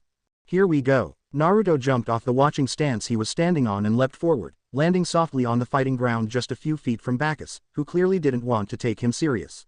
He was lying on the ground with a bored look on his face. Go Naruto-kun. Mira cheered along with the rest of Fairy Tail. The crowd was also cheering for him. They all saw his performance during the hidden game yesterday and was excited and eager to see another amazing one today as well, especially when Bacchus was a very strong S-class mage. Oh, you're that guy who can duplicate himself yesterday. Bacchus supported his head with his hand, smirking at Naruto. How about we make a bet like those guys just now? Naruto raised an eyebrow at that. Your guild has some real beauties right there, like Urza, that Mirajan girl. Bacchus smirked widened. If I win, lend them to me for a night, both of them at once. Fairy Tail was screaming in anger for his declaration while Urza and Mirajan flinched in shock at what they just heard. Bacchus then reached his hand out and picked up his gourd, saying, and if you win, let's see. Isn't Quarto Cerberus an all-guys guild? Naruto interrupted his speech by saying, the oblivious, well, I cannot imagine how hard for you guys to spend every single day in a guild full of muscular guys without meeting any women other than during missions. He said tauntingly, you guys must be hungry for a woman's touch, don't you? He then clicked his fingers like he just came up with a brilliant idea. Oh wait, with the kind of clothes you're wearing, you guys must play gay with each other all the time, right? In order to fill the void only a woman can fill, right? He then nodded his head. No wonder why you asked for real beauties like Urza and Mira. Quarto Cerberus members' jaws dropped in shock with their eyes widened in horror as they were outright humiliating in front of the entire Domus Flow, possibly the entire Fury as well. Bacchus' face was red with anger, as well as embarrassment. His sense of humor is quite terrifying, as always. Mira said with her cheek leaned against her hand. She was quite happy that her beauty was commended by Naruto, even if he also talked the same thing about her best friend, Urza. You, Bacchus pointed his hand at Naruto. You're quite an interesting guy, aren't you? He asked with one of his eyes became bigger than the other. Oh, stay away from me, pal, I've a girlfriend, you know. Naruto took a step back with both his hands held out to defend himself, making the whole stadium bust out in laughter, some even cursing and wondering that he already had a girlfriend. But then Naruto stood straight up and tightened the headband around his forehead. Well, enough is enough, you win, I give you the girls. Urza and Mira looked like they were just smashed in the head, especially Mira. But if I win, the name of your guild going to be Quarto Bitches for the rest of your life. Pooh. Bacchus' cheeks puffed out as he tried to hold his laughter in. What? The other member of Quarto Cerberus cried out in shock. Mark my words, the rest of your life. Naruto smirked and cracked his fist around. Don't get so cocky just because you can defeat a few weak mages. Bacchus smirked and got into a stance with his body crouched low and his arms outstretched while Naruto just stood completely still. Urza, what is that? His magic? Gray asked, turning to Urza who had fought multi-times with him in the past. His magic type is a type that focuses magical energy into his hands. It's a relative orthodox magic, Urza said with a serious tone. However, the secret of his strength is mastery of a martial art that allows him to use that magic to its fullest potential. It's called the Hikisho, hanging chop fist. It's a martial art that uses special stances to make particularly effective use of palm strikes. But what is even scarier is that he added some improvement to that and created a drunken hanging chop fist. Drunken? Like with booze, you mean? Gray asked. Yes, it's impossible to predict the drunken falcon's attacks. Urza nodded her head. On top of that, the destructive power is enchanted as well, which is a part of the key for him to victory. Urza then pointed to the gourd on the ground. Even more so, it seemed he decides to fight Naruto without drinking a single drop of alcohol. Is he even takes this fight serious? Lucy asked in shock. He believes he can. Why? No, he knows that he can win. Urza hardened her eyes. So far, when I sparred with Naruto, I could see that he relied more into his magic than fighting style, which was a combination of various style, a freestyle fighting style to be more specific. Urza explained he has great speed and strength, Bacchus also has that as well. It will take Naruto more than just that to defeat him. Fairy Tail's members gasped in shock. They knew better than anyone to judge Urza's judgment, as she was one of the people that trained with him. Maybe it would be the first time they could see him at the defensive side of the fight. But he has that sand defense of him, right? Marco asked. There is no way Bacchus could push through that kind of defense. Possible, but Naruto isn't someone who will take that kind of advantage when he faces an opponent. Mavis smiled, even though he never played fair to begin with. All the while, Naruto had heard what Urza was saying with his enchanted hearing, but instead of worrying like everyone thought, he was smirking. He could use sand to protect himself, but where was the fun in that?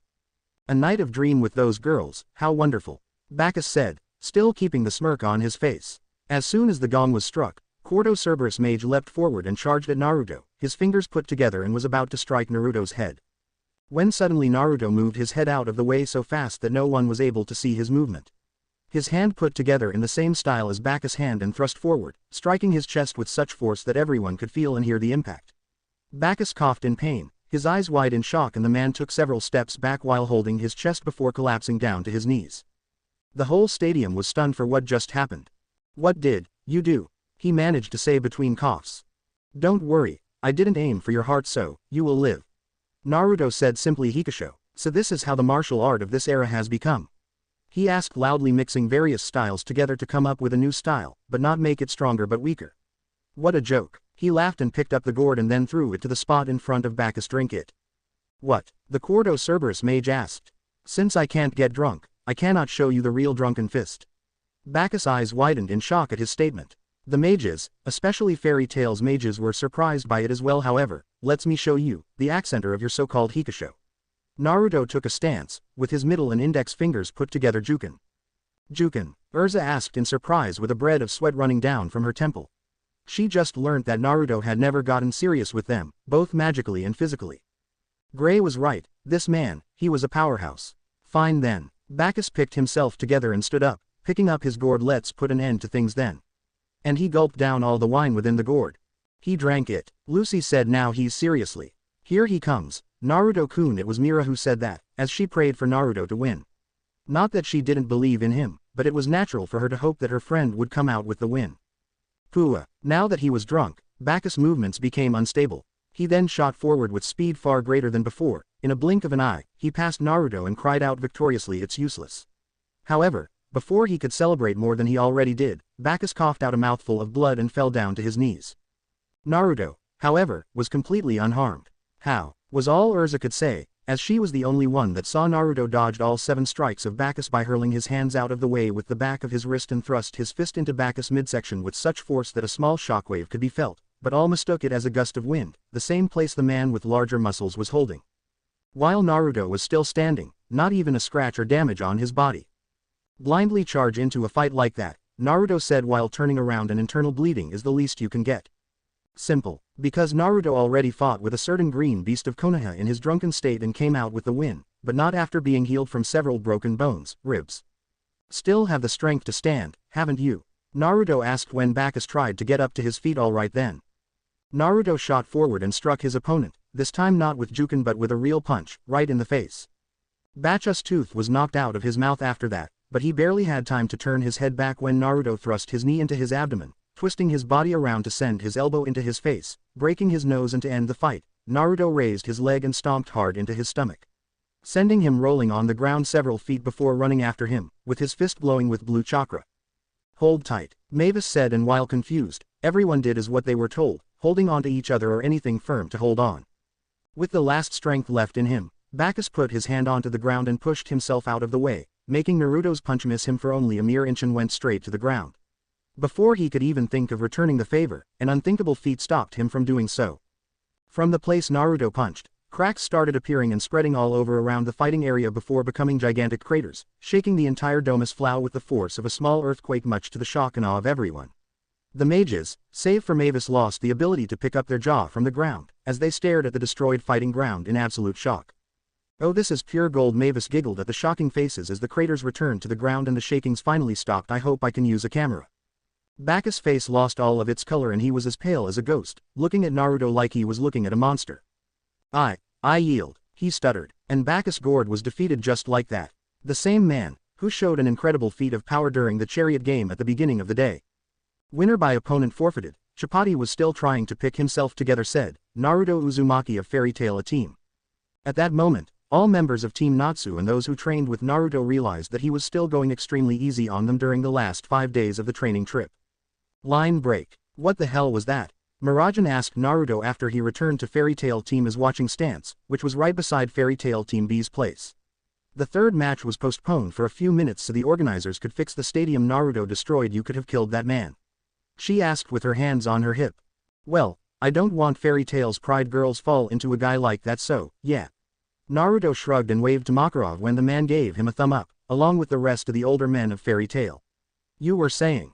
At least, hold back at that final attack. Urza hit his stomach with the back of her hand. Unlike before, we don't have that kind of money.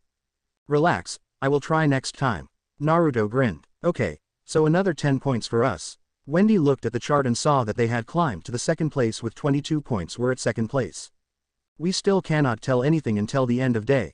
Naruto put a hand on Wendy's shoulder and shook his head. Let's watch the other teams and cheer for B team for now. Okay. The girl nodded and returned her attention back to the stage, which was fixed and looked as good as new. Sorry for keeping you waiting. Now let's get ready for the first battle of day 2, Chapati yelled as the crowd cheered and 2 names appeared on a giant screen: Mirajan Strauss of Fairy Tail Team B and Jenny Relight of Blue Pegasus. Damn, look at them. Naruto chuckled as the crowd went even wilder than before. The organizers sure know how to make interesting matchups. He then turned to Mira, who was about to leave. Oi Mira, good luck. He didn't know if he could pick a side in this fight. One woman was his fellow guildmate and the other was his girlfriend. It would be better if he kept his mouth shut. Thank you, Naruto-kun. Mira smiled and headed down to the arena just like Jenny. So, what do you guys think about this? Naruto asked. Jenny was also an S-class mage of Blue Pegasus, the same rank as Mirajan. He had also never seen the white-haired woman in action before. Wendy smiled. I think Mira-san's going to be just fine. She is really strong after all. If not wanted to say also really scary. Jenny's going to get a lot of crowd support. Lucy spoke up. I heard she is the currently #1 on Sorcerer Weekly's hottest girls in Magic list. Guys go a little nuts over her. Oh, is that so? Naruto nodded his head. He didn't read Sorcerer Weekly that often, but he knew that guys literally lusted after his girlfriend the whole time. Rumor has it she idolized Mira, so much that she modeled her career after her. Urza crossed her arms and added into Lucy's speech. Wait, don't tell me you're also into these kinds of hot girl list, Urza. Naruto said teasingly and dodged a hit to the back of his head from the feisty woman. Mirajan and Jenny stood facing each other, both keeping the confident smile on their face. Come on, Mirajan-san. Wendy shouted out, cheering for her guildmate. Fight with everything you got. But then, her mouth dropped open in horror as she saw the battle. What's going on here? Oh, I see. Naruto face-palmed and shook his head side to side, couldn't stop himself from laughing at what was going on. Meanwhile, Makarov, just like any male within the stadium, were staring at the scene with hearts in their eyes. Get a hold of yourself, master. Romeo said with a sigh. How this? Mirajan smiled seductively with her face dusted pink, already in a 2-pieces orange bikini with white flowers patterns. She was kneeling on the ground with one of her left arm putting underneath her breasts and one hand holding her right girl, pushing them up and making her breasts look even bigger than before. And this? Jenny retaliated with a similar tactic, running her hands through her hair and pushing her chest out to increase the greatness of her large breasts in her own blue swimsuit. The crowd was going wild, now that the female finally joined the men, crying out excitedly at the sight of their idols in swimsuits. What the hell is going on? Gray exclaimed in pure shock. Mira-san, Wendy muttered with tears in her eyes. She was feeling down by the sight Mira and Jenny's voluptuous body. I guess since they're both former pinup models, an irregular rule turned it into a cheesecake showdown. Urza sighed. Like this. Mirajan made another sexy pose with her hand holding up the front bangs of her white wavy hair, bending her back to show off her ass. Her bikini was changed into another bikini suit, this time it was a bluish one. Hi, Jenny countered with a leopard print bikini, her thumb slightly pulling the bikini top down to expose more fleshes. Man, I bet Ero Sennin will die of blood lost if he can see this. Naruto grinned. He wasn't unfamiliar with the sight of Jenny in her swimsuit, after all he was her bodyguard for 3 months. But Mira's body was on a league of its own as well, especially when she was in those revealing swimsuit. They do this kind of thing in the battle part, too. Wendy wondered out loud. I imagine this involves a special rule, Lucy reasoned. Or at least, I hope so. As expected, quite impressive. Jenny noted, smiling at her opponent. It's been a while since I've done this kind of thing. Mirajan admitted with a nod of her head. I didn't think you'd agree to do a pinup idol showdown. Yeah, well, I am not too fond of slugfests. Mirajan confessed truthfully. If we can resolve this peacefully, all the better, right? Oh, the former swimsuit model colleagues. With both of them employing transformation magic, this is like a dream come true. Chapati cried now, girls, let's hold it. However, before the announcer could continue, Dita of Mermaid Heel declared, as she, Arena and Risley leapt into the arena in their swimsuits. It won't do to let these little girls get all the attention. When it comes to strength, as well as beauty, Arena added, the trio landed and made sexy pose. Mermaid Heel is number one. The three women chorused, winking at the crowd. Stop right there, Sherry announced as she, her sister Shelia entered the fray in their own swimsuits, hugging each other. You people don't have enough love. If you think you can please the crowd just by posing in swimsuits, you're gravely mistaken. It's all about love. Without love, you can't beat us, Shelia finished. This is no time to just sit back and be impressed. Mavis reminded them. But I didn't bring a swimsuit, Kana stated, even though she was wearing one right there. Don't worry, Mavis smiled and made a lot of swimsuit appear on the air, falling down to the girls. I anticipated that, so I came prepared with enough swimsuits for everyone.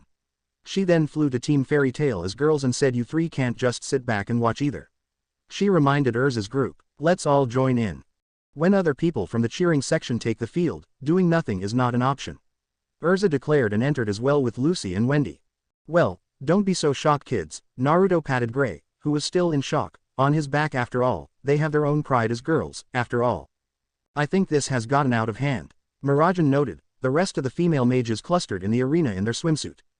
Well, it's not bad as a fun little stunt, Jenny remarked, smirking. Know what I expect at the second day, but hey, isn't this entertaining? Naruto asked with a sly chuckle.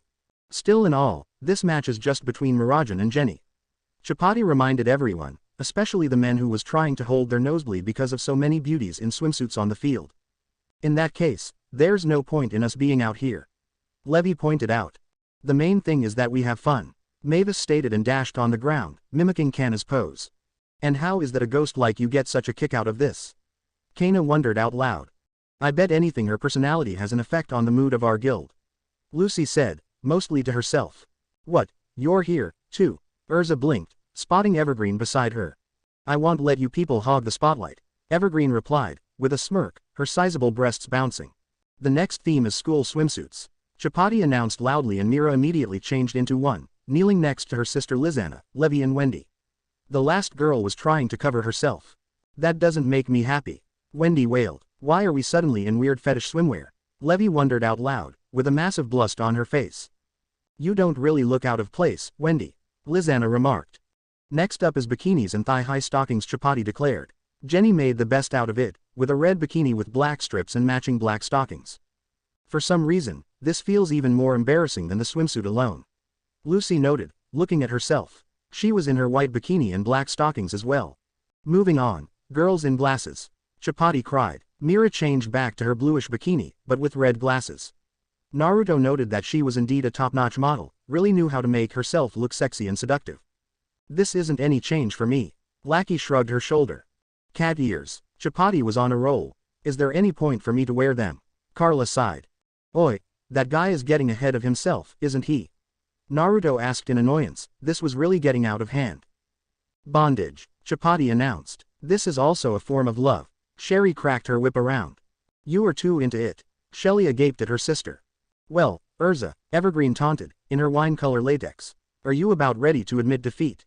Did you say something? Urza retorted, brandishing her whip around in a SM play clothing. I lose, Evergreen conceded and bowed her head in defeat. The next theme is wedding dress, Chapati declared. Prepare a partner and get into bridal gear. Immediately, the other contestants immediately parted away, not wanted to be a part of this at all. The crowd couldn't stop themselves from crying out in disappointment. This left Jenny and Mira the only ones left within the arena, already geared up in wedding dresses.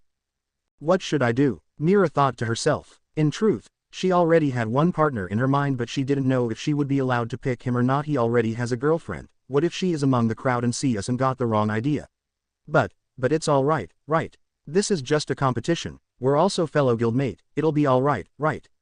Should I risk expose our relationship like this? Meanwhile, Jenny was also in her own train of thoughts. We have been dating for 3 months now. Maybe this is the right time for everyone to know that I already have a boyfriend. But we're in the grand magic game. What if everyone has the wrong idea? Wait, Sherry and Ren-kun is engaged, right? But Sherry isn't participating. Please choose your partner, ladies, Chapati reminded them, pulling the two out of their own thoughts. Who are the lucky guys? Okay then both Jenny and Mira took a deep breath before turning to the same direction, calling out loudly at the same time, Naruto-kun, come, eh. They turned to look at each other with their eyes widened in surprise. Every single person within the domus flow turned their head to look at Naruto Uzumaki, who was looking around with a puzzled look on his face. Me. Naruto pointed at himself before holding both of his hands out. Wait, I think I will pass. Lucky bastard. Excuse me, what do you mean Naruto-kun? Jenny asked, glaring at Mira. Who is he to you? She asked. We're fellow guildmate of course. Mira shook her head, trying to deny that she shared a special relationship with the new member of Fairy Tail. But immediately after that, she returned Jenny's own glare and asked, what about you? What is he to you then?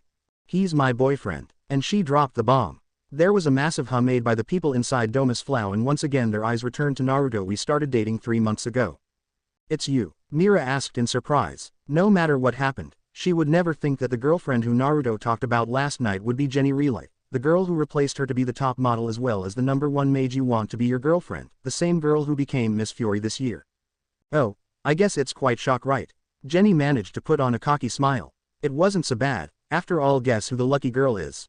Maybe she just found something to make her better than Mira. TCH, don't get ahead of yourself, Jenny. Mira gritted her teeth, surprisingly enough for her, in jealousy. Oh, are you jealous? Jenny giggled teasingly with a hand covering her mouth. From playful to serious, it seemed it wasn't the time for competition like that anymore. I think playtime is over, isn't it? In a flash, her wedding dress disappeared and was replaced with her purple dress. You bet it is. Mira nodded her head and did the same to her clothing. Naruto, meanwhile, sighed in relief. It would be very troublesome if he was forced to pose with them, especially the part where he need to change into a tuxedo or something like that. Why don't we go with the flow of the previous matches and make a bet? Jenny suggested. Good idea, Mirajan agreed. She was more determined in defeating Jenny more than ever. What are the stakes? How about the person who loses has to appear nude in the weekly sorcerer? Jenny laid down the terms, making the crowd gasp in shock. She learned that the 3 judges preferred the younger girls more during a dinner meeting, and Mira hadn't aged for 7 years, meaning that she was younger than her. Plus, Jason definitely wanted Mira for his magazine. Sure, why not? Mirajan smiled. Wah, what kind of unbelievable wager has been made here? Chapati cried out. This is my battle form. Jenny changed into her battle suit. In this form, her head was covered by a ruffled dark headband which was attached to conical ear protectors which jut out and backwards. Her torso was covered by a dark battle suit with light edges, splitting in 2 main parts. A revealing shirt exposes a fair amount of her cleavage and her belly, while her legs were covered in similar, tight-fitting pants leaving the inner parts of her thighs exposed. The 2 pieces were joined together on the front by 2 thin, dark straps, creating an X in correspondence to Jenny's abdomen, each of their edges secured by thin, light bolts, while on the back the shirt and pants became one, with a thong-like garment covering her bottom leaving the upper central part of it exposed. She sported light gloves extending up to her shoulders, each secured by a series of buttons on the inner part of her arms, which possessed metal plating in correspondence to her hands and metal bands on their upper edges. Every arm had the above-mentioned part linked together by a thick, dark cord, solidly remaining arched and not hanging down, similar to a hosepipe. Her legs were covered by armored thigh-high boots, sporting distinctively large upper edges protruding upwards, as well as metal high heels. Jenny's neck was hidden by plate armor that extends on her shoulders in the form of rounded pauldrons and up to her chin, with 2 peculiar protrusions hiding her ears away jutting outwards, getting smaller as they get farther from her face. Then it'll change into mine. Mirajan started to power up. We went with the flow of previous matches and made a bet, so maybe it'll be okay to keep going with that flow and finish this with a little dust up. She won't. Urza gaped when Mirajan started to transform. She did. She sighed, Mirajan appearing in her Satan soul, C3 form seconds later. In such form, Mira became taller and more massive, with her facial features and expression changing accordingly and gaining a sinister look. She gained a fair amount of thin markings on her arms, as well as much longer and scruffier hair, jutting outwards in many spiky, rounded tufts, with even her signature tied strand becoming longer. Her torso and part of her lower body were covered by a revealing dark overcoat with light edges, which was torn in its lower part and revealed a fair amount of her cleavage, being left open on the front and having the parts covering Mirajan's chest linked to a high, wide collar. The coat came with notably squared short sleeves, with their outer parts extending on her arms in a spiky protrusion, vaguely reminiscent of pauldrons due to their sharp shape. The open coat was circled and secured to Mirajan's abdomen by a light belt passing just below her breasts, closed by a simple buckle, while a similar though mildly larger belt circling her waist held up a light garment, covering the back and side parts of her coat. Hanging from her shoulders was a large dark cape, possessing torn lower edges not unlike her coat. Armor plating went up from Mirajan's neck, forming 3 spikes on her chin and extending to cover her ears, flanking her face, with 2 large, armored horn-like protrusions jutting outwards at its sides. Mira's forearms sported armored gauntlets. Her legs appeared to become covered in large, dark tattoos, resembling the shape of thigh-high boots. Such markings might as well be motifs present on a pair of long, skin-tight pants, given the similar appearance of the signs hiding Mira's groin from sight. The most distinctive element of this already peculiar transformation, however, were her feet. These were completely obscured from sight, and her calves instead end in a sea of sharp flames, enveloping the ground in the immediate area around Mirajan, with their tongues reaching up to the upper back of the S-class mage in height. Each leg also had 4 small, light vertical lines placed one near the other on the front, where the feet themselves were supposed to be. Whoa! Naruto gasped in amazement alongside with Wendy and Lucy. So, that is Satan's soul. Demon, Mirajan Citri. Urza nodded her head, a smile made it to her face. As far as I know, it's the strongest Satan's soul, the queen of all demons. I accept it, you bet, Mirajan declared. Now I want you to accept my power. Okay. Without warning, she charged at Jenny and brought out her claws, intending to end the fight in one hit. However, she didn't expect Jenny to grab her hand by linking their fingers together and brought her other fist back, enchanted it with multi-mechanical part and punched Mira right into her face, catching Mira off guard as well as everyone's surprise. But she didn't stop there and kept on punching Mira in her face. The speed of her punch increased before a missile launcher was constructed on her elbow. She then activated it, unleashing a high concentrate amount of flame to increase the speed and force of her punch before punching Mira in the face one last time, sending her back across the field before Mira regained the control of her body. With the hardness of her demon skin, she was unscratched from Jenny's surprise assault, but she did feel the force of the last punch, something that never happened before when she was attacked in this form.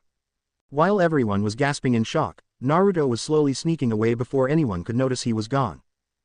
How? Mira asked in shock. Citri was her strongest form, and yet, even Blue Pegasus was surprised by this sudden show of strength from Jenny. If you're the queen of demon, then I am the queen of machine, Jenny declared proudly, pointing her hand to Fairy Tail. Team of Fairy Tail, don't get full of yourself that you're the only one who was trained by my boyfriend. What? Fairy Tail cried out in shock before Makarov turned to Tima with an evil, furious eyes. Damn you Naruto, you traitor. A moment ago, he was sure that Mira could win in one single hit, and yet Jenny had proven otherwise by saying that Naruto had trained her. But then everyone realized that the blonde was no longer there.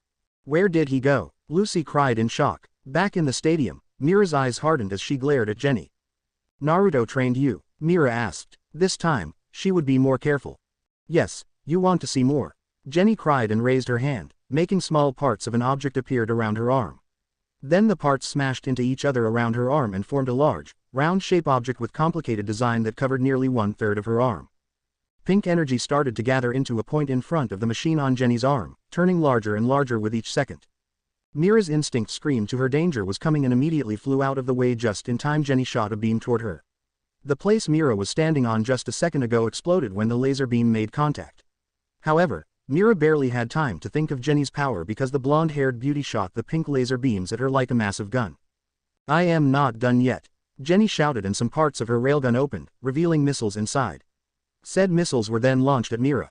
The Citri demon dodged again, but widened her eyes when the missiles made a sharp turn and followed her. Heat-seeking missiles, guess who is the hottest chick around here? Mira growled and hit the missiles with her fists, which then exploded and knocked her back slightly. It seemed her takeover form specialized in the creation of machinery via alchemy. Mavis nodded her head. I can't believe it. Lucy was gaping in shock at the sight of Mirajan, who was as strong as Urza, being pushed around like that. That kind of strength came from training with Naruto? Gray asked through gritting teeth. If what she said was the truth, then Mira in big trouble. Urza said seriously, Naruto could teach us so much in just 5 days, and yet the two of them have been dating for 3 whole months. If Naruto really trained her all that time, then she could be even stronger than Ichiya now. It was hard to imagine a normal mage who was more about beauty like Jenny could become. You're strong, I can see that, Mira said and increased her magical power, but do not think that I will give up this fight that easily. She shot forward and raised her leg to kick Jenny, who constructed a big shield that was as big as herself to protect her. Even after that, she was knocked into the air by the force. Jenny, while in the air, quickly created rocket boots around her legs and kept herself in the air with them. Realizing that Mira wasn't going to end her assault just yet, the Blue Pegasus mage constructed a pair of massive metal gauntlets and flew down to attack Mira, increased the speed of her rocket boots to the fullest to match the demon's speed. Amazing. From a swimsuit contest, it turned into a battle of strength. Chapati cried out as Mira and Jenny became nothing but blurs in the air, smashing into each other several times before parting away, only to smash into each other again. The force of the attacks they landed on each other were strong enough to create small shockwaves that could feel by the people underneath, but there is only 5 minutes left. Who is going to come out with the win?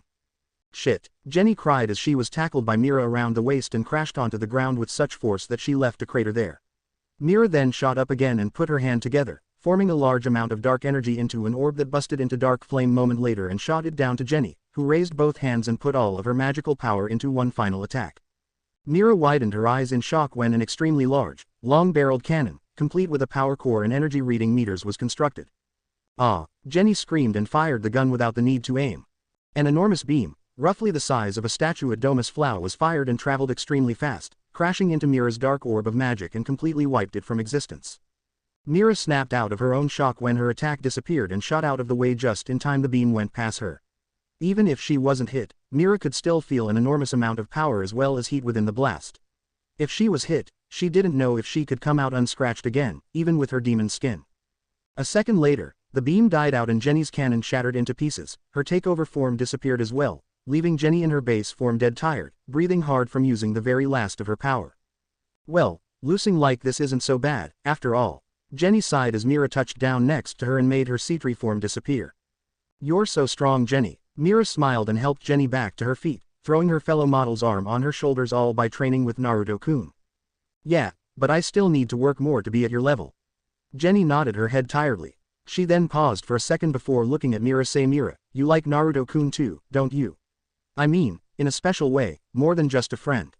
Mira remained silent, but was enough for Jenny to know the answer for her question. I knew it, I mean, who don't? You're right, maybe I have some feeling for him already. Well, don't expect me to share. Mira glared at Mira, but her glare wasn't that effective with her tired eyes. He's mine. Well, then you better try harder to keep him for yourself. I might snatch him from you any minute, you know. Jenny was about to make a comeback, but Mira placed a finger on her lips and said with a small giggle, also, I look forward to seeing you in your birthday suit. Please don't mention it again. Jenny smiled nervously and let Mira get her inside. Victor, Miragen, Naruto, who was sitting on top of the east statue of Domus Flow, nodded his head with a smile. Line break. As soon as she heard her name get called, Yukino made a silent promise to herself that she'd give it her best shot. If she lost, it meant she wasn't worthy of the title of Mage of Sabretooth. She sighed. It had been her lifelong dream to join Sabretooth, and today would be the deciding factor. Would she sink, or would she float? Luckily, she was feeling inspired from Lucy Heartfilia's battle yesterday. Flare didn't have a chance against the raw power of the Zodiac. It's what made Zodiac key wielders so powerful and dangerous opponents. But even she knew that Kagura was way out of her league. She'd be lucky if she was knocked out right away. As she walked out onto the field, nervousness racked her body and her pale hands were clammy and soaked with sweat. She wiped them on her skirt, trying to let her nervousness subside. But the battle would start before that would happen. It is your bad luck to be standing before a member of Sabretooth, Yukino said, almost arrogantly. She brought the key of Pisces, letting it glow as the gate was ready to open with just a few words. Huh, Kagura said, looking at the key. A golden key. Open. Gate of the Twin Fish. Yukino said, Pisces. Pisces came out of their gate in battle mode, their fishy forms that were very similar to an eel's, not a fish. Why it was the gate of the Twin Fish and not gate of the eels, Yukino never could understand. They were black and white, almost as if they were yin and yang, an ancient concept of the Minstrelian people who lived to the east of the people of Fury. Kagura dodged as they attacked, her eyes closed. Yukino was shocked. Kagura was more powerful than she had anticipated. What a waste. If you're so good at dodging, then all I need to is ground you. Yukino said, bringing out Libra's key. Open. Gate of the Heavenly Scales, Libra. 2 gates. Just like Lucy of Fairy Tale from yesterday, Yukino must be a powerful celestial wizard. Maintaining 2 gates is no easy task. Chapati said, which made the crowd scream and shout in excitement. As Libra appeared, the crowd went wild as they saw her revealing clothing and womanly figure.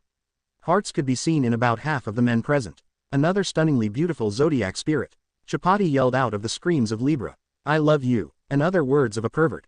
Yajima said, she's a sight for sore eyes. Jason, that day's guest announcer, yelled out, Gate of the Scales, cool. Yukino resisted the urge to roll her eyes. Libra, alter her gravity. As you wish, Libra replied, moving her hands up and down, making Kagura fall to the ground. She was being pushed down by a multitude of pressure, the result of a gravity change.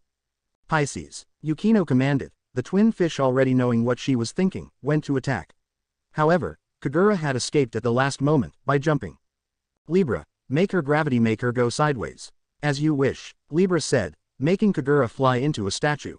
Ouch, she was only able to escape the celestial spirit's gravity altering for a short time. Chapati yelled out, Kagura is pinned to the statue. What a pinch. Jason was going crazy in the stands, to the point of standing to the table and screaming out gravity is cool. Yukino decided, Pisces. Pisces fell to the ground. Yukino's eyes widened in horror. Libra fell to the ground, saying I can't move. She was crouching and looked like she was in pain due to the pressure of gravity. I see, Yukino murmured. Her plans of winning with Pisces and Libra crashed down. Kagura hit both spirits with her sheathed sword, knocking both of them down. Pisces, Libra, go back, Yukino said as Kagura hit the ground. You're going to make me open the 13th gate? Yukino questioned her opponent. Kagura looked shocked, her eyes opened widely. Yukino brought a black, oddly designed key. Opening the 13th gate, that means you're out of luck, Yukino said. Whenever she used this key, her opponent always fell before her.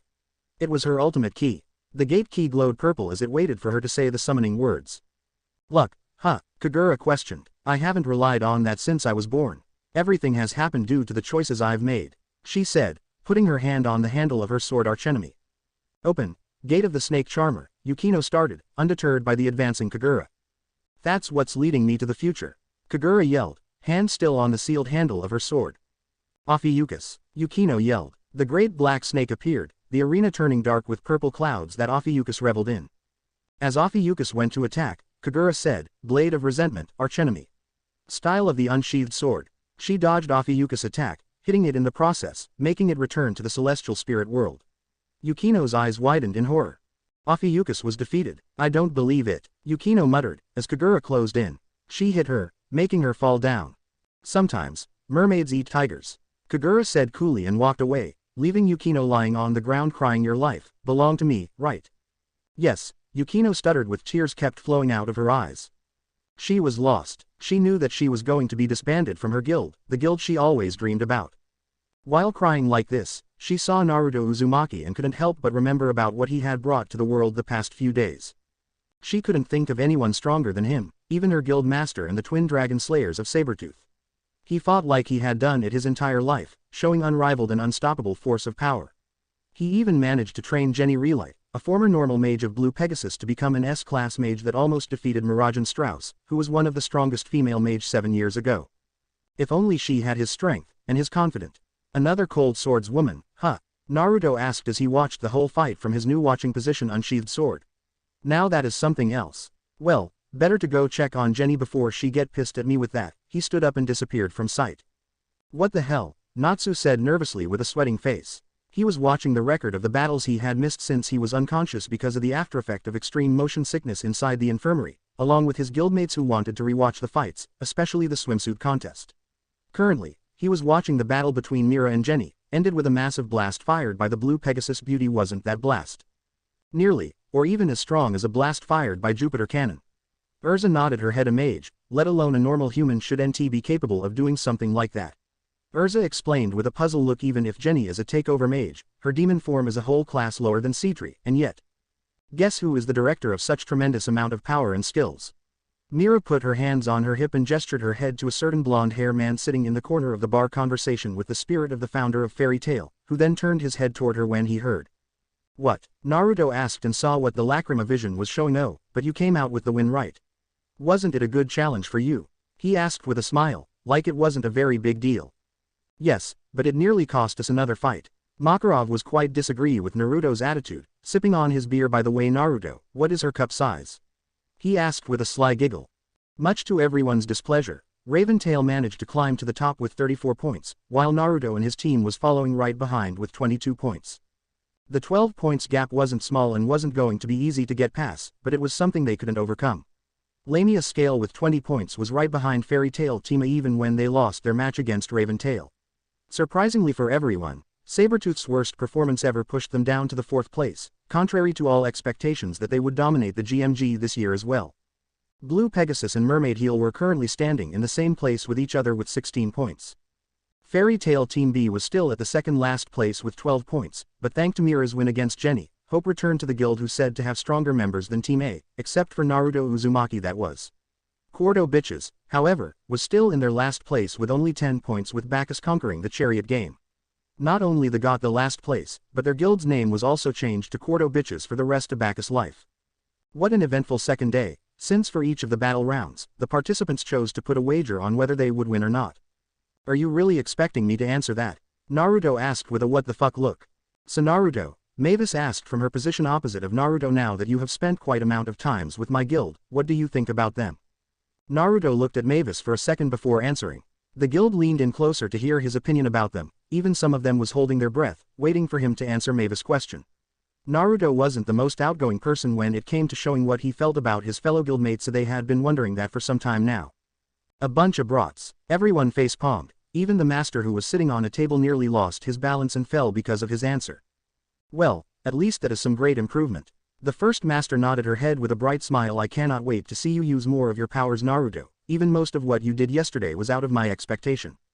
Well, some of my old friends told me that I am unpredictable, Naruto shrugged. Plus, guys like Rufus or Bacchus weren't that strong, so I don't think that I am strong just because I can defeat them. Say the guy who destroyed the whole stadium with one single punch and trained a chick to that level of power. Gajeel spoke up from the counter, throwing a spool into his mouth much to the shock of the bartender. How did you do that anyway? I know that you're stronger than the brute guy like Salamander, but crack the whole stadium. That is something else there. Can you teach me how to do that? Natsu and his cat asked with a hopeful tone. Please. His eyes sparkled. Even if I teach you, Natsu, I don't think that you can do.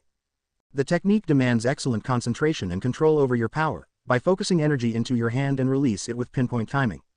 I guarantee that someone as impatient as you are won't be able to do it.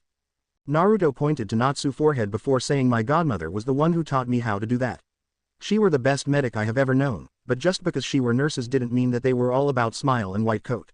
A small smile made it to his face as he remembered the memories of Tsunade. She could send me flying with just a flick of her finger and crack the ground in front of her with the same thing, and it was just a very small amount of her real strength. Seriously? Natsu asked in shock. Around him, everyone was feeling the same thing. Don't worry, she's dead, so I am currently the only one that can knock your skull in with a tap. Naruto said it simply and turned his eyes away from the rest of the guild, cause he knew that they would start looking at him in sympathy. Clearly they hadn't learnt that he didn't need such thing like that. By the way, the current master caught into his hand to change the topic, saving everyone from the awkward moment. Do you guys have any plans for tomorrow? Team A has decided that I should be the one who will fight in the mystery game tomorrow. Urza spoke up with strong determination on her face. I won't disappoint you, master. I see, with Urza there then I am sure that Team A will surely have another victory tomorrow. Makarov nodded his head while holding up his beer. What about Team B? I will. Kana spoke up from her own place, drinking barrel after barrel of beer. Mistogen won't fight tomorrow, so I will become their reserve member. She put another barrel to her lips and continued drinking.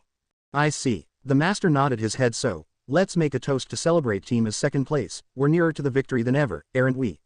The guild cheered out and grabbed their beers. The party was started shortly after that. Later that night, Puha, I sure ate, Natsu said with a very satisfied tone as he held his slightly swollen belly, walking back to one of Fairy Tail's lodges with Naruto, Wendy, Lucy and the two blue and white exceeds walking before him. You ate too much, Carla said with a monotone, pointing her paws at Natsu. You too, Happy. The white cat turned to her fellow exceed. I am full too, Happy meowed happily, having gotten for himself 3 tuna fishes in total. How could a small cat like him eat 3 big tuna fishes? Naruto didn't know.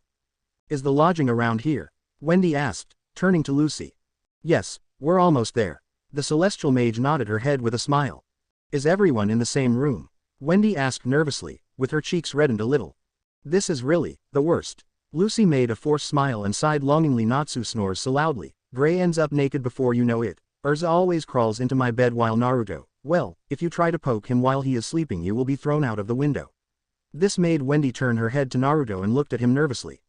The man was walking right beside them with a small notebook in his hand, taking note of something. Now that you mention it, where is Gray and Urza?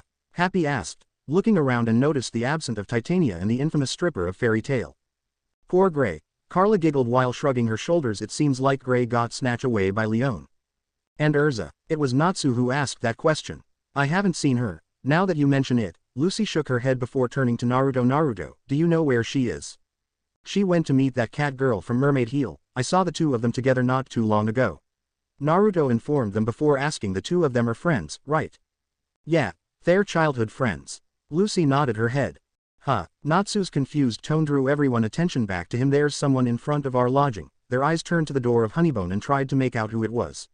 Naruto, however, with his sight could immediately recognize that person. That was the girl who lost her match miserably after wagging her own life with an opponent clearly way out of her league. There really is. That person is. You guys have such a good eyes. It took Lucy a few seconds to make out who it was. It was Yukino Aguria, the celestial mage of Sabretooth, standing in front of Honeybone Lodge with her eyes filled with sadness. Line break. Business? Lucy asked in confusion, staring at the girl who was sitting on the sofa in front of her with me. Naruto had put his notebook away and decided it would be wise to listen to what Yukino was about to say. Yes, Yukino nodded her head. I have important business with you, Lucy-sama. What is Saber trying to pull this time? Natsu asked with a growl, making Yukino look at him nervously. Naruto then appeared beside him and put a hand on the top of his head and pushed it down. Hey. Sorry, this guy have made it personal with Sabretooth. Naruto chuckled. Not all of us is like him, though. Why don't we at least listen to what she has to say? Wendy nodded her head in agreement. Thank you, Naruto-sama. Yukino nodded her head gratefully at him. No need for the honorific suffix. Naruto shook his head with a small smile as Yukino turned her attention back to Lucy. This may be a rather bold request, but, Yukino said, pulling something from her pocket and putting it on the table between them. She then took her hand back and revealed her two golden keys, much to Lucy's surprise, the key of the paired fish Pisces and the key of the heavenly scale Libra. She continued. I'd like you to take the two of these, Lucy-sama. Everyone, especially Lucy, looked shocked by her request. Even Naruto was looking at the girl in surprise. That's impossible, Lucy replied, looking at Yukino. I can't take them. When I saw you on the first day, I decided that after the games had ended, I would give you these keys, Yukino said, closing her eyes. The games haven't ended yet, Natsu said, looking suspicious, crossing his arms on his chest. Have they? My games have ended, Yukino replied. Minerva-sama will probably be added in my place. With this, the strongest 5 that changed Sabretooth have been gathered. So then, Happy said, remembering what Max said about the strongest 5, the ones who Sabretooth's master gathered a few years ago. Very strange but very capable mages. They were Rufus, Orga, twin dragon slayers Sting and Rogue, and lastly his own daughter Minerva. You weren't part of them, huh? Carla ended. I was just a substitute for Minerva-sama, who was in the middle of a job, Yukino explained, gripping her hands tightly. But why? Wendy asked, looking confused. These stellar spirits are precious to you, aren't they? Precisely for that reason, Yukino replied. These stellar spirits will be happier, as well as me, if they're entrusted to Lucy-sama, who is a far more outstanding stellar spirit mage than me. Her eyes saddened for a moment. That's quite a happy request, Lucy made a nervous smile, flustering. But for me. You have already gathered 10 of the 12 golden keys of the zodiac, Yukino said. With these 2 keys added, Yukino looked at Lucy, her face more serious than ever. The 12 keys will have been gathered, she said in a serious tone. The gateway that changes the world will open. However, it was Naruto who ended that statement. You know about that legend too, Naruto-sama. Yukino looked at him in surprise. Yeah, I read a lot of books on Tenryujima. He shrugged his shoulders when the fairy tales mages turned their head to look at him. I see, Yukino nodded her head before lowering it. The gateway that changes the world. Lucy asked in awe, what does that mean? Like I said, it's just an old legend. Yukino paused for a second before continuing. I don't understand the meaning of it, either. You might have noticed this already, but the number of stellar spirit mages has decreased over the past years. Even the one mage from our guild lost his magic. There was that Zentopia incident some time ago, as well. We might be the only 2 stellar spirit mages left now. She then smiled at Lucy. You are one that loves and is loved by stellar spirits. You should carry the 12 keys and walk together with these spirits, Yukino finished, looking at Lucy. Sorry, Lucy said, surprising Yukino. But I can't accept them. Lucy gave the shocked Yukino a smile. Stellar spirit magic is a magic of bonds and trust, she explained. There's no way that owners can be switched so easily. This wasn't an easy solution come by, Yukino said, exhaling the breath. Lucy asked, looking at Yukino, who stood up. I figured you would say that, Yukino explained, smiling at Lucy. When the time comes, the 12 keys will naturally be reunited again. Lucy smiled at her. It'd be nice if we could meet again, Yukino said as she bid them farewell and left the place. Yukino pulled her bag and walked in the streets, wondering where to go next. Though before she could come up with a place to go, she heard a voice. Hey, it was right behind her. Wait a second there. Yukino turned around and saw Naruto walking towards her with a small smile on his face, his hands in his pocket. Yo. Naruto-sama, she said, shocked to see him here. What are you doing out here? Just wants to make sure that you can get to your place. Naruto smiled at her. I cannot let a lady like you alone in the middle of the night like this. It was only his natural, alright. He walked Mira home multi-times before, even when he wasn't very familiar with her to begin with. While it might be not his business, he couldn't let a girl like Yukino alone in the dark like that. You went to all that trouble of chasing after me just for that, she asked, her voice trembling. It's because you looked so gloomy, Naruto replied. I thought that maybe ID made you feel bad because you lost against Kagura and all. No, she said, trembling. I am sorry. He was about to say something but stopped dead when Yukino started crying. Hey, what's wrong? Naruto asked with a soft and comforting tone, approaching her. I can't take it anymore, she cried as she fell on her knees, crying into her hands. The only people who ever treated me like this was my sister. Naruto just stood there, listening to the girl as she pouring her heart out. I always looked up to Sabretooth, Yukino continued, still crying.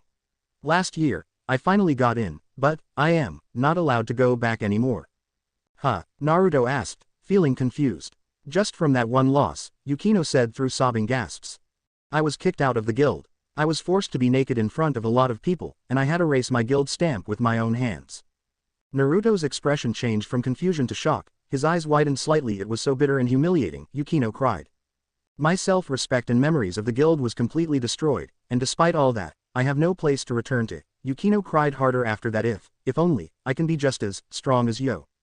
You are, Naruto-sama. She looked at him with tearful eyes. The moment I saw you at Naruto-sama at that hidden game, I feel more courage within me. When I see you defeat Rufus-sama, who is very strong, it makes me feel like I can accomplish something if I try my best. It makes me feel like I am worth something. I am so ashamed of myself to feel such way.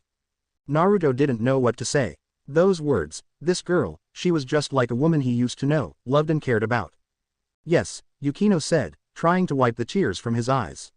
I am sorry. But she widened her eyes in surprise when Naruto suddenly kneeled down in front of her and wrapped his arms around her shoulders, hugging her to his chest comfortingly. Don't cry, there is nothing for you to feel ashamed about, Yukino, Naruto said with a soft tone before it hardened. For the first time in a very long time, he felt angry. If anything, Sabretooth should be the one who felt ashamed about what they did. Line break. Sabretooth was one of the luckier guilds around the Grand Magic Games, since the whole guild got to use Crocus Gardens as a place to stay for the duration of the games. It was nearly midnight, and everyone was sleeping soundly, completely unaffected that one of their fellow guildmate just got disbanded from the guild. Then suddenly, out of nowhere, something exploded. What the? Sting exclaimed in shock, shooting up from his bed and looking around. His sleepiness instantly gone when he heard a lot of crashing and screaming under him. What's happening, Lecter? His cat asked as they heard another scream. Grabbing his vest, the Light Dragon Slayer ran towards the door and saw his partner Rogue and Fro flying next to him. Guys, Sting exclaimed, running towards them. What's going on? There's an intruder attacking us. Rogue explained with a beard of sweat on his temple. An intruder, Sting said in shock as they ran towards the hallway. Who is it? Beat me, Sting replied while gritting his teeth, but he probably has a death wish. While running through the hallway, the doors to the lobby exploded and one of their guild mates came flying towards them. Hey, Sting asked the guy who was lying on the ground. You okay? Who did this? He's too strong, the guy mumbled before passing out. Sting looked through the door and his expression changed from confused to shock. How rude. I am only come to meet you, master, and you beat me just because I am Fairy Tail. He would never expect to see Naruto Uzumaki standing right there, mercilessly hitting away the mages that were trying to stop him like they were nothing. Even more so, he was wearing a small smirk on his face and looking like he wasn't even trying at all. When the hallway was clear, Naruto walked toward the hall with slow footstep, cracking his fingers dangerously. Saber-tooth mages gathered in the hall, staring nervously at Naruto as he made his way inside. They all knew just how powerful this man was, and clearly, the path of destruction he carved just now wasn't something that should be taken lightly. Even Sting and Rouge, who was excited to fight two of the stronger members of Fairy Tail, Natsu and Gajeel, doubted their chance against Naruto. Do you have business with me, brat?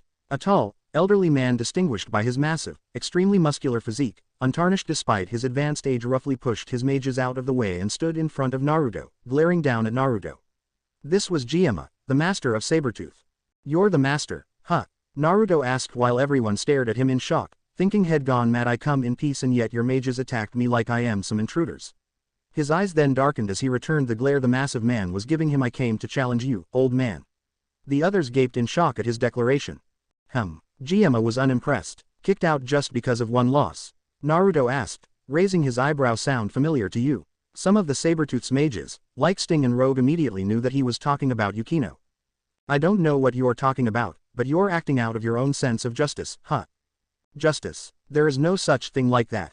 Naruto made a small smirk now. I might be a cold heart bastard, but even the hot tears of a young woman can melt the coldest of heart.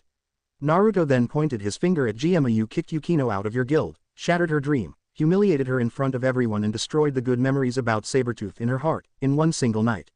People like you don't deserve to be a master, you don't even deserve to stand there facing me. To make the skies roar, to make the earth boil, to make the seas silent. That is Sabertooth, Gyama said emotionlessly. I have no sympathy for weaklings like her. You sound like a tyrant more than a guild master in my opinion, pal. Naruto put a hand on his hip and held up one hand, saying, now back to the business. I came here to challenge you and get what, just like what happened today. Let's make a wager. If I lose, I will quit Fairy Tail and join your guild. Surely you won't miss this chance, will you? He then gripped his hand into a fist. But if I win, your guild belong to me. I will be the next master of Sabertooth. Ha ha ha. Gyama laughed loudly. That's some big words for a fly like you. Surely you can't think that a mere fairy can defeat a tiger. I have my luck. Naruto's expression darkened. So, old man, what are you going to do? I have no use for someone like you. Naruto made a mocking expression when Gyama said that. Dobengal, be a reasonable opponent for him. A man wearing shinobi gear came up and kneeled beside him. Yes, master. Avoiding a battle, not so brave, huh? Naruto taunted. It's 100 years too early for the likes of a common guild soldier like you to challenge me. Gyama said, if you want to fight with those on top, show me that you're qualified to do so. Dobengal then charged with his hand held back and engulfed in rainbow aura, but before he could even do anything, Naruto smashed the back of his fist to the side of his head, sending the Sabertooth mage through the wall behind him and the walls after that before he was completely out of Crocus Garden. No one dared to say a word after seeing one of the top 10 member of their guild defeated just like that. You were saying? Naruto asked darkly. Master, let me. Sting stepped forward but his master held his arm out, stopping him. I see, amusing. Gyama pushed the right side of his kimono down and said loudly, come at me with all you got, brat. A tri-prongs kunai was instantly in Naruto's hand and he threw it at the master of Sabertooth, who easily caught it in his hand with a small smirk. Just this level and you. However, before he could even finish his statement, Naruto appeared in front of him in a flash with his fist brought back. Chakra was focused into his hand, the same amount he used when he was about to destroy that stadium. You're 700 years too young to even think that you can stand in front of me, brat. Naruto cried and punched Gyama in the face. Oh, he was so going to enjoy some pieces of brain splattered around. The force of Naruto's punch caused a powerful shockwave that knocked the entire members of Sabertooth back, some were even knocked away miserably and rolled on the ground to regain their balance. The entire Crocus Garden Lodge shook with the immense strength of Naruto's attack, and the part of the place in front of him was completely destroyed and collapsed. When the dust was finally clear, Naruto wasn't surprised to see Gyama completely unharmed, and standing between him and the man was a girl with black hair and sharp dark-colored eyes, her arms outstretched and hands covered in multicolored aura. Well, aren't you a cute little thing? Naruto said with an emotionless tone. She stopped his punch. That was a considerable achievement. However, Minerva, who told you to? Once again, the man was cut off his speech when he suddenly felt a cold steel blade pressed against his neck. His eyes widened when he felt another present identical to Naruto behind him, holding a kunai and readying to slit his throat. I guess this is your end. The Naruto behind Gyama said with a sly chuckle. When did you? Gyama asked, shocked with his eyes widened. I am not those main characters who go around explain their techniques to enemies in those books, so don't expect me to answer it, okay? Naruto said with a smirk. He then turned to Minerva, and you young lady, should think twice about stepping into adult business next time. Along with the original Naruto, clone Naruto tightened the wires around his hand and yanked hard, making the unseen able wires he set up around Minerva to be lifted up from the ground and squeezed together on her body, making the young woman make a surprise cry, and was lifted up from the ground in a rather erotic pose, with her arms stretched and her ass stuck out in the air. Okay, maybe it went wrong, Naruto chuckled to himself as he scratched his chin somehow. You. Minerva gritted her teeth in anger and was about to free herself from the wires when suddenly Naruto threw a paper with black words written on it to the nearest wall. To everyone's shock, it exploded like a bomb. Don't try your luck, Naruto said, and at that moment, Minerva saw the same kind of paper attracted to the wires around her.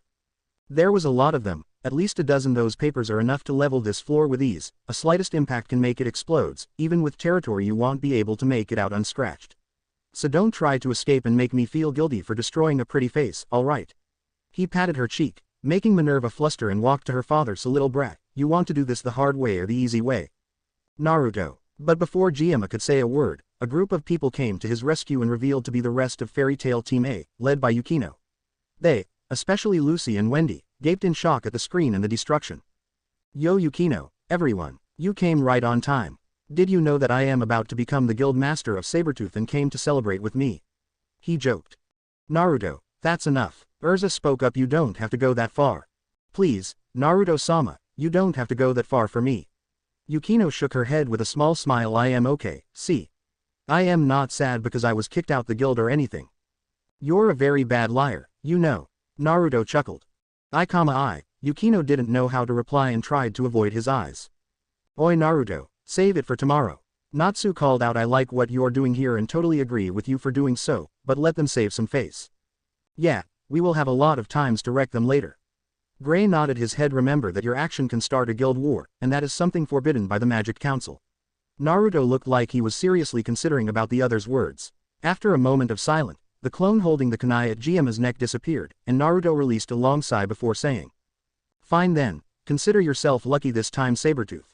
Naruto walked away while saying, he then turned back to Jiama and gave him a look. A nation can only stand strong when the leader has, not only the loyalty but also the hearts and souls of his people as well.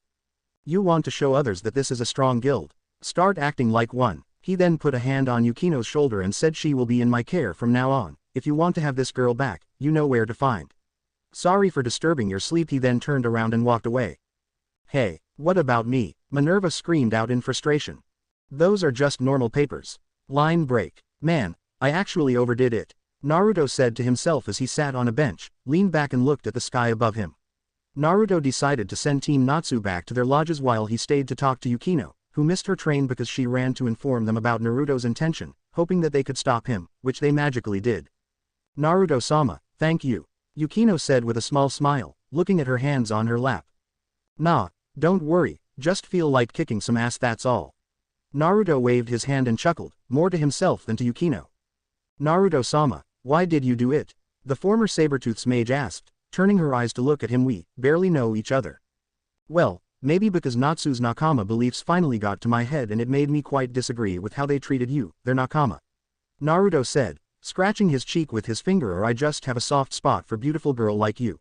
Which, must be because of his relationship with Jenny. Naruto-sama. Yukino's cheeks reddened in embarrassment. Sorry, I was just joking. Naruto closed his eyes before saying, you reminded me about a girl, that's all. A girl? Yukino asked. Is she Jenny-sama? No, of course not, that was a long time ago. Naruto said, smiling. Her name was Hinata Hyuga. She spent her whole life chasing after me, hoping that I would at least notice her. Around that time I am pretty oblivious to her feeling in these kinds of things, so yeah, you could say that I ignored her, most of the times. They both laughed softly at that. Most people didn't think much about her because she was weak, but she saw me and got inspirited to try harder. She also said the same things you told me before. Is that so? Yukino nodded her head. So, what are you going to do now? Naruto asked. Surely Jiama isn't going to accept you back into the guild because I came and wrecked his place like that. I still don't know, Naruto-sama. Yukino shook her head. I think I will find some place to settle down first and join some small guilds, starting over in. How about you join Fairy Tail? Naruto asked, suddenly got this idea after Yukino mentioned about joining guilds. Yukino gaped. But Naruto-sama, your guild are so strong, I am not sure I can. Meh, aren't we currently the lowest group in Fury? Naruto asked. You will be fine, don't worry. The master isn't too picky about new members. He eyed her up and down, and with that kind of body I doubt that he will manage to disapprove you joining us. Is that so? Come on, it's dark already. Let's me take you to the hotel Fairy Tail is staying and see if the old man is still awake. Naruto stood up and offered Yukino his hand, which she took it with a nod of her head. Thank you, Naruto-sama. Line break. Naruto Uzumaki. Minerva Orlando gritted her teeth in frustration as she grabbed the fake bomb papers tightly in her hand. It was totally humiliating for Minerva, being tied in a pose like that in front of the others. She didn't even care how did he manage to do that, probably during the explosion. All she cared right now was I will fucking kill you. She threw the papers down to the floor and stomped on them rapidly. Around her, Sabretooth's mages backed away, not wanted to get caught in her anger. Boom. The papers exploded, but instead of exploded like a bomb, colorful paints shot out from it and splattered all over Minerva's body, especially her face. In a second, Minerva was painted colorfully from head to toe. Kya, the tiger lady cried out in both anger and embarrassment. It didn't take the people of Crocus to gather at the Domus Flow, getting excited for the upcoming events and witnessing the start of the third day of the Grand Magic Game 10791. So, Wendy is going to replace Lucy?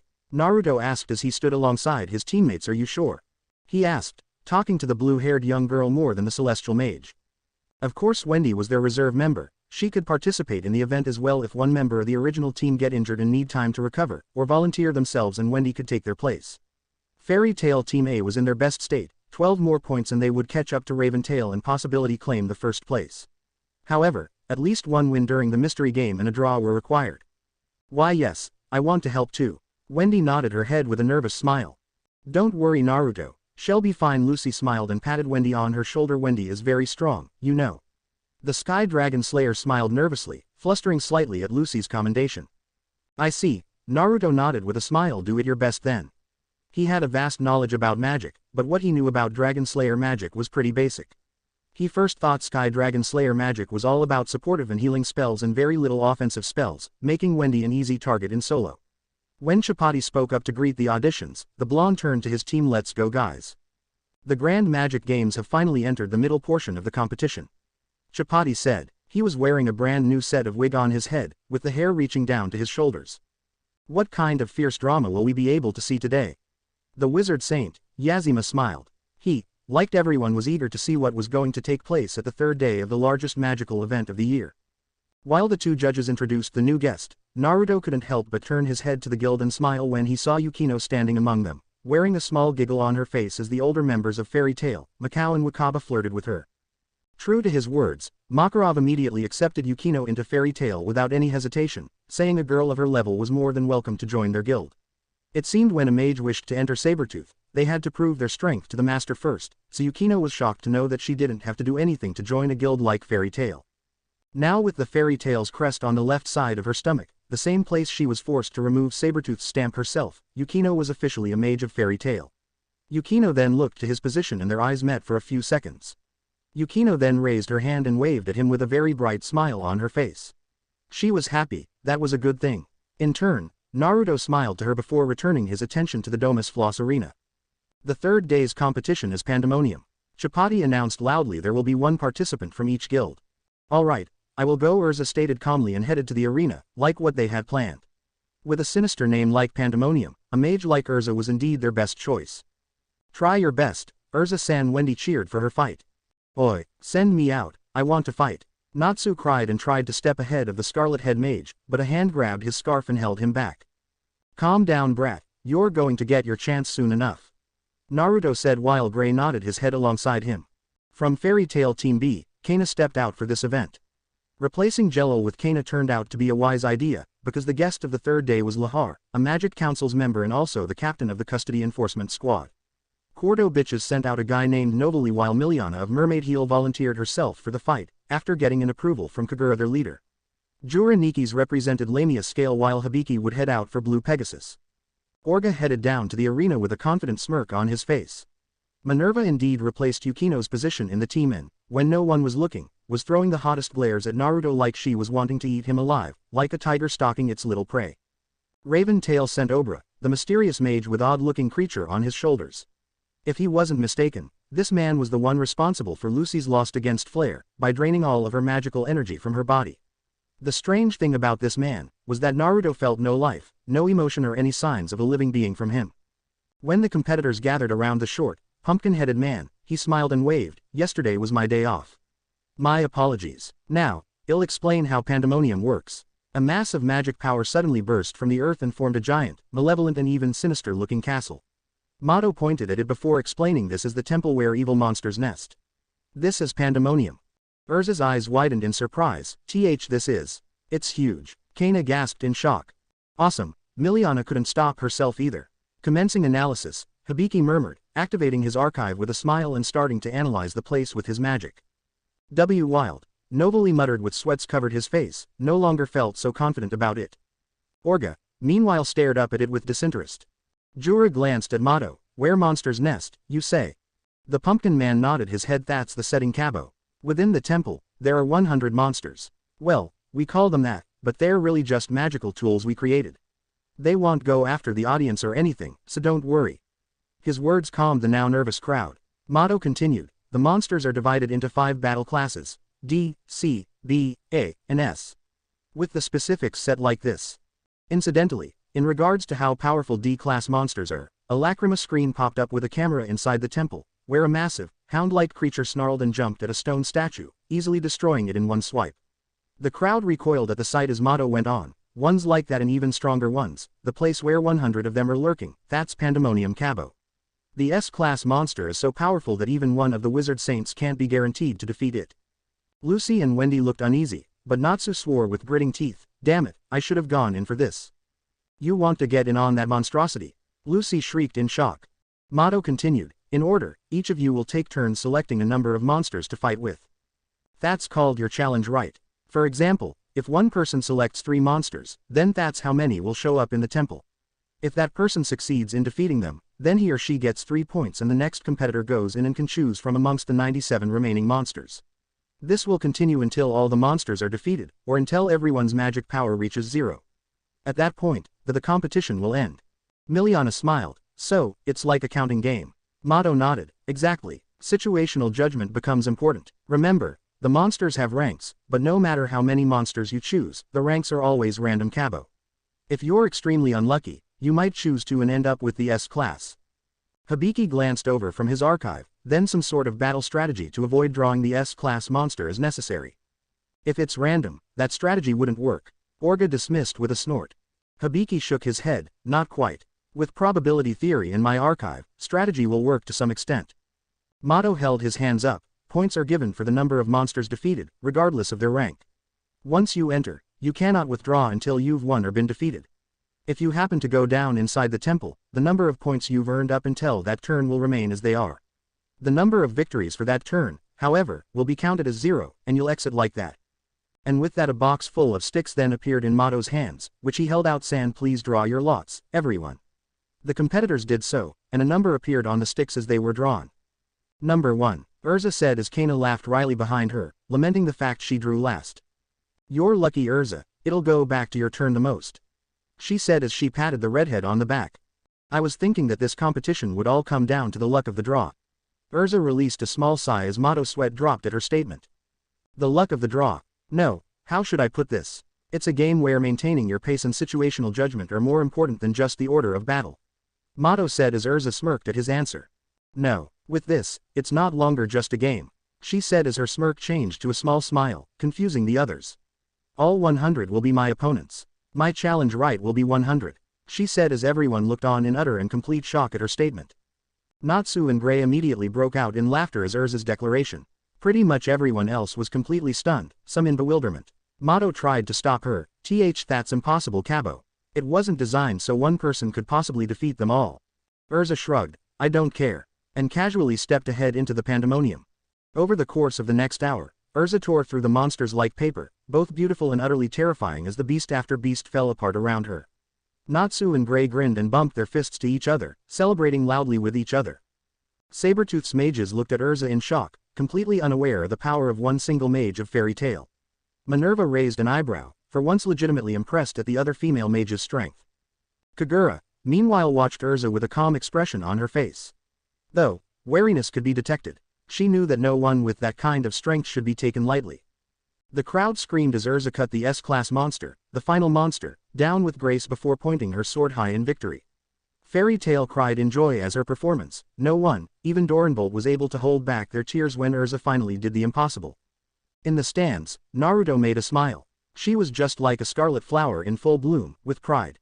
Even if her whole body was covered in blood and injures, even though her swords broke during strikes, her clothes torn like rags, she kept pushing forward and defeated every single monsters, with a simple, yet burning belief in her family. Was unbelievable, somehow. One person defeated all 100 monsters. Is this the true strength of the guild that was the strongest 7 years ago? The roaring in the stadium rose to a fever pitch, with screams and cheers of admiration. Chapati riled them up even more. Urza Scarlet dominated pandemonium. That victory, no one can complain about this. The cheering has yet to stop. Yajima sighed with a smile. I give up. I have no words, Lahar agreed, still perspiring with tense sweat. On the stage, Kana shook his head with a smile. So much for topping her in this competition. Urza's just the best. Miliana cheered with a wide grin. That's Ichiya-san's girlfriend for you. Hibiki sighed with a nervous smile. I should have expected this. Nobly gulped, still shocked that was. Is reckless even enough of a word to put to something like that? Jura clapped her hands, simply magnificent. Orga looked less enthusiastic than the others. I don't like this, at all. Even I couldn't have done it better. It was Naruto who said that, as he and Team A approached her. Simply amazing. He smiled. You spoke so highly about me, Naruto. The Scarlet Mage lowered her head with a smile. It all thanks to you. That was awesome, Urza. Natsu cried out excitedly. Fight with me afterward. I was so touched, Wendy said with a large smile. My chest felt like it was about to bust. Sigh. We haven't won yet, you know. Urza released a sigh and smiled at them. With that, Team A got for themselves 10 more points, slowly closing the gap between them and Raven Tail. Pandemonium is done for. Urza Scarlet earns Fairy Tail a team 10 points. A last-minute discussion has concluded that the remaining 7 teams must get rankings as well. It's not as entertaining, but we've prepared a simple game. Chapati informed the crowd, and a moment later, a strange device appeared in front of the rest of the participants, hovering in the center of the arena. Mato then pointed his hand to the device. Magic Power Finder, or MPF, is the game. When this device is hit with magic power, that power is represented numerically. It's a device used to measure magic power, and the other participants must attack the MPF and it will both record and display their level of power. The strongest participant is given the most points while the weakest is given least. Additionally, the order of who goes first is determined by their numbered lots during the last event. Also, the previously decided order will be used here. Mato says as the MPF is brought forward. So, then I am up first. Miliana then stripped off her coat, revealing a daring outfit, and attacked the MPF with her Kitten Blast, creating a score of 365. We're not sure if this is a high score of not due to the fact that we've never used this before. Lahar then answered, we Rune Knights use the MPF as a means for training. That score is a high score. High enough to make someone a captain. The crowd began cheering for Miliana, as she waved her arms around to celebrate. But then intensified when Hibiki was announced to be the next, seeing how he's the girl's favorite. Seems like he's just a pretty boy, Naruto said, scratching his chin. As he expected, Hibiki only put up with a low score of 95. Now it's Raven's turn, that bastard. Natsu scowled when Obra stepped ahead. However, much to their surprise, instead of attacking, the black creature came out from his cloak and attacked the MPF, showing a pitiful score of 4. What the hell is this guy playing at? He doesn't want us to see his magic that badly. Gray cried out in frustration. With this, we will probably catch up to them, Naruto said, crossing his arms. If Kana manages to beat the scores, that is. Now it's time for Orga. Orga stepped up and used his 120mm Kokuraiho, which creates a rather bright display of black thunder. Much to everyone's surprise, his score reached a high 3,825, making Miliana gap in shock as his score was 10 times hers. Orga began singing his famous Sabertooth as the strongest song until Jura stepped up to the plate. Jura is next. I remember the time we fought alongside him against Oracion Cease. This guy was crazy strong then. I wonder what'll happen now. Natsu wondered. Using his Mito Fugaku attack, making the entire arena shake from the force of his attack, and a score was named. 8,544. Jura of Wizard Saints has made an astounding score. It's a new record. This surprised everyone, especially Orga. It may be hard to follow Jura, but let's see what our last competitor got. Next up is Kana Alberona. Kana, who was already drunk, stepped forward with a bottle of beer in her hand. Though, she then threw the bottle away and started stripping her top and revealed an emblem of her arm. Is that fairy glitter? Naruto asked, causing confusion for his teammates. Mavis, you brat, he shouted and pointed his hand at the first master of Fairy Tail, who simply turned her head to him and smiled innocently. Kana raised her arm to the sky and started chanting loudly. Gather, O river of light that's guided by the fairies. Shine, in order to perish the fangs of evil. Fairy glitter. A brilliant light fell from the sky, striking the MPF and shaking the entire Domus Flow, even with a greater force than Jura's attack. When the light died down, everyone gaped in shock when they saw the number and the broken pieces of the MPF. 9,999. Kana Alberona of Fairy Tail B has surpassed even Jura of the Wizard Saint. What is Fairy Tail? Are they filled with monsters? The announcer exclaimed, shocked at this development, and the crowd went wild with excitement. Sigh, at least we have the first place now. Naruto shook his head, though he was grinning. He didn't care if this was considered an act of cheating or not, since he wasn't all into fair play. Turn around. Raven Tail and Fairy Tail, a team, are hard on their heels for first place. Chapati cried, which team are going to claim the first place, or is it going to be a different team, the defending champion Sabertooth or the Raising Lamia Scale? With that in mind, we're proceeding to the battle portion for day 3. First up we have Mermaid Heels Miliana vs Quarto Bitch S. Sems. The attractive cat girl easily took the favor of the match to herself and beat Sems to a bloody pulp, tied him up and sat on his body to celebrate her victory. For the second battle of the day we have Blue Pegasus Eve Tearm against Sabertooths Rufus Lore. As expected Rufus won, beating the youngest Tri-Men to a pulp with his memorized spells. Battle 3, Fairy Tail Bees LAXUSDREYAR vs Raven Tails Alexei. All of Fairy Tail Team B turned to look at Laxus. Makarov stood alongside the first, staring intently at Duo down in the arena. Warren, any news? He asked, stoically. Nothing yet, everyone are all in position, Biska is locked on target, ready and waiting. Team Raijenshu and Lizana are watching the rest of Raven Tail's team. Alzak has Asuka here so at least she can't be threatened this time and everyone is on high alert, Master Warren reported. The third and sixth master nodded. Make sure it stays that way he demanded as an afterthought. On it, the telepathy mage stated as the old man turned his focus to the match. The match begun with Laxus struck by Alexei with an elbow, sending Laxus backwards. The members of Fairy Tail had shocked look on their faces that their S-class wizard was struck badly from the guild that was solely targeting them. Laxus was able to regain his composure before Alexei kicked him back. While Laxus was flying backward, Alexei shot a dark blue energy wave from his two hands and hit Laxus again. Laxus was then hit with an uppercut and sent him flying to the ground. After more beatings, Laxus was able to counterattack and elbowed Alexei and sent him flying backwards to the wall. Alexei walked forwards a few meters after freeing himself from the wall and Laxus ran at Alexei with fists covered in lighting and punched him on the mask several times. Fairy Tail began to cheer up seeing the tables have turned. Laxus punched Alexei in the mask one more time with a left jab, followed by an uppercut and a lightning breath. The lightning breath hit Alexei, but he was standing up, completely fine. He shot a dark blue wave at Laxus, sending him back to the stadium wall. Fairy Tail's short-lived happiness turned back into worry. Alexei walked towards a grounded Laxus, picked him up by the shirt with his left hand and punched him in the face with his right hand, grounding him once more. That, Mira muttered in shock. You're kidding right? Gajil was shocked to see one of the strongest fairy being beaten around like that without even a chance of lifting his finger. Is he really getting beaten? What's happening? Grace said through gritting teeth. That masked guy, who is he? While Fairy Tail was still finding it unbelievable that Laxus was losing so badly, Naruto meanwhile was keeping his attention on the fight. Just like anyone within this stadium, he was seeing Laxus being beaten around Alexei to a bloody pulp, with his counterattacks weren't affecting the leader of Raven Tail's team in the slightest. However, his senses were telling him that it was something else. Laxus and Alexei's magical signature were standing completely still, and their emotions weren't intense as they should be when humans engaged in battles. It must be an illusion or something like that, a very powerful one, must be on the same level with Mavis illusion magic. Naruto was never good in these mind trick stuffs, but when he saw one he could definitely recognize it immediately. What's wrong, Naruto? Urza, who was covered from head to toe in bandages, asked him with confusion after seeing the look on his face. Instead of answering her question right away, Naruto brought his hand out and pinched Urza on her cheek, right at the injured spot, making the redhead grit her teeth in pain. Oi. What the? But her eyes widened when she realized that the fight between Laxus and Alexei weren't appearing to be what she saw a few seconds ago. Instead of being beaten badly, Laxus was still standing with his arms crossed on his chest, talking something to Alexei. What is going on? She asked in shock. Alexei then removed his mask and revealed himself to be Ivan. The other turned their head to look at her in confusion. Oi Urza, what are you talking about? Natsu asked. Instead of acknowledging Natsu's question, Urza turned her head to the strongest member of their team, Naruto. You were put under a very powerful illusion by Ivan. Naruto told her, as the rest of Raven Tail gathered around their master. Facing Laxus, I disturbed your brain's signal by making you feel pain, removing the effect of that spell. Urza nodded her head slowly before turning to Natsu and knocked him upside the head with her fist. What the hell are you? Natsu roared with his hands holding his head, but widened his eyes when he saw what was really happening.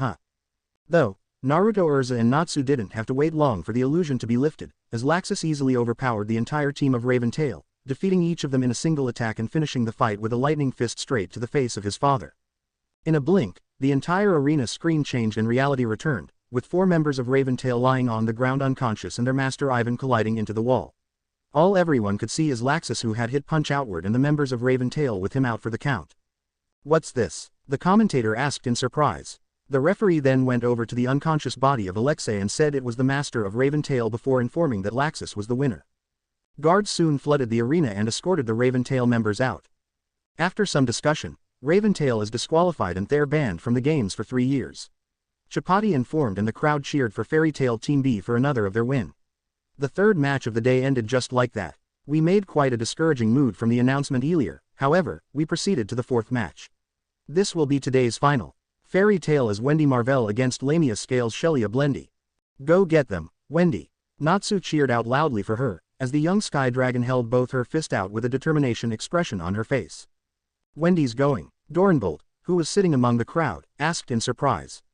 It's my turn. Shelia smiled. I will try my best. Give it your all. Jura grinned at the young girl. Now everyone will see just what kind of power Shelia is capable of. Leon smiled. Good luck, Shelia. Okay, Jura-san. Thank you, Leon. Shelia nodded with a large smile before running to the stadium's center.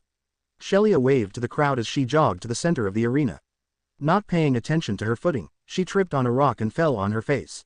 The crowd immediately burst out in laughter at her clumsiness. Ow, she said with an embarrassed smile as she sat up on her knees, rubbing her forehead.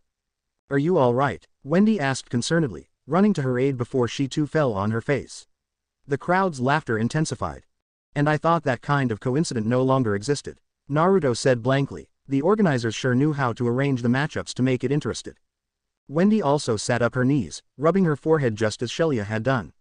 The two girls looked at one another, smiles on their lips.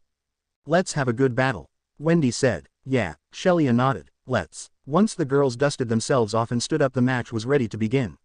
Wendy stood with a look of determination and will. Shelia, a look of slight pity and empathy. Let the battle begin, Mato shouted as the gong sounded. Sorry, but this one is ours, Gray. Leon smirked. Don't underestimate Wendy, Leon. Gray retorted from his position. She might take you by surprise. Do your best, Wendy. Carla cheered out for her best friend. I have to give it all I've got. Wendy thought, determined. Here I come, she shouted. Okay, Shelia said with a nod of her head. Wendy then held out her arms at her sides.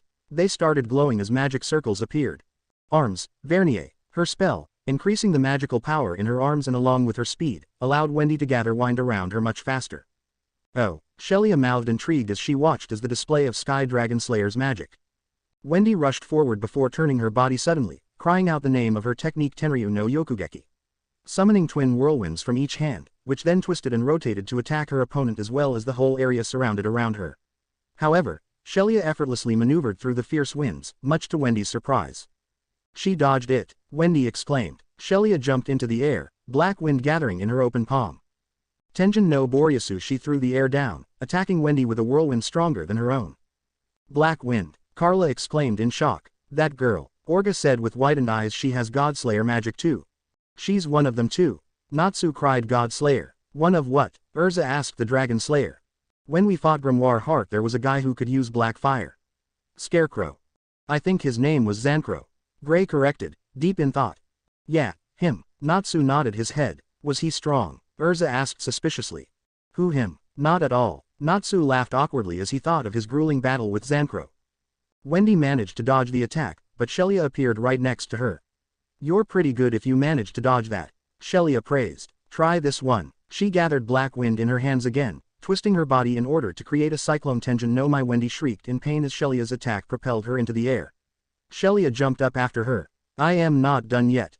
The young Dragon Slayer managed to stop herself in midair, gathering wind around her legs. Tenryu no Kagizum. Wendy kicked downward, hitting Shelia in the face with a gust of wind that sent the pink-haired girl back to earth. Shelia landed on her feet at the same time as Wendy, glaring at each other before both girls took a deep breath, their cheeks swelled up. Tenryu no Hoko, Tenjin no Dagu. The attacks collided in midair, creating a fierce whirlwind that raged throughout the arena. The resulting shockwave knocked Wendy out of the air. Chaptatus' wig even blew off his head. Once the wind died down, Wendy was on the ground, her body bruised and her clothes torn. Shelia on the other hand stood tall, a smile on her face with nary a bruise or cut on her body. She's not injured at all? Urza asked with widened eyes. Leon grinned. That's the power of a Sky God Slayer. I wasn't expecting that, Wendy said through breaths. Leon told me about a fairy tale wizard that used the same magic I do. Shelia explained. I might have overdid things a little. Are you okay? She asked, noticing Wendy's weakened state. I am fine, Wendy retorted as she stood up. You're supposed to get hurt in a battle. Even it is a battle, we should have fun, right? Shelia smiled. Fun. Wendy was confused. I don't really understand what that means, but I am trying my hardest for my guild. That's all that matters to me. That's admirable of you, Shelia praised as she gathered more black wind in her hands. I am also doing my best for both my guild and for love. She unleashed another Tenjin no Boryatsu, sending Wendy flying back. Wendy, Lucy shouted. Wendy managed to pull away from the attack and stand on her feet. She's really strong, she thought, but I can't give up. Everyone in Fairy Tail is counting on me. Wendy looked up and sucked up the air around her, her magic power replenishing. Oh, you eat air too? Shelia asked. I guess I'll do the same. Shelia copied Wendy, sucking in the air. Let's try this. Wendy cried out once she finished eating and much to everyone's surprise, charged at Shelia with her hand balled into a fist, cocking back. Huh, the God Slayer asked in confusion when she saw no winds gathered around her fist. What are you trying to do?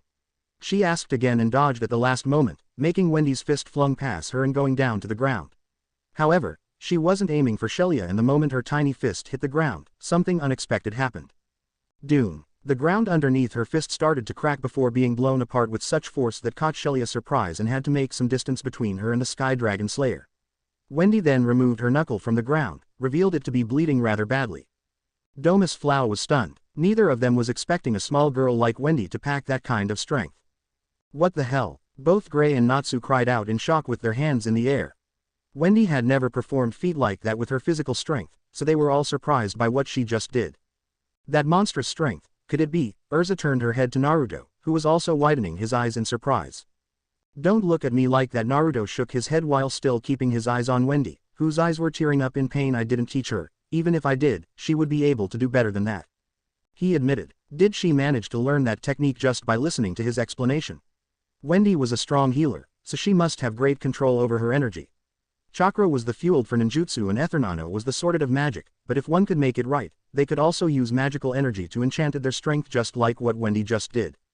The timing wasn't right, but she almost got it. That was why her hand was only bleeding. Even though it was bad, it was not broken. I should have trained more, Wendy said to herself as she looked at her hand. She couldn't heal herself, so she would have to fight with a hand like this. Turned out it was a rather bad decision to make. Whoa, you're amazing, Wendy. Shelia smiled, looking at the sizable hole Wendy had created on the ground. I should be more careful next time. She nodded her head. Wendy tore away her sleeve and wrapped it around her hand, tying it around wound as tight as possible to keep the blood from flowing out. She had to end this fight quick. She would get tired the moment she lost too much blood. Wendy then sucked in the wind again to replenish her strength. Once she finished eating, Wendy held out her arms, causing a barrier of sparkling air to surround both she and Shelia. What's this? Shelia asked confused. It's like being in a tornado. Another new technique, Panther Lily said in amazement. Wow, Happy cheered. She'll definitely win with this. Carla declared with a small smile that child woke up very soon in the morning to train, you know. She can already use one of the techniques. Perliuzuka exclaimed in shock. The alchemist sat in the stands watching the match, having come from the infirmary after bandaging Urza. Shoha Tenkasen, the barrier converged into a burst of wind that Wendy directed towards Shelia. The attack connected, forcing the Sky God Slayer upwards into the air, crying out in pain and soon falling to the ground with a loud thud. Shelia, Leon shouted. The crowd was stunned, but Fairy Tail was the only one who cheered for their young dragon slayer. Wendy staggered, nearly falling over. That attack took a lot from her, and the injured hand wasn't helping either. Mato walked over to Shelia, seeing the young girl wincing in pain from her injuries as she laid on her side. He raised his hand. Shelia is down. The winner is. Ah, I am sorry, Shelia said as she slowly stood up. I am not done yet. We've just started. Wendy's eyes widened as Shelia stood upright. All of her injuries were healed in the matter of seconds. I knew you were good, but not this good, Shelia said to Wendy with a smile. What the hell? Natsu cried. Her wounds are all healed again. Urza exclaimed in shock. Sky God Slayer magic allows Shelia to self-heal. Something Wendy cannot do, Leon said as he looked over to Gray, a triumphant grin on his face. Gray grimaced at his rival. Jerk. He gritted his teeth before saying I didn't expect they had someone like that on their team. She is quite strong despite being so young. Urza put a hand on her teammate and said comfortingly, but believe in Wendy. She will definitely find a way to deal with it. Are you okay? Shelia asked the exhausted Wendy, seeing the will in her eyes. You're really not giving up, aren't you? She looks like she's going to keel over. Gray said empathically. You can do it, Wendy. Natsu shouted, cheering up the young girl. Shelia sighed. I am not someone who into fighting, but beating someone who can barely stand on their own feet isn't what I'll call love. So, if you quit, I won't hold it against you. I can't. The fact that I am standing here now, means that I am also prepared to fight on behalf of the guild, Wendy retorted between labored breaths. I don't need your pity. She looked up at Shelia, the fire in her eyes returning. Until I have fallen and become unable to move any longer, please come at me with all your strength, please. Wendy. Naruto looked at the young girl, touched by her words. Shelia put her hands on her hip, beaming at her opponent. Okay then, that's just etiquette. Black wind gathered in Shelia's hands once more. Well then, now it's my turn. I'll put you at rest with this strike. Shelia held her arms up over her head. Metsujin Ogi. Shelia, stop, Leon shouted, fear on his face. He knew what was about to come and was worried about what could cause. You mustn't use that technique. Jura called out to her. You fool, Obaba, the master of Lamia scale chided. Do you want to kill her? If she's giving it her all, I have to do the same. Shelia answered her master. That is love. The winds in Shelia's hands began taking the shape of black feathers with purple aura. Amatsu no Murakumo. The black feathers soared towards Wendy, who raised both arms to shield her head away from the attack and closed her eyes tightly. Moment later, Shelia looked on as her attack flew into the air and dissipated. To her surprise, Wendy was gone. Did I hit her? Did she get her? Natsu exclaimed. I don't know. Urza squinted to get a better look at the battle. I don't think so. I may have overdid it again. Shelia said with a sheepish smile. However, Tenryu no Saiga. Shelia turned around and widened her eyes when she saw Wendy falling from the sky, attacking her with claws made of air. Wendy cut into Shelia's forearm, drawing a small amount of blood. So you managed to dodge that? Shelia smiled as her cuts healed instantly. How did she evade? Leon asked surprised. I am not sure. Jura shook his head. However, it didn't take them long to see something wasn't right from the Sky God Slayer. She seemed to be a little paler than usual and her breathing was fast. Why is she look so tired? Natsu asked, pointing to Shelia. I thought she could heal herself. It seems Shelia can heal surface wounds, but not stamina and stress like Wendy. Being hit with that much powers, sooner or later she would feel tired from being drained magical power to heal her own injuries. Naruto answered Natsu's question as the two girls clashed against each other once again. They're almost complete opposites in terms of power. How about we end this? Shelia grinned as she gathered wind in her hand. Yeah, Wendy nodded, gathering wind of her own. The two girls ran towards each other, their fists colliding in a confrontation that sent gale force winds throughout the entire arena. Shelia and Wendy traded blow after blow, their courage and conviction forcing all to look at them. What an amazing sight, Chapati exclaimed, his bald head shining in the sun as he stood on his chair. Both of these cute competitors are giving it all they've got, neither one backing down an inch. Wendy connected with a fierce punch to Shelia's cheek, staggering her for a moment. There you go, Wendy. Natsu shouted, his adrenaline surging. Keep going.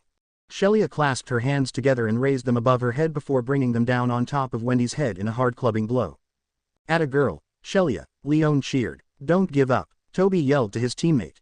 Using the momentum from Shelia's attack, Wendy extended her leg outward, catching Shelia's collarbone with her heel as she rotated forward. Shelia fell to one knee due to the force. She then quickly jumped forward with a knee that Wendy managed to block with her hands. Soon the entire crowd was cheering for the two girls, but Wendy and Shelia didn't hear them. They were too focused on what was in front of them. This is love, Shelia thought as she felt Wendy's foot hit her stomach. She grabbed Wendy's leg and spun her around before throwing her. A smirk appeared on the Sky God Slayer's face. Wendy tried to attack with another Saiga, but Shelia sidestepped and drove her elbow into Wendy's back and sent her crashing to the ground. Wendy laid on her stomach in the dirt. Pain coursed through her entire being, but she was smiling. I am having fun, she thought as she dodged Shelia's stomp. The two girls rushed one another again. No one in the arena sat as they watched the two girls battle. After fighting for what seemed like an eternity, the two finally stopped. They stood a small distance from one another, both on the brink of collapse. Time's up, Mato announced loudly with his hand raised. The match ends in a draw. That was amazing, Natsu exclaimed excitedly. Those two really gave it her all. Naruto grinned at them. They were both excellent, Urza couldn't help but said. Yeah, they were, Gray agreed. Both of them did an amazing job, Leon said with a smile. I agree, Yuka nodded his head. That was certainly a spectacle to behold. Toby, standing next to him, wept the tears of joy from his eyes. Wendy has certainly grown into a fine wizard. Jura smiled, reminiscing on how he met her all those years ago before fighting Oracion Cease for the first time. Wendy and Shelia stood opposite one another for a few seconds longer before Wendy fell to her knees, holding her bleeding hand.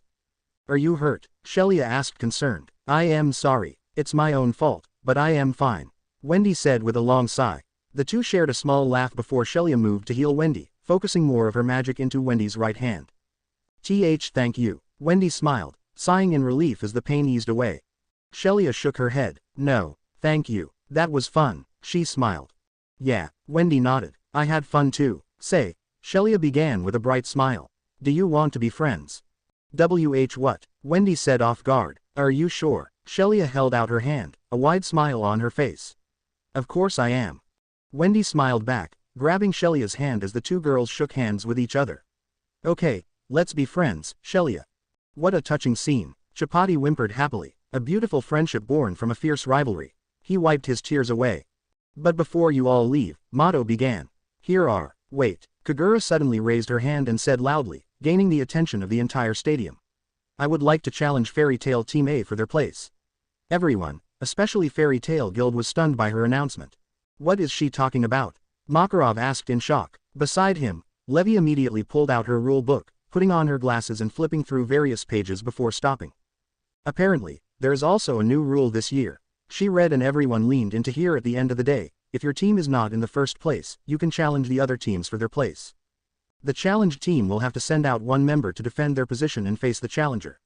There will be only one challenge battle per day, and if the challenger wins, team's position will be changed, but if the challenged successfully defend his team position, the other team will lose 10 points.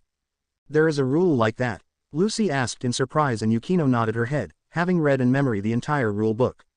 Apparently so. Mavis nodded her head, and that Jura just challenged Team A for their first place. This is going to be tough.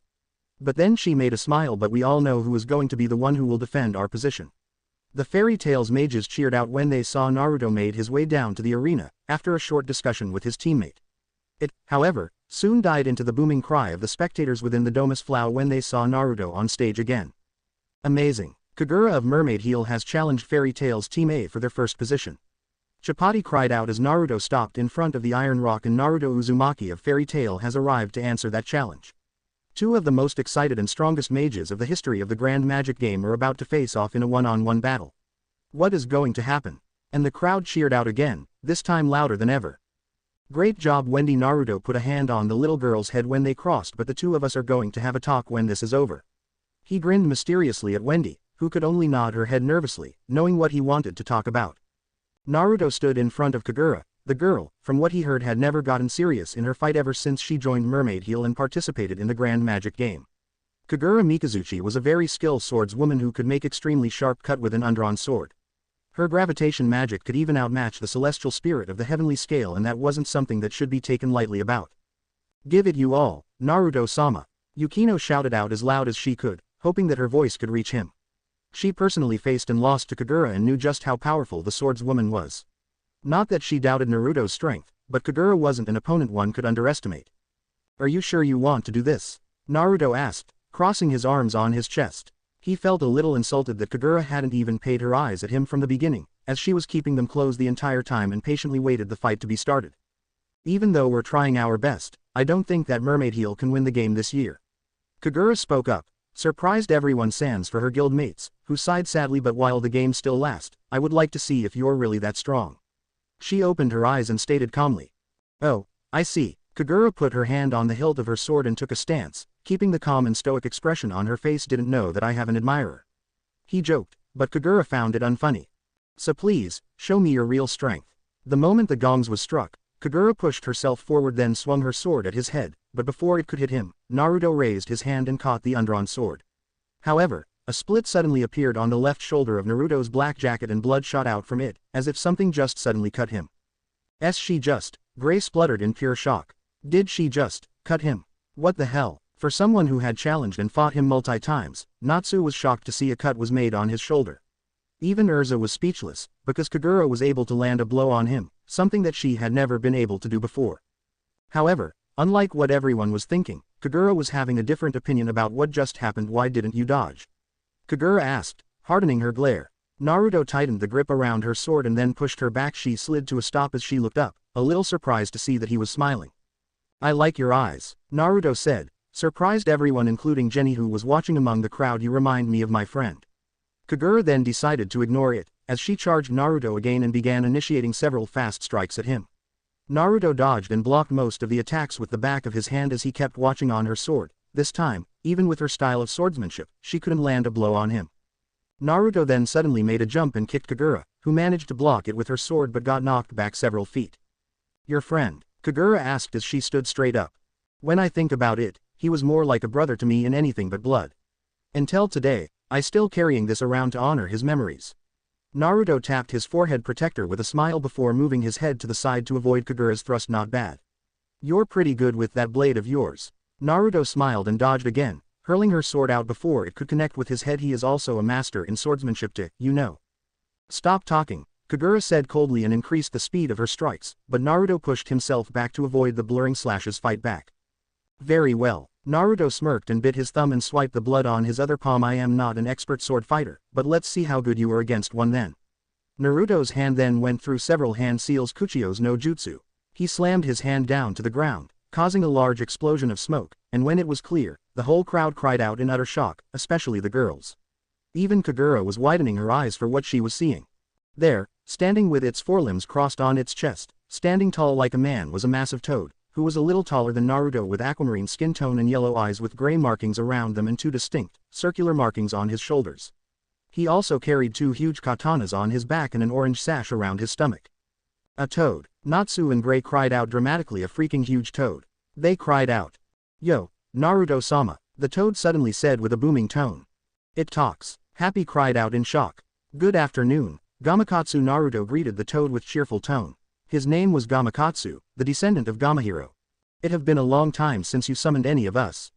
The toad said. How can I help you today? I want you to fight her, Naruto said, pointing his hand to Kagura. And don't hold back, that girl is very strong. Gamakatsu turned his head back and looked at Kagura, who brought her sword up cautiously before saying, pulling his katana from his shoulders. I see, very well then. With his strong hind limbs the toad took a strong leap forward. Kagura, his swords brought back. Their blade clashed and Kagura gritted her teeth as she felt herself being pushed back by the toad's monstrous strength. She was the first to disengage their sword lock, but once again faster than her. Gamakatsu made his attack. The huge toad came in fast and furious, with powerful strikes that Kagura felt pain with her hands from just by blocking them. Quickly came up with a strategy to counter Gamakatsu's strength and no doubted amazing swordsmanship. She moved out of the toad's sight, using her smaller frame at her advantage. As the first attack missed the girl, Gamakatsu came back in with a powerful slash from the blade in his right hand, but with her own skill, Kagura managed to avoid the attack by taking a step backwards. She also avoided the follow-up thrust from the left blade by sidestepping and using her katana to push his attack wide. Hey, Naruto-sama is right, I should nt hold back. Gamakatsu said with a smirk. TCH, don't look down on me, toad. Kagura, putting all of her strength into her arms and upper body, then brushed his swords aside, as she then spun around and kicked him in the gut that sent him back, forcing him to drop one of his sword. Naruto-sama, the toad cried, and instantly Naruto appeared in midair and caught the huge sword, using both hands to hold it and came down with a cleave. Kagura got no choice but to raise her sword and used both hands to block. The sword came down to her stronger than she expected, as she felt the ground underneath her feet cracked and the sand blown away by the shockwave created by the impact. Through gritting teeth she managed to push him back, but Gamakatsu immediately leapt forward with his sword pointing forward. The mermaid pushed herself back, dodging his sword at the last moment. Katsu, Naruto cried and stood on Gamakatsu's head. Hi. The toad put his hands together and took a deep breath, making his belly swell up to contain the air he inhaled. Futon Gama Teppo. Naruto then slammed his palm on Gamakatsu's head, and at the same time, the fox unleashed a powerful and fast stream of water. Kagura immediately knew that dodging wasn't an option, but instead of evading, she made a strong slash of her undrawn sword, probably the strongest she had ever made, to split the stream of water into two. Man, she sure is strong. Gamakatsu chuckled. Don't you think that we should use the stronger techniques? No. This is just a competition, no need to hurt her or anyone around here seriously. Naruto shook his head and patted Gamakatsu on his head. I have seen enough, you can go now, Katsu. Okay then, good luck with dealing with her, Naruto-sama. With that, the toad disappeared in a puff of smoke, and from there, Naruto shot out and ran toward Kagura. However, before he could make anywhere near her, a large magic circle then appeared above them. Naruto's eye widened, as he gritted his teeth. What the hell is this? I feel like I am so heavy. He then dropped to a knee. It's her magic, Yukino said with her eyes widened. That's Kagura for you. Risley nodded her head, figuring it was over. It's no use, you can't get free as long as the gravity holds you down. Kagura said as she closed her eyes and approached him. You're indeed very strong, but this fight is over. She stood above him and raised her sword. You are a good fighter, but I have. But before she could finish her statement, Naruto suddenly shot up to his feet. Tricked you, he cried out and thrust his elbow into her gut, making Kagura cough in pain before she was grabbed by the collar and flung over his shoulder. She was thrown across the field until Kagura stabbed archenemy down to the ground, stopping herself from going anywhere further. How? Kagura managed to say, trying to push the pain away. A slight increase in gravity isn't going to hold me down, you know. Naruto said, and to prove his point, he began to jump around. Maybe I was just too fast, or simply too strong to withstand this gravity. He scratched his chin also. You made the mistake of the most common villain, you approached your enemy and talked too much. As if he has stopped talking. Makarov said blankly, crossing his arms on his chest. Kagura then pushed herself up, swallowing down the pain around her stomach. She was losing, and she knew it. This man, Kagura could tell that he was toying with her this whole time. He could take her out, break her sword with the same punch he used to break Bacchus' will yesterday, and yet he didn't, maybe not yet, at least. Before we continue this, can I ask you one thing? Naruto asked. What is it? Kagura supported herself on her body. His punch hurt, a lot, more than any blow she had received in her life. Who are you going to kill? His question left Kagura completely speechless, as she stared at him with wide eyes. Miliana and Urza were also looking between the two of them in shock. What? Don't feel so surprised, you try to hide it with your calm mask, but I can see it in your eyes, you know. Naruto said, the burning hatred, the anger, but not to me, but to someone else. You have the eyes of the Avenger, Kagura. He paused before smiling, just like my friend. The one you were talking about? Naruto nodded his head. Yep, the very same one. His name was Sasuke Uchiha. He spent nearly 10 years of his trying to kill the man, who was also his own brother. Everyone gaped in surprise at that, including Kagura. Do you want to know what crime did he commit to have his own brother hot on his tail like that?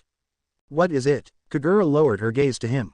That man, Sasuke's older brother. Naruto's eyes turned cold and his face darkened and voided of any emotion. Slaughtered the entire Uchiha clan, including his own father and mother. His words sent chill down everyone's spine, none of them dared to say a word. Kagura was speechless and she could only stare at him with her eyes wide. And the thing was, no matter how he tried, no matter what he did, he still couldn't kill his brother and avenge for his family. When his powers were no longer enough, he sold his soul to the devil so that he could acquire the strength needed to have his revenge. Memories flooded his mind, as he remembered about his best friend. I was there when he left our village, I was there to stop him from leaving. He was someone who I could call my brother, and yet he wasn't hesitated to shove his hand through my chest just to come closer to his goal. For years, I chased after Sasuke to bring him back to the village, as he succumbed deeper and deeper into his own hatred and revenge. Now, I don't know who they are, or the person they killed to give you those eyes. It might also nowhere near as bad as what Itachi did to Sasuke, but I have seen enough to know what hatred could do to people. Naruto said with a calm tone, I guarantee you that the path you chose will only lead you into darkness. I am not going to step on your feeling, but if I can help it, I won't let another person fall into that situation, only to feel regret and torment themselves later. Kagura lowered her head, no longer holding herself for a fight. Naruto, seeing this, turned his head to Mato and called, Oi pumpkin. Yes. Mato flinched as he was called by Naruto. This fight is over, call it a draw. Naruto turned around and walked away, leaving Mato stand there completely confused, since there was no rule about a draw in a challenge battle. Wait, Naruto stopped when he heard Kagura's call. Did you manage to bring your friend back? She asked. Of course, who do you think I am? Naruto grinned though, not after I gave him some serious beating to push some sense into that emo head of him. I see, a small smile appeared on Kagura's face as she then bowed her head to him. Thank you. And that was the end of day 3 of the Grand Magic Game. Tell me, brat, what the hell is Lumen History? Naruto asked blankly as he glared down at the first master of Fairy Tail with evil eyes, scary enough to creep her out. The years he was staying on the island, Tenro was enough to let him know that the young lady wasn't someone with the brightest soul. She told him many things, but also kept the darkest secrets for herself, and for some reason he just knew that Lumen History was one of them. Well, you see, Mavis chuckled nervously and tried to not look into his eyes. How did you know about that? Makarov, who was sitting on the fountain next to Laxus, asked in surprise. Laxus, you know about it too, don't you? Makarov's grandson nodded his head. Ivan told him, and Natsu wasn't the only one with sensitive hearing. I see, the guild master sighed longingly. Good grief, that brat, he scolded quietly. It seems like he wanted it pretty badly. Laxus spoke up. He called it Fairy Tail's darkness or something like that. Hard to believe, you know. Naruto stated calmly with his arms crossed on his chest, and here my first impression about Fairy Tail was a place where the sun always shined. Of course, Mavis tried to poke him, but her arms went through his body because it's not darkness. Lumen History is our guild's light. Then why did you so hesitate about telling me that? Naruto asked. Mavis was about to open her mouth to answer, but Makarov immediately stepped in. Shadaim-sama, you should nt. I know, this is something only those who become the master of the guild can know. The first master nodded her head before turning to Naruto. Please understand my reason. Sigh, alright then, Naruto sighed, scratching the back of his head. But if that thing turn out to be something funny, I won't hesitate to decide what I should do with it, alright? Naruto asked and Mavis nodded her head in agreement. If it's not something weird then I won't dig into it, too. Laxus said, agreeing with Naruto. I thank you both for that. Mavis smiled before asking, but where did Ivan get that information from? Most likely from Kirito. If Naruto wasn't mistaken, then Kirito was Mavis' successor and the second master of Fairy Tail, who went rogue and seek for power through dark magic, attacked Tenro 7 years ago with his dark guild grimoire heart before Acknowledge arrived and nearly blew up the entire island. That's very well possible. Mavis' eyes saddened. I never thought that Kirito would have fallen into darkness. My foolish judgment for selecting him caused this information to leak. Her eyes started tearing up, making Laxus and his grandfather's expression turn to horror shock. I should nt be crying. I am not crying, she said through gritted teeth, with tears freely falling down her cheeks. It's not your fault. First, Makarov started to freak out and turned to his grandson Laxus. Naruto, comfort her, hurry. This is too big of a huddle, Laxus muttered with sweats pouring down his temples.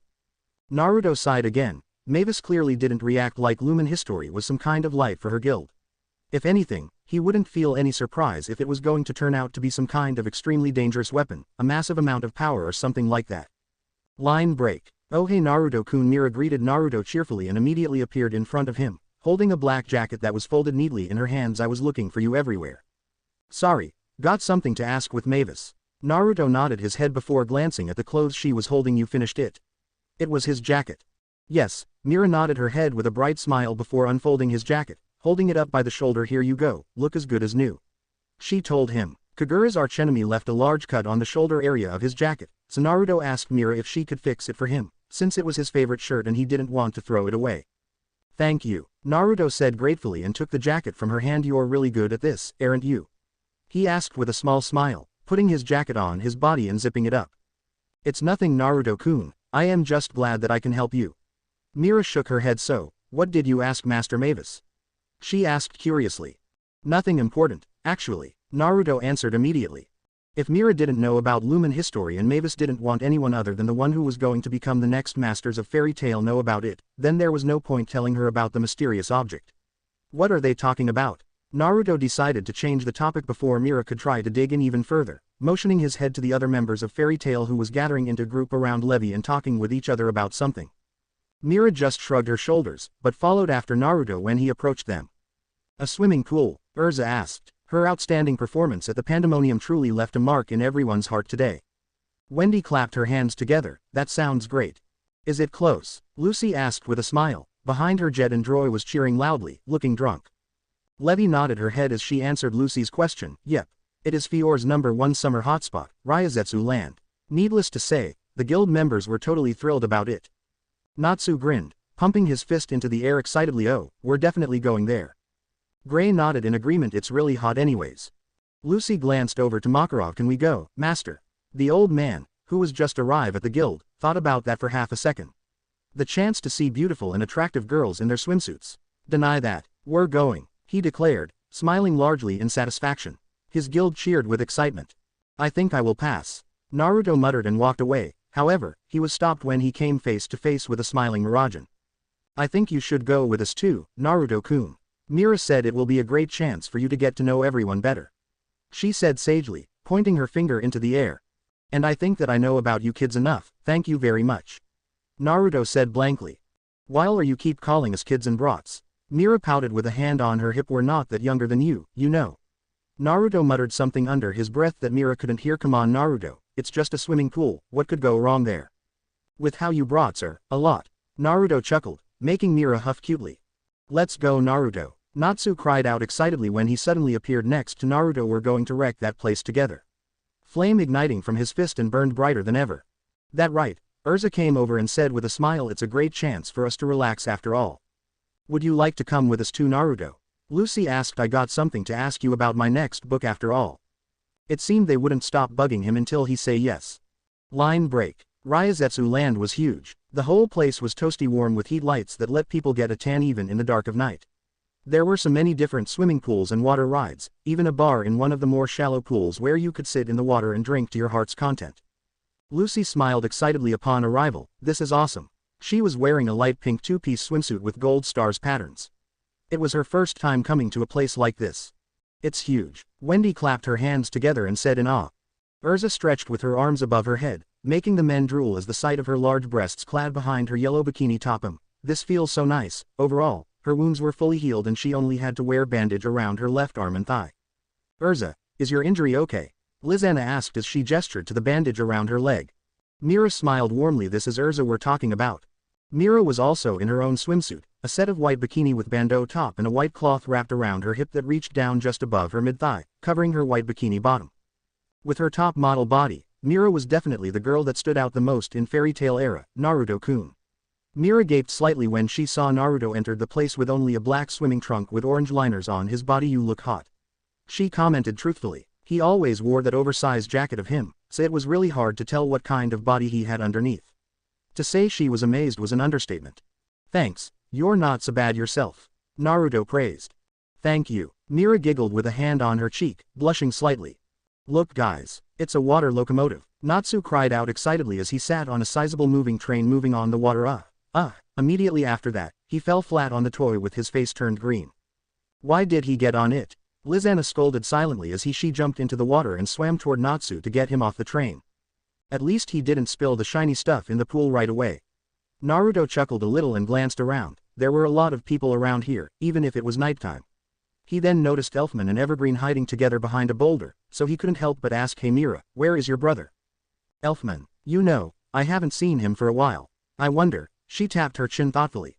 I see. Naruto nodded his head. So, what? Naruto-kun. A very familiar woman cried out excitedly before throwing herself at Naruto, hugging the side of his head tightly against her bosom and wrapping her legs around his hip. I didn't know that you come here too. Good evening, Jenny. Naruto chuckled a little as his girlfriend removed herself from him, but then put her arms around his neck and pulled him down to place her lips on hips, kissing him for a few seconds before pulling back. What are you doing here? He asked. Well, Team Blue Pegasus decided to come here to play, so I have to come with them too. Jenny informed him before pouting slightly. You know, they're all womanizers and only come here to flirt with the girls. I see, I came here because my guild as well. Naruto nodded his head with a small smile. Hello Jenny. Mira greeted the fellow colleague in modeling with a small smile. Hey Mira, I didn't know that you're here too. Mira's left eye twitched slightly at that. Didn't Naruto just say he had to come here with his guild? Going to grab a drink, anything you girls like? Naruto asked both girls. No, I think it'll be fine. Mira and Jenny both said at the same time while shaking their heads. I see. Naruto nodded his head. Before I will leave you two beauties alone for a few seconds then. Naruto said before walking away. As soon as he disappeared from their sight, Jenny sneaked behind Mira, a mischievous glint in her eyes. Before Mira could react, her bikini top was pulled away from her. That was for making me embarrass myself with that bet the other day, Jenny said, laughing and for eyeing my boyfriend like a piece of meat. Oh yeah, Jenny, Mira said while gritting her hand tightly, looking mischievous and feeling a little jealous at Jenny. Before Jenny could react, Mira pulled down Jenny's bottom bikini. The men who saw that quickly fainted, blood spurting out of their noses. I think they just have a glimpse of what about to come in the next issue of Sorcerer magazine. Mira said while waving Jenny's bikini bottom around. Why you? With a kick, Mira was sent into the swimming pool. Jenny immediately covered herself up with a new set of bikini with her transformation magic and jumped into the water after her rival. Those two, Naruto sighed as he watched the two takeover mages wreck the whole pool with each other from afar. It was as clear as daylight that Mira had some romantic feeling for him, but didn't know that she would take on it with Jenny to that extreme level. Living many years and yet he still didn't understand how women think. Naruto-sama. Naruto turned his head to the side and saw Yukino Aguria, the new girl of fairy tale wearing set of two-piece bikini that matched her hair's color. She had a body that could even rival with the like of Lucy. Hey Yukino, Naruto greeted her before turning around to talk to the barmaid. Give her something to drink please. The girl nodded her head and went inside. How are you doing, having fun here? Yes Naruto-sama. Yukino nodded her head with a small smile. Everyone is very nice to me. Glad that you like it. Naruto took the coconut from the barmaid and gave it to Yukino. Here you go, it's on me. Thank you Naruto-sama. Yukino said gratefully as she put the straws to her lips. It's all thanks to you that I have so much happiness like this. Fairy Tail is truly an amazing guild with amazing people. She then turned her head to him. I noticed that you're a little distant with everyone Naruto-sama, you don't like them. I do like them Yukino. Naruto shook his head. They're a noisy, troublesome and childish bunch of brats, but in the end they are all good people with a strong belief in each other. It's just that I have problems that prevent me from getting close to any one of them. Naruto said, I already used to live alone, you know, stay out of the trouble. But it doesn't mean that you like to live alone, do you, Naruto-sama? Yukino asked and smiled softly when Naruto didn't answer her question. If it wasn't for your kindness, I wouldn't stand here with the mark of fairy tale on my body. If you chose to stay away from me and the troubles I brought to you and everyone that night, I doubt I could dream about myself being a mage of a guild again. It's in your nature, Naruto-sama, to care about others. She turned her head to him. You're like a guardian angel. Yukino, Lucy called out to her fellow celestial mage while waving her hand around in the air, standing at the other side of the pool. I will see you later, Naruto-sama. Yukino put the coconut back to the bar stand before smiling to him and walking away, leaving Naruto alone in his own thought. He couldn't help but admit that Yukino really had a point there. Him, a guardian angel. Naruto doubted Yukino and others would think of him like that if they knew who he was in his true nature. Maybe later, after the grand magic game, he should stop caring about others' business and return to how he was before meeting Fairy Tail, before anything could get out of control. Line break. Urza was sitting at the edge of the pool, sipping her margarita with a small smile on her face. But as soon as she felt four presences surrounded around her, Urza's mood dropped instantly and her face turned into a blank scowl. What do you guys want now? It was the Tri-Men and their leader Ichiya were surrounding her, commenting on her beauty with suave words. You look gorgeous today, Urza. How in the hell are you so fashionable? You know, I could be your pet. Ah, such a beautiful perfume. With a sigh, Urza finally had it and stood up, started barking at them. First at Hibiki, what was your MPF score today? Not enough effort. She moved on to Ren with a glare. You've got Sherry, don't cheat.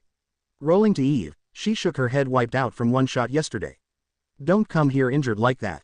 Ichiya was next, but Urza just stared for a second and turned away. I am leaving. Please scold me too, he begged and tried to hang on her bikini bottom, making Urza gap with a blushing face. But before the Ichiya could accidentally remove her bikini bottom, a tri-prongs kunai was thrown at him with enough speed and force to stab through the waistline of his daring swimming underwear and pulled him with it away, across the Ryazetsu land, much to Ichiya and minions' shock. The tri-men gaped in shock before running after the flying man, screaming out in horror and finally leaving Urza alone. Are they bothering you? Naruto asked as he sat down the empty seat next to Urza. I can handle them on my own, but, thank you. Urza nodded her head with a small smile. Nah, don't mention it. Naruto shrugged. No, not just for saving me from those womanizers. Urza shook her head before saying for saying those words to Kagura as well. Now this picked up some of Naruto's interests and he couldn't help but turn to her. You have history with her, have you? He asked. Yes, her brother is my childhood friend. The three of us came from the Rosemary village. Urza's smile became sad. The person Kagura wants to kill is Jello. The blue hair guy with tattoo. Naruto asked in surprise why. She thought he killed her brother Simon. Urza answered with a quiet tone. It's Jello's fault that Simon died, but, the one who killed Simon was me.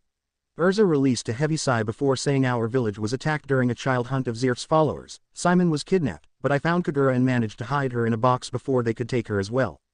But by doing so, you were captured as well, right? Yeah, and we were both taken to the Tower of Heaven.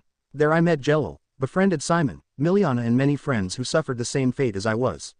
I didn't know that Kagura was Simon's brother until Miliana told me, but he used to talk about her a lot. A small smile made it to her lips. I was very worried about her safety, always hoped that she'd be safe and could move on with her life. I see. After talking to you, I am sure that she has somewhat gotten over her hatred for Jello. It's never a good thing anyway. Naruto nodded his head. He didn't know how much Kagura had forgave the guy, but Naruto was sure that it wasn't as bad as before, considering her feelings after their battle. Was it true, Naruto, about your friend's brother? Urza asked him. The master had decided that they shouldn't think too much about what Naruto said during his fight with Kagura, especially around the part where he told her about the brother of his best friend slaughtered his own family and clan. It was still very hard for Urza to believe that someone could do such thing. Look, well, leave my past out of this, alright? Naruto shook his head, making Urza pout a little. It is not something I'd like to tell anyone again. Naruto then questioned, what are you going to do with Kagura? Are you planning to tell her the truth? Probably. If she's going to unleash her anger on me, then fine, so be it then. It's my fault after all. Urza nodded her head. I see, then I wish you the best of luck. Naruto chuckled. Say, Naruto, how good is Gamakatsu in swordsmanship? You already saw his fight with Kagura, didn't you? Naruto grinned. I will introduce the two of you with each other later, if you want. That made Urza's mood lighten immediately as she made a 1,000-watt smile. Welcome back everyone to the now 4th day of this year's Magic Games. Chapati, The infamous announcer with weird set of wig on his head said loudly as the excited crowd of people within the Domus Flow cheered out loudly. Today's guest commentator up here with me in Ujima is Robian, a leader of a famous theater group right here in Crocus. Thank you very much for having me, the man said with a smile. It looks really fun. Awaiting in the middle of the field, floating a few feet above the ground was a giant sphere of water. No doubt it would be the mysterious game of the fourth day. It's a sunny day for magic and mayhem as we start off the day with an event called Naval Battle. That's right, spectators, get ready for a battle under the sea. The battlefield is a large sphere of water. The rule is simple: if you get knocked outside the ball you lose until the last one standing wins. But there is a special rule: when the last two competitors remain, a clock will appear, and if you get eliminated within the 5-minute limit you get moved to the back of the line in 8th place. However, if no one is eliminated within the 5 minutes, the rank will return back to normal with the one eliminated coming in 2nd place. The commentator finished explaining the rules of naval battle. With this kind of game, it was a mon's wildest fantasy come true. However, it was a huge letdown for them because Quattro bitches would have to pick a male for the sport, since their team consisted of males only, so they wasn't the fan favorite amongst the guilds entering the event. "It'll be going, guys," Lucy said confidently while keeping her eyes on the water sphere. She had let down her team on the first day and wanted nothing more than to redeem herself by doing better in this event.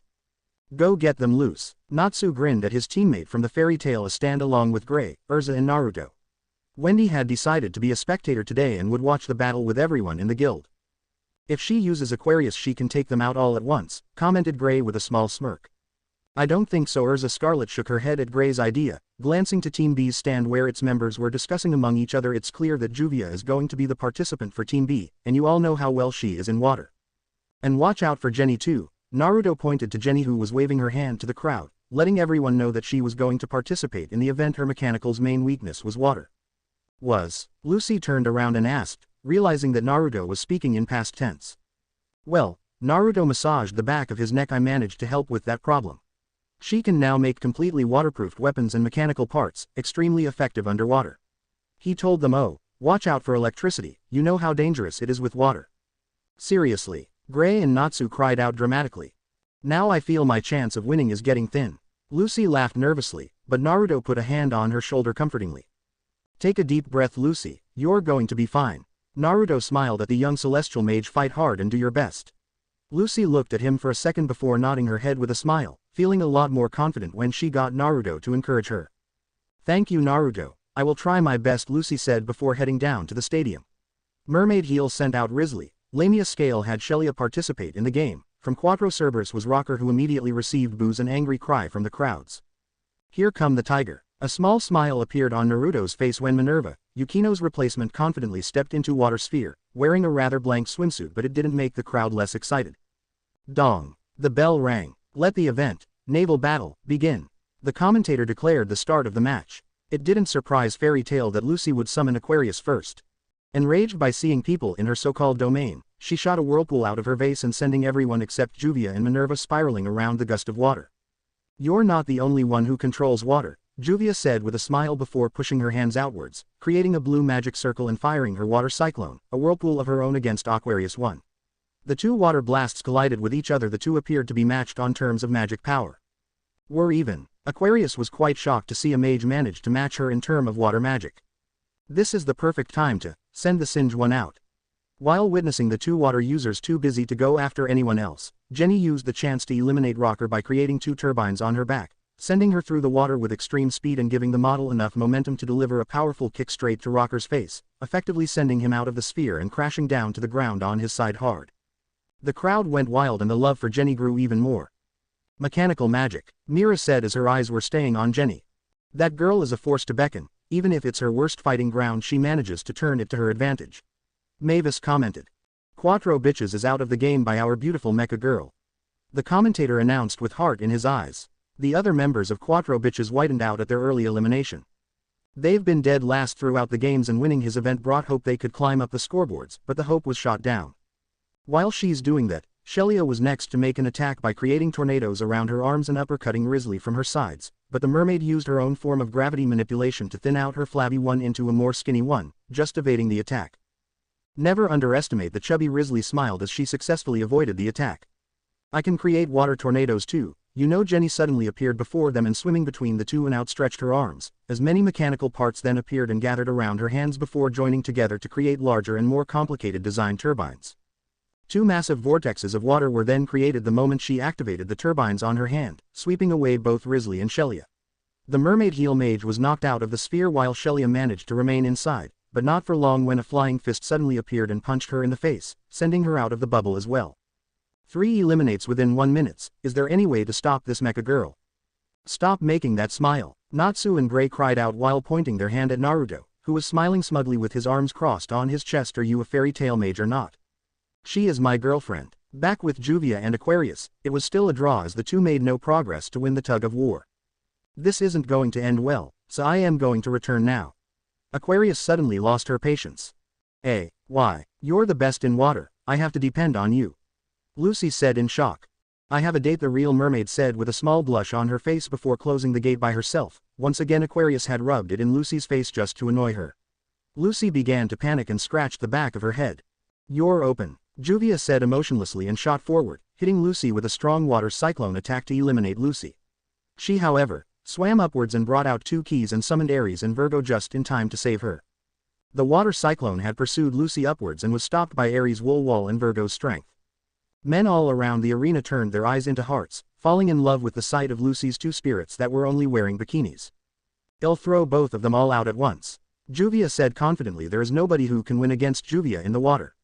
Juvia decided to use her trump card. Unleash her second origin. The unleashing of second origin is a unique spell I acquired. It was a new spell she named I know Tsubasa, Wings of Heart, a large whirlwind mixed with pink hearts on the water current and sucking in Shelia in it and then pushing her out of the sphere. Minerva managed to direct the whirlpool away from her using her territory magic while Lucy barely hung on to Aries, who was protecting her with a wool wall, and Virgo pushing Lucy forward to prevent her from being caught in the heavy gust. The whirlpool continued for a while before stopping as Juvia spread her arms out to take in the glory. Cool. Both Naruto, Urza and Natsu were the ones who said it. To be able to create pink hearts with magic, it wasn't something one could take lightly. Quit it. Gray, meanwhile, was quite frustrated by such name. Juvia's strength underwater is truly unrivaled, Chapati said, and the former wizard Saint Yazima couldn't agree more. Not so fast, water girl, Jenny cried out and appeared before Juvia, completely transformed into her demon takeover form. Juvia's eyes hardened as she increased her strength using the water around her, meeting Jenny in the center of the sphere. However, before the two of them could continue their fight, Jenny suddenly found herself outside the orb of water. She cried out in shock but managed to create a rocket boost to keep her face from hitting the ground. But Juvia suddenly appeared above Jenny, outside of the water, and dropped down on top of the beautiful model. Huh? Chapati asked in surprise what just happened. I believe, Minerva suddenly spoke up, her hands covered in rainbow aura. That was my handiwork. Now there was only Lucy and Minerva and the 5-minute countdown started. The miss is quite the devil, isn't she? Sting asked with a small smirk on his face. Certainly, Rufus agreed. With her magical power, she could have easily thrown them all out. Orga scolded slightly. He wanted Minerva to throw them all out. She is already won. I see. Naruto scratched his chin, deep in thought territory. So that was how she was managed to block his punch, by transferring the force of his attack away before it could reach her or her father. With my magical power, I could throw you out of the water in a flash. However, Minerva stated confidently, that wouldn't be very satisfying. She raised her hand, coating in the same aura of magic. Let's see how long you last, fairy tale. A sizable orb of something suddenly appeared behind Lucy, drawing the blonde girl's attention toward it before it exploded, causing the celestial mage to yell out in pain. Heat? Urza asked in shock under the water. What the hell kind of magic is that? Gajil asked. I've never seen anything like it before, Mira said. Let's hope Lucy can do something about them soon. The blonde reached for her celestial keys but found nothing there. Everyone was surprised as well to see that her keys were gone from along with her pouch and belt. Looking for this, Minerva then raised her hand, revealing that she was the one who had the celestial keys in her hand, her face as impassive as ever. Wait, how did that woman got hold of the celestial keys?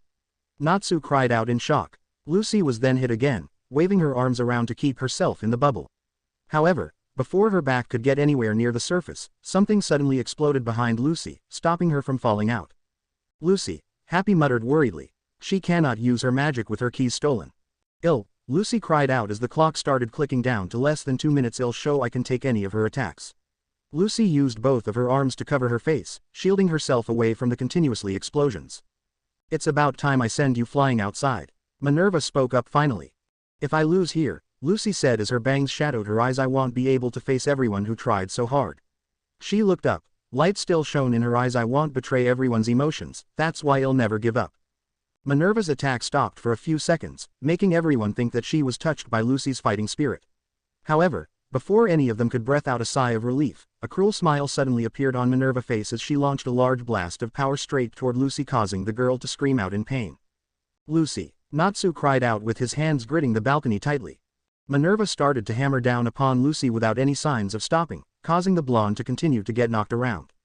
Just when Lucy was about to fall out of the orb of water, the blonde suddenly disappeared from sight before reappearing right before Minerva, who had launched a kick at her back. Damn it! Natsu cried out, startling the group that was standing around him. Stop this matchright now. Stop. Gray and the rest of Fairy Tail joined after their salamander, screaming for the referee to stop the fight as Lucy got beaten around mercilessly. Sabretooth were sending mocking grin at Fairy Tail's teams, with their mistress was laughing in satisfaction as Lucy's body started limping away. Mato had no chance but raise his hand, stopping the fight before it could get worse. And Naruto only waited for that. Before Minerva could celebrate her victory, she was knocked away from the water sphere with an unimaginable amount of force. The whole orb of water exploded the moment after, splashing the water onto the crowd and the other teams and guilds. When everything was clear, no one could say a word or pick their jaw up from the ground at the sight of Naruto standing on midair like he was standing on solid ground. His body coated in pure raw golden energy like fire. His attire was completely altered to a full-length Haori. There were with 2 horns on his head, 6 Magatama markings around the neck, swirling marking over his stomach and various other lines extending along his body. Naruto was carrying Lucy in his hands, her body soaked with blood and covered in extremely serious wounds. If the battle continued for a second longer, Lucy would be dead by now. And nah. The girl muttered weakly as she looked at him with half-lifted eyes. It's over, Lucy, he said softly and channeled his energy into her body, wrapping her damaged form in a thin cloak of energy, boosting her healing factor to the extreme level, making her wounds disappear from her body and replaced with healthy skins. Not even scars were left there. Rest, you had done a wonderful job out there. His foot gently touched down to the ground, the same time the last wound disappeared from her body. Lucy breathed out a sigh in relief when she could no longer feel pain. The first tear then felt from Lucy's eyes, before being followed by another after another, and the next moment, Lucy found herself crying into Naruto's chest. She had failed them again. Naruto held her head close to his chest, letting herself pour her heart out. You, Naruto said with a cold and emotionless tone as he looked up and fixed his eyes on Minerva, who was looking at him with her eyes wide in shock. The rest of Sabretooth team appeared and gathered in front of their mistress protectively. They were extremely nervous by his power, but wasn't going to let Naruto attack the daughter of their master either. Natsu and the other 2 did the same to Naruto and Lucy. As both sides stared at each other in the eyes, the atmosphere became extremely tense, as if someone could cut it with a knife. The whole stadium became extremely quiet. No one dared to say a word, even Chapati the announcer. Much to everyone's surprise, Naruto suddenly turned around and walked away.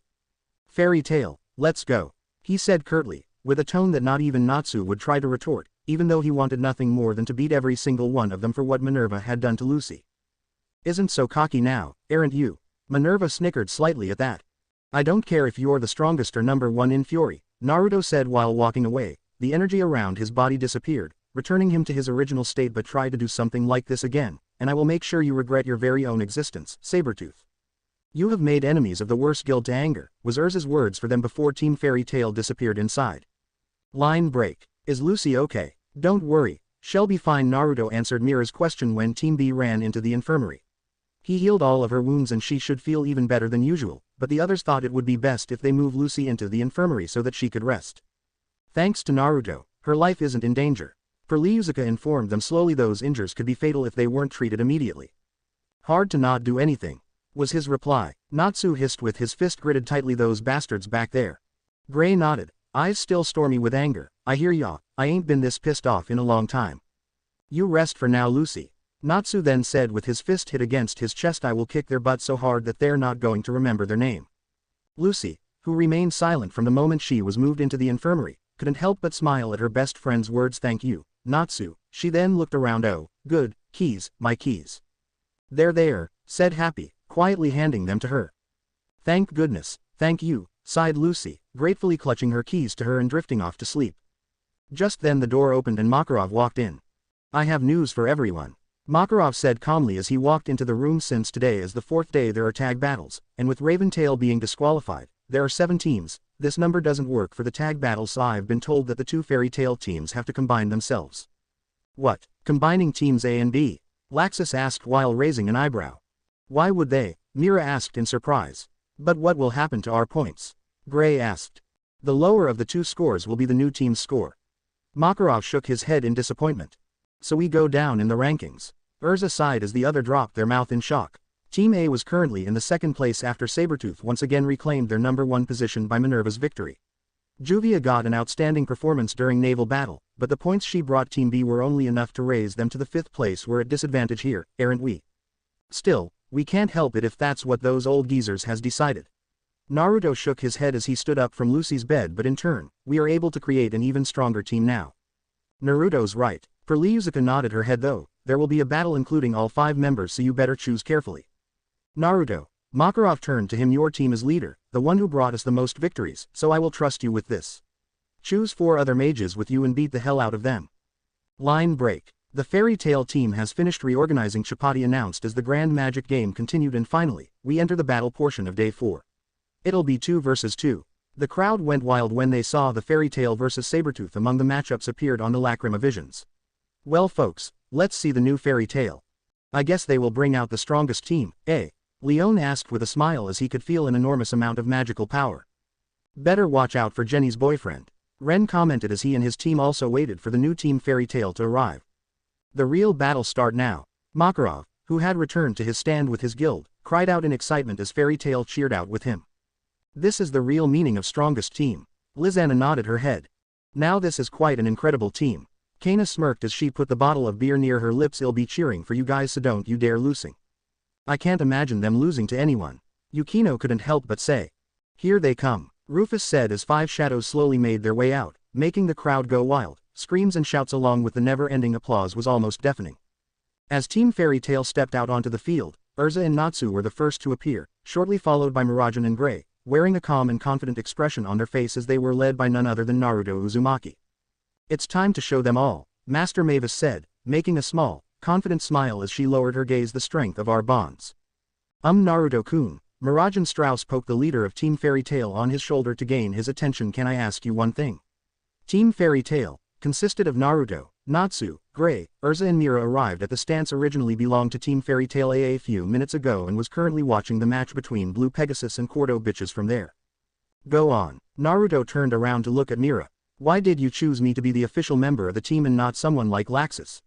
She asked, pointing her hand to the lightning dragon slayer of Fairy Tail, who was standing with his grandfather watching the grand magic game with the rest of the guild. I mean, he is stronger than me and all. Well, you can say that I don't know Laxus as much as I know you. Naruto said simply with his hand scratched his chin in a thinking pose. All 5 members of our team will have to fight together at the last day of the grand magic game, and I don't think Laxus is someone who can bring up good teamwork with these brats.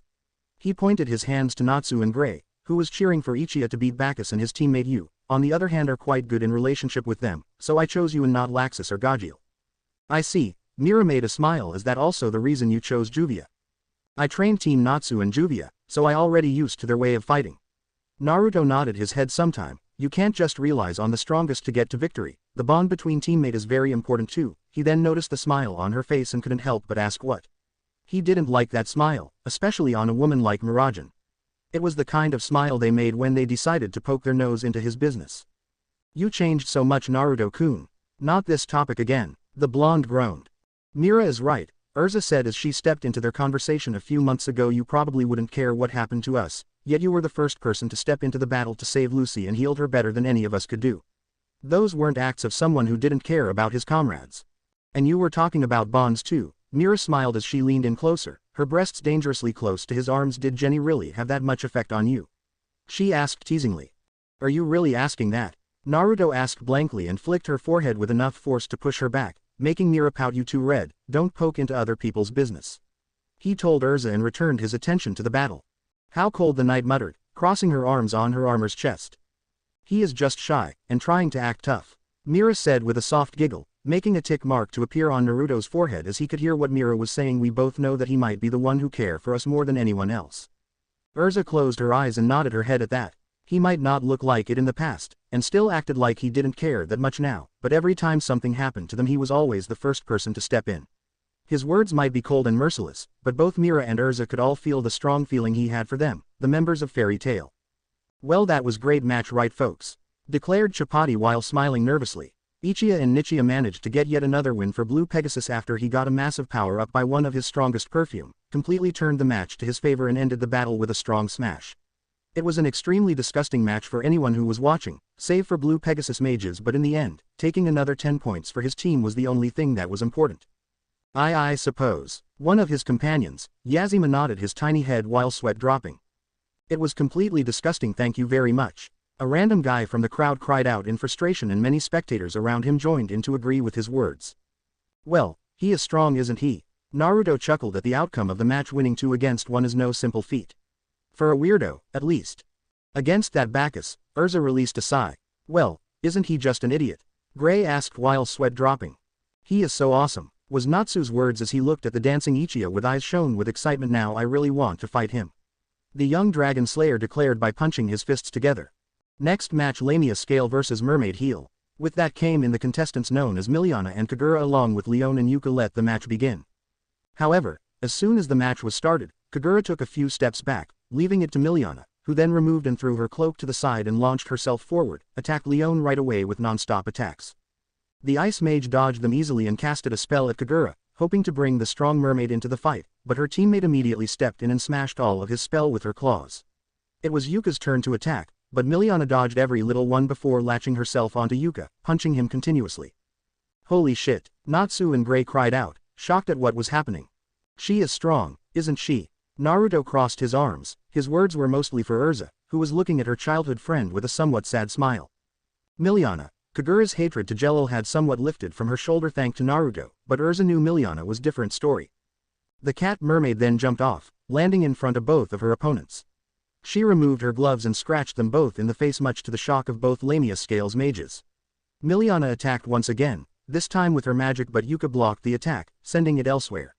Miliana wasn't fazed by this at all and summoned multiple orange tentacles with her magic in order to attack them. He got tricked, Naruto said simply when but one of the tentacles slipped around to the back, grabbing one of Yuka's arms. Hey, Leon won't allow it anyway. Gray said, and immediately after that, Leon jumped into the fight and cut through it with a single Ice Eagle. Miliana repeated her attack, and Yuka and Leon seemed to try to block and dodge, but it wasn't working as well as they wanted to. Eventually they got caught and they were stuck where they were. Leon made a mouse out of ice and it started running away, catching the attention of Miliana. Seriously, Natsu cried out. She seemed unsure for a moment, but she cancelled her magic and started chasing after the mouse, much to the shock of everyone. She suddenly realized what she was doing and she stopped, started yelling at Leon, who then made a blizzard, freezing Miliana in her place because of the coldness. Leon continued his attack. This time he created a living snow tiger and willed it to attack the cat girl, who barely dodged it and was scared out of her wits. She continued to run away from it and suddenly ran straight into a wall. Sorry, Miliana said sheepishly while scratching the back of her head. Kagura looked at her for a moment before sighing in defeat. Yuka made the first move on her, but it missed Kagura altogether. He tried again and Kagura simply knocked it aside with her unsheathed sword. Here she comes, Gray said as Kagura then launched herself at Yuka first. The two mages exchanged blows, dodging each other's attacks while trying to hit each other, but from the look of it, everyone could tell that Kagura was having the upper hand in the fight, as before Yuka could attack again, Kagura got behind him and knocked him out with her sword. The swordswomen wasted no time and charged at Leon, who summoned an army of dragonflies to attack her. The mermaid dodged through all of them almost too easy. Gray's rival summoned an Ice Eagle next, but it didn't even get to soar before Kagura hit him with her sword, knocking him down to the ground. This is the end for you, Leon Vasta, Kagura stated calmly while holding her sword up. Oi, what the hell are you doing? Gray cried out. Stand up, you idiot. Shut up, Gray, Leon muttered with a forced smile as he pushed himself up. I know what I am doing. With that the powerful Ice Mage summoned another snow tiger and then giant a snow ape. To finish his magic, he made a huge snow dragon, surrounding himself with his Ice Mage's magic. All three of them charged at Kagura, who jumped in the air to dodge them, but the snow dragon managed to hit her with its long body and send her back onto the ground, though the swordswomen managed to keep her footing and stared coldly at the three Ice Mage creatures. Hold your ground, Naruto said as Kagura then held her sword up and suddenly, a gigantic magic circle appeared in the sky. Holy shit, Natsu said as he along with every tried to hold onto the field. She reverses the effect of her gravity magic, Yukino cried out as she held onto an enlarged panther lily so she wouldn't be pulled to the sky. That is some very advantage gravity spell. All the ice-make creatures was lifted from the ground and pulled onto the sky, and Leon was forced to follow pretty quickly. Kagura jumped up, slicing through the ice-make creatures and making them disappear. She pushed off the magic circle, about to hit Leon when suddenly, all magic disappeared upon the announcement of the end of the match, and everyone was a little bummed to not have seen the outcome. It seemed the 30 minutes limit was over and the match had to end in a draw. As expected of Kagura. So strong, said Yuka wiping the blood of his mouth. She didn't even get serious, replied Leon sweating nervously. Every year it's the same, no one has ever seen her get serious, said Yuka remembered the previous events and to think Naruto Uzumaki was toying all the time. Are you alright Kagura-chan? Asked Miliana worriedly. I am fine, Kagura stated calmly as she stood straight up and released a sigh. That man called Leon has potential, if this wasn't a match but a fight to the death, she then turned her friend you would be dead, finished Kagura looking at Miliana who was merely shocked. Become stronger. As Kagura made her way towards the exit but she then stopped and turned her head around, smiling softly at her friend because I can't be there to protect you all the time. Hi, replied Miliana with a huge smile, getting over her shock and running after Kagura, who turned her head up to glance at Naruto for a second before disappearing into the alley. She took my words all right. Naruto smiled and patted Urza on her shoulder. You too, should take care of that girl Miliana. I can see that she also has the same problem as Kagura. I understand, Urza smiled with a nod of her head. It's a heated arena, but be sure to not miss any of the next fight.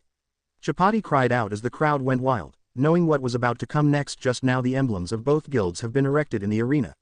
The current strongest guild of Fury will battle the new guild that has shown great strength and took everyone by storm throughout the tournament. Announced Chapati. Fairy Tails Naruto Uzumaki and Natsu Dragneel, the crow cheered out loudly vs Sabertooth's twin dragon slayer Sting Eucliffe and Rogue Cheney. It's our turn Natsu, Naruto said with a confident as he put a hand on Natsu's head. You ready? I've been waiting for this, said Natsu while grinning evilly, cracking his knuckles while staring at Sting and Rogue, who were also having their own confident smile. Those Sabertooth mages will pay for what they did. Good luck guys. Mira and Urza smiled at the two. Give them hell. Flame Brain Gray nodded his head, pumping his fist into the air. Yosh. Naruto grinned and jumped over the cliff with Natsu followed behind him. Both of them didn't bother to take the stair. Let's go Natsu. Line break. It's finally time for their confrontation. Chapati cried as Naruto, Natsu and Sting, Rogue stood facing against each other on the battlefield. Who will win, the fairy or the tiger? 3 dragons have been unleashed onto the battlefield. The dream match between powerhouses is finally here. I've always waited for this moment, Natsu-san. Sting said to Natsu, still keeping a very confident smile on his face. Where's Gajeel? Rogue asked Naruto with a calm tone. I have no interest in fighting you. How cold of you, young man. Naruto smirked. Don't worry, I will make sure to show you that I am a very exciting opponent. Match. Mato spoke up loudly as the entire stadium held their breath. Start. And the battle begin. Let's go, Sting said confidently as he took his battle stance. Yeah, Rogue nodded his head and was about to attack along with his partner, until Natsu suddenly appeared before the both of them and thrust his elbow into Sting's face before twisting his body around to deliver a punch straight into Rogue's stomach, knocking the both of them back much to the shock of everyone in the stadium. You sit back and let me handle this, Natsu stated with a calm tone, glaring at the twin dragon slayers with cold and emotionless eyes. I will. But before he could finish his sentence, a small amount of sand suddenly shot out from the ground and wrapped around his ankle, lifting him up from the ground and pulling him to the air as well. Oi. What the hell? He cried out before his face turned green. Sorry Natsu, but how about you sit back and let me handle this? Oi. Then who was the bastard that said teamwork was very important? Natsu tried to yell but Naruto made sure to move him around so he wouldn't try to escape. I never said it was necessary on the 4th day, didn't I? Naruto asked with a sly chuckle before turning his head to the twin dragon slayers, who were looking at him in surprise. So, you brats ready or not? Return Natsu-san this instant, Sting cried out. I got no interest in fighting you. Sorry, I think you guys will have to stick to me from this point. Naruto smirked at them while cracking his fists. If you want to have the reason for this, well, let's just say that I am dying to beat the holy crap out of you Sabertooth. He pointed his hand at Sting and Rogue. First it will be you two and next. After this day is over, he then moved his finger to Minerva, his smirk widened. It's you. Oh, Minerva couldn't stop herself from smiling at that. Don't tell me he is intent to challenge Sabertooth for their position. Makarov said in surprise, somewhat realized what Naruto was intending to do. Given our position, challenge is the only way for us to return to the top. Mavis nodded her head but still, the first master looked at Naruto for a second before sighing. I thought so. What is it Mavis-sama? Yukino asked. He is angry. Was the only thing she said before everyone's attention was returned to the battlefield. So, let's start this over, shall we? Naruto asked before making a come-on gesture with his hand. Come. Natsu managed to scratch me during his training. If you really want to surpass the brat, try to do better.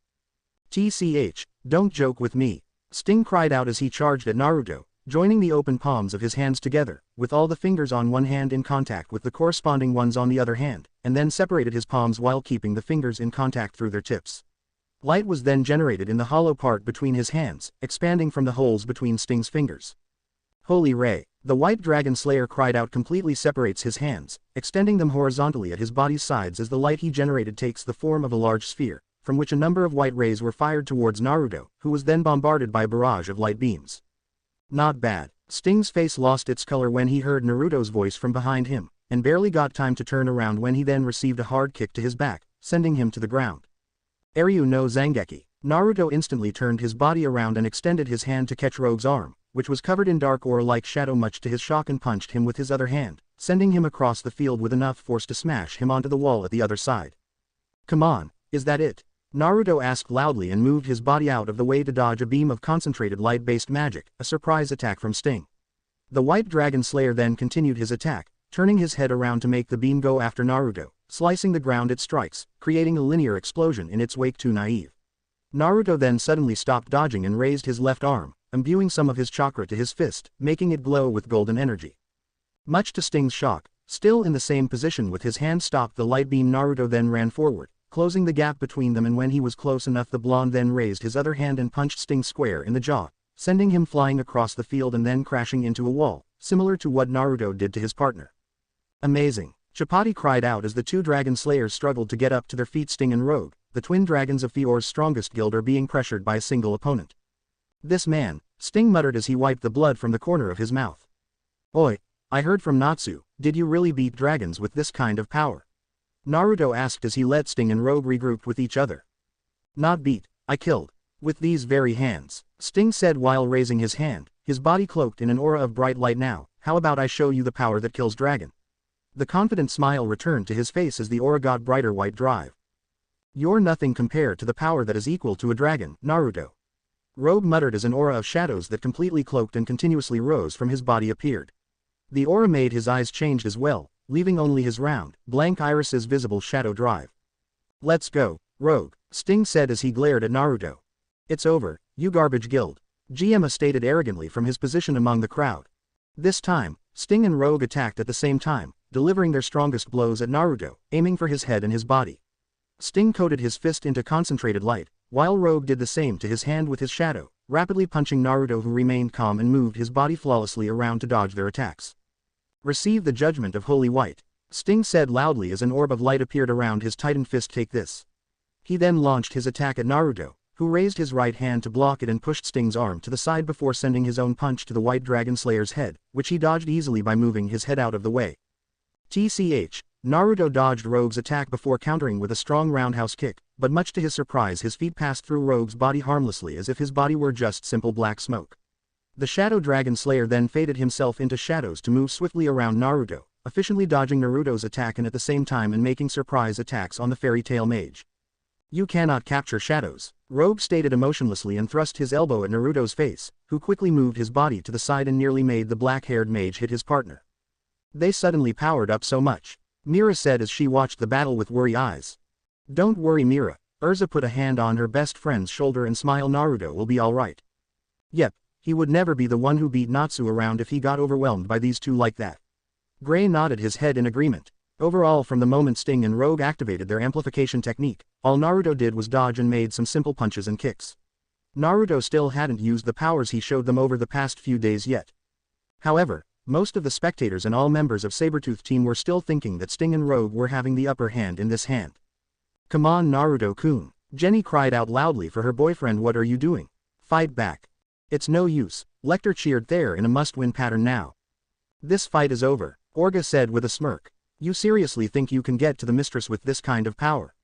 Sting asked with a laugh as he increased the power of his attack. This little power. Sting focused a large amount of his magic into his fist and punched Naruto, who was forced to cross his arm in an X shape to block his attack. The force, however, was still enough to push Naruto back several feet. Return Natsu-san now, or I will force you to do it the hard way. Don't look down on us, Rogue stated calmly as he stood beside his partner. Me? Naruto asked. To everyone's shock there wasn't even a scratch on his arm. Look down on you too. His smirk widened even further. Don't make me laugh. The likes of you aren't even worth my time looking at, let alone have me look down on.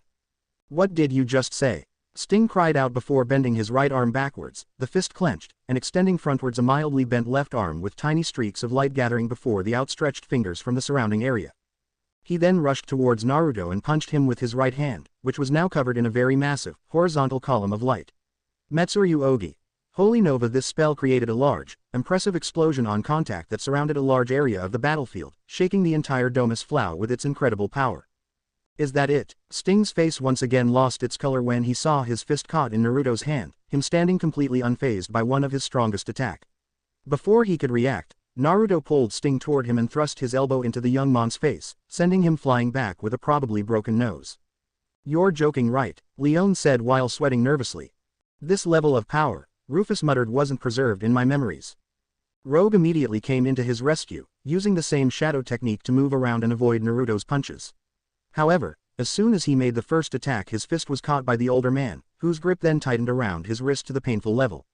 This trick won't work on me, Naruto said, then slammed his fist into Rogue's gut before sending a barrage of punches toward the Shadow Dragon Slayer's body, smashing him back and forth before gathering some of his chakra into his fist and delivered a straight, but powerful punch to his chest, sending him after his partner as both of them dashed on the ground several meters before coming to stop, breathing heavily and painfully because of the serious beating they just received. Dragon Slayer's physical endurance were truly something else, received that much physical beating from him and only got for themselves a few bruises and broken bones. This is getting bored. Naruto casually yawned in boredom. Maybe I should bring Natsu down to take care of you guys. Surely he will make this more exciting for the crowd.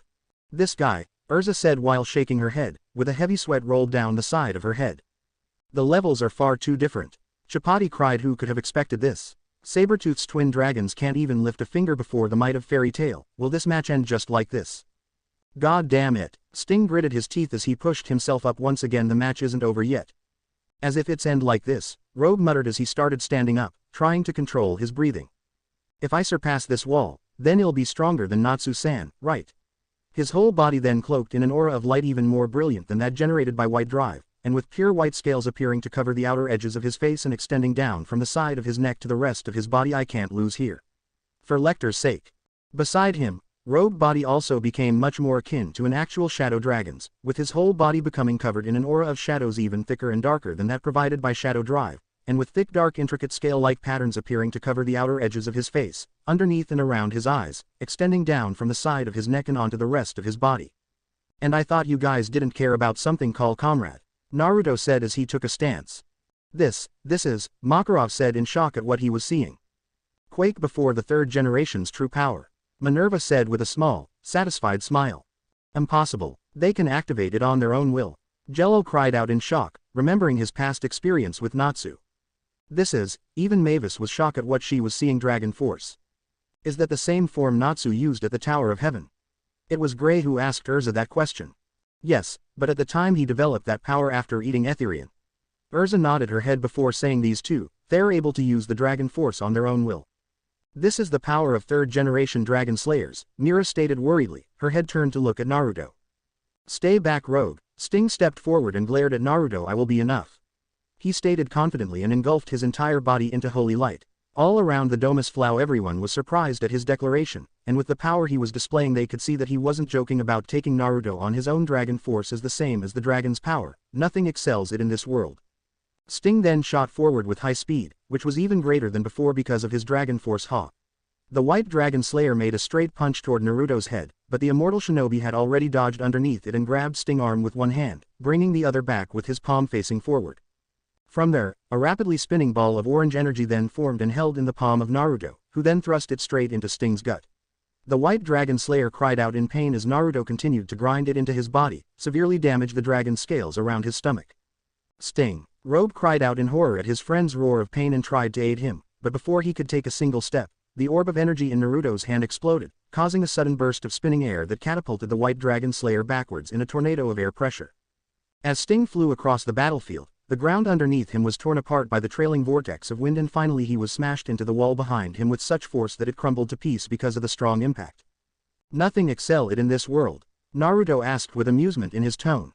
Damn you. Rogue then took a deep breath before releasing a large burst of shadows from his mouth. Ryu no Hoko.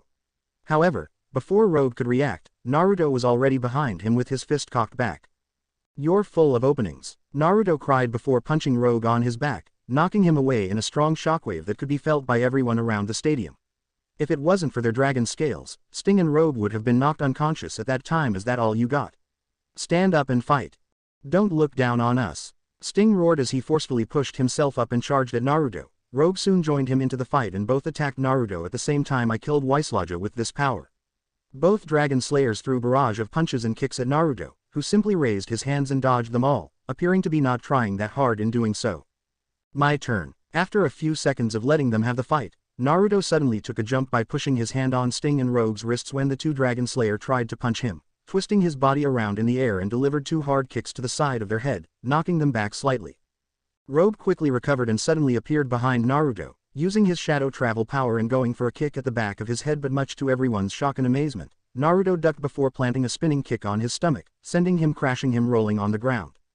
"Rogue, never keep your eyes off the enemy, especially when you're facing me," stated Naruto in a whisper after appearing behind the white dragon slayer, whose eyes were widened before he felt an excruciating pain in his back, result of Naruto planting a hard punch at the back of his head, sending him flying towards the wall at high speeds. "Shit, how could I lose focus in the middle of a fight?" the saber-toothed dragon slayer thought while berating himself before Naruto suddenly appeared in front of him. One of them then gave him a hard uppercut to his jaw, sending him upwards in midair. The next clone followed and twisted his body in around to kick Sting further into the air. Then came the next clone, using his partner's body to push himself into the air and planted a hard kick into the white dragon slayer gut. Key finished the fourth clone as he launched Sting even higher than before with a kick to his jaw, to the place where the original Naruto was waiting. Naruto Renden. Naruto finished the aggressive combo with a rotating heel drop, throwing him down to the ground with enough force to crack it. "Woohoo, so cool," Natsu Dragneel cried out with a loud cheer in an upside-down position before covering his mouth with his hands again. His face turned green the moment he realized his position. Naruto was about to give the next attack when suddenly Rogue appeared between him and his comrade, sending a strong uppercut to the Naruto's jaw, which he dodged and had to jump back several feet to avoid the shadow beams that shot out from the Shadow Dragon Slayer's fingertips. "Sting!" Rogue cried out for his partner as he brought his hand back, releasing an incredible amount of shadow from his fist.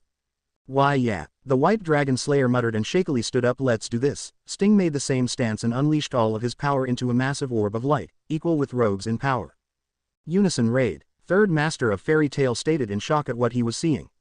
"Their next attack will decide this fight," Mavis said as the entire stadium shook with the power of Sting and Rouge's spell. They then placed their palms together, as a third orb of united energy formed, growing immensely as more rage surged through their bodies.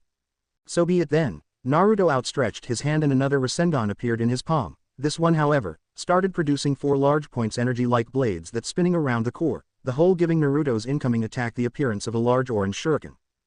"What is that attack?" Yukino asked in awe as the wind around them started picking up. "One of his strongest." Mavis smiled as she closed her eyes. "His feeling, finally become one with us." Seiryu Senga, Sting and Rogue cried out and punched their fist forward together, releasing their magic as a combined burst of the aforementioned light and shadows. Fudden. Rasenshuriken. Naruto then cocked his arm back further before throwing his attack at the incoming blast and collided with it shortly after, making a powerful explosion that shook the entire domus flow and the mountain it was standing on. "Naruto, Uzumaki, his power, I can't see the bottom of it." "To think, Natsu-san managed to put a scratch on this man." Rogue and Sting thought bitterly to themselves before emotionlessly dropping to the ground, as Naruto being the only one who was standing tall after the explosion. "TTH this is," Chapati stuttered before crying out loudly. The crowd followed him shortly after to cheer out in excitement. "This is Fairy Tail. Naruto Uzumaki has beat the 2 Dragon Slayer, it's Fairy Tail's win. What an incredible display of power. Show off." It was Natsu who said that after Naruto had dropped him back to the ground. "It's nothing special." Naruto patted Natsu on his shoulder. "Sorry brats, but I need that." "Nah, forget it, at least you kick their ass in revenge for Lucy." The salamander grinned with his hands behind his head. He then opened his palm and pointed to it, saying excitedly, "Think you can teach me that cool orb trick?"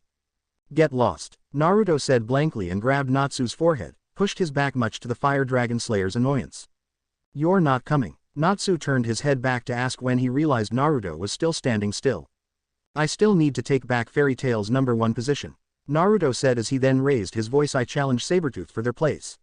His announcement shut the crowd up instantly. All the attention then turned to Minerva Orlando, the leader of Team Sabretooth. Team Fairy Tail was still pretty much behind all the teams, save for Cordo Bitches. This was the fastest way for them to take back the #1 position. And what if I refuse? Boo. Naruto pointed his finger down and made a booing face. Hey, that should be my line. Natsu cried out with an overly dramatic face. Levi-chan, can the challenge refuse to fight? Yukino turned to Levi, who had brought the rule book out and started reading it.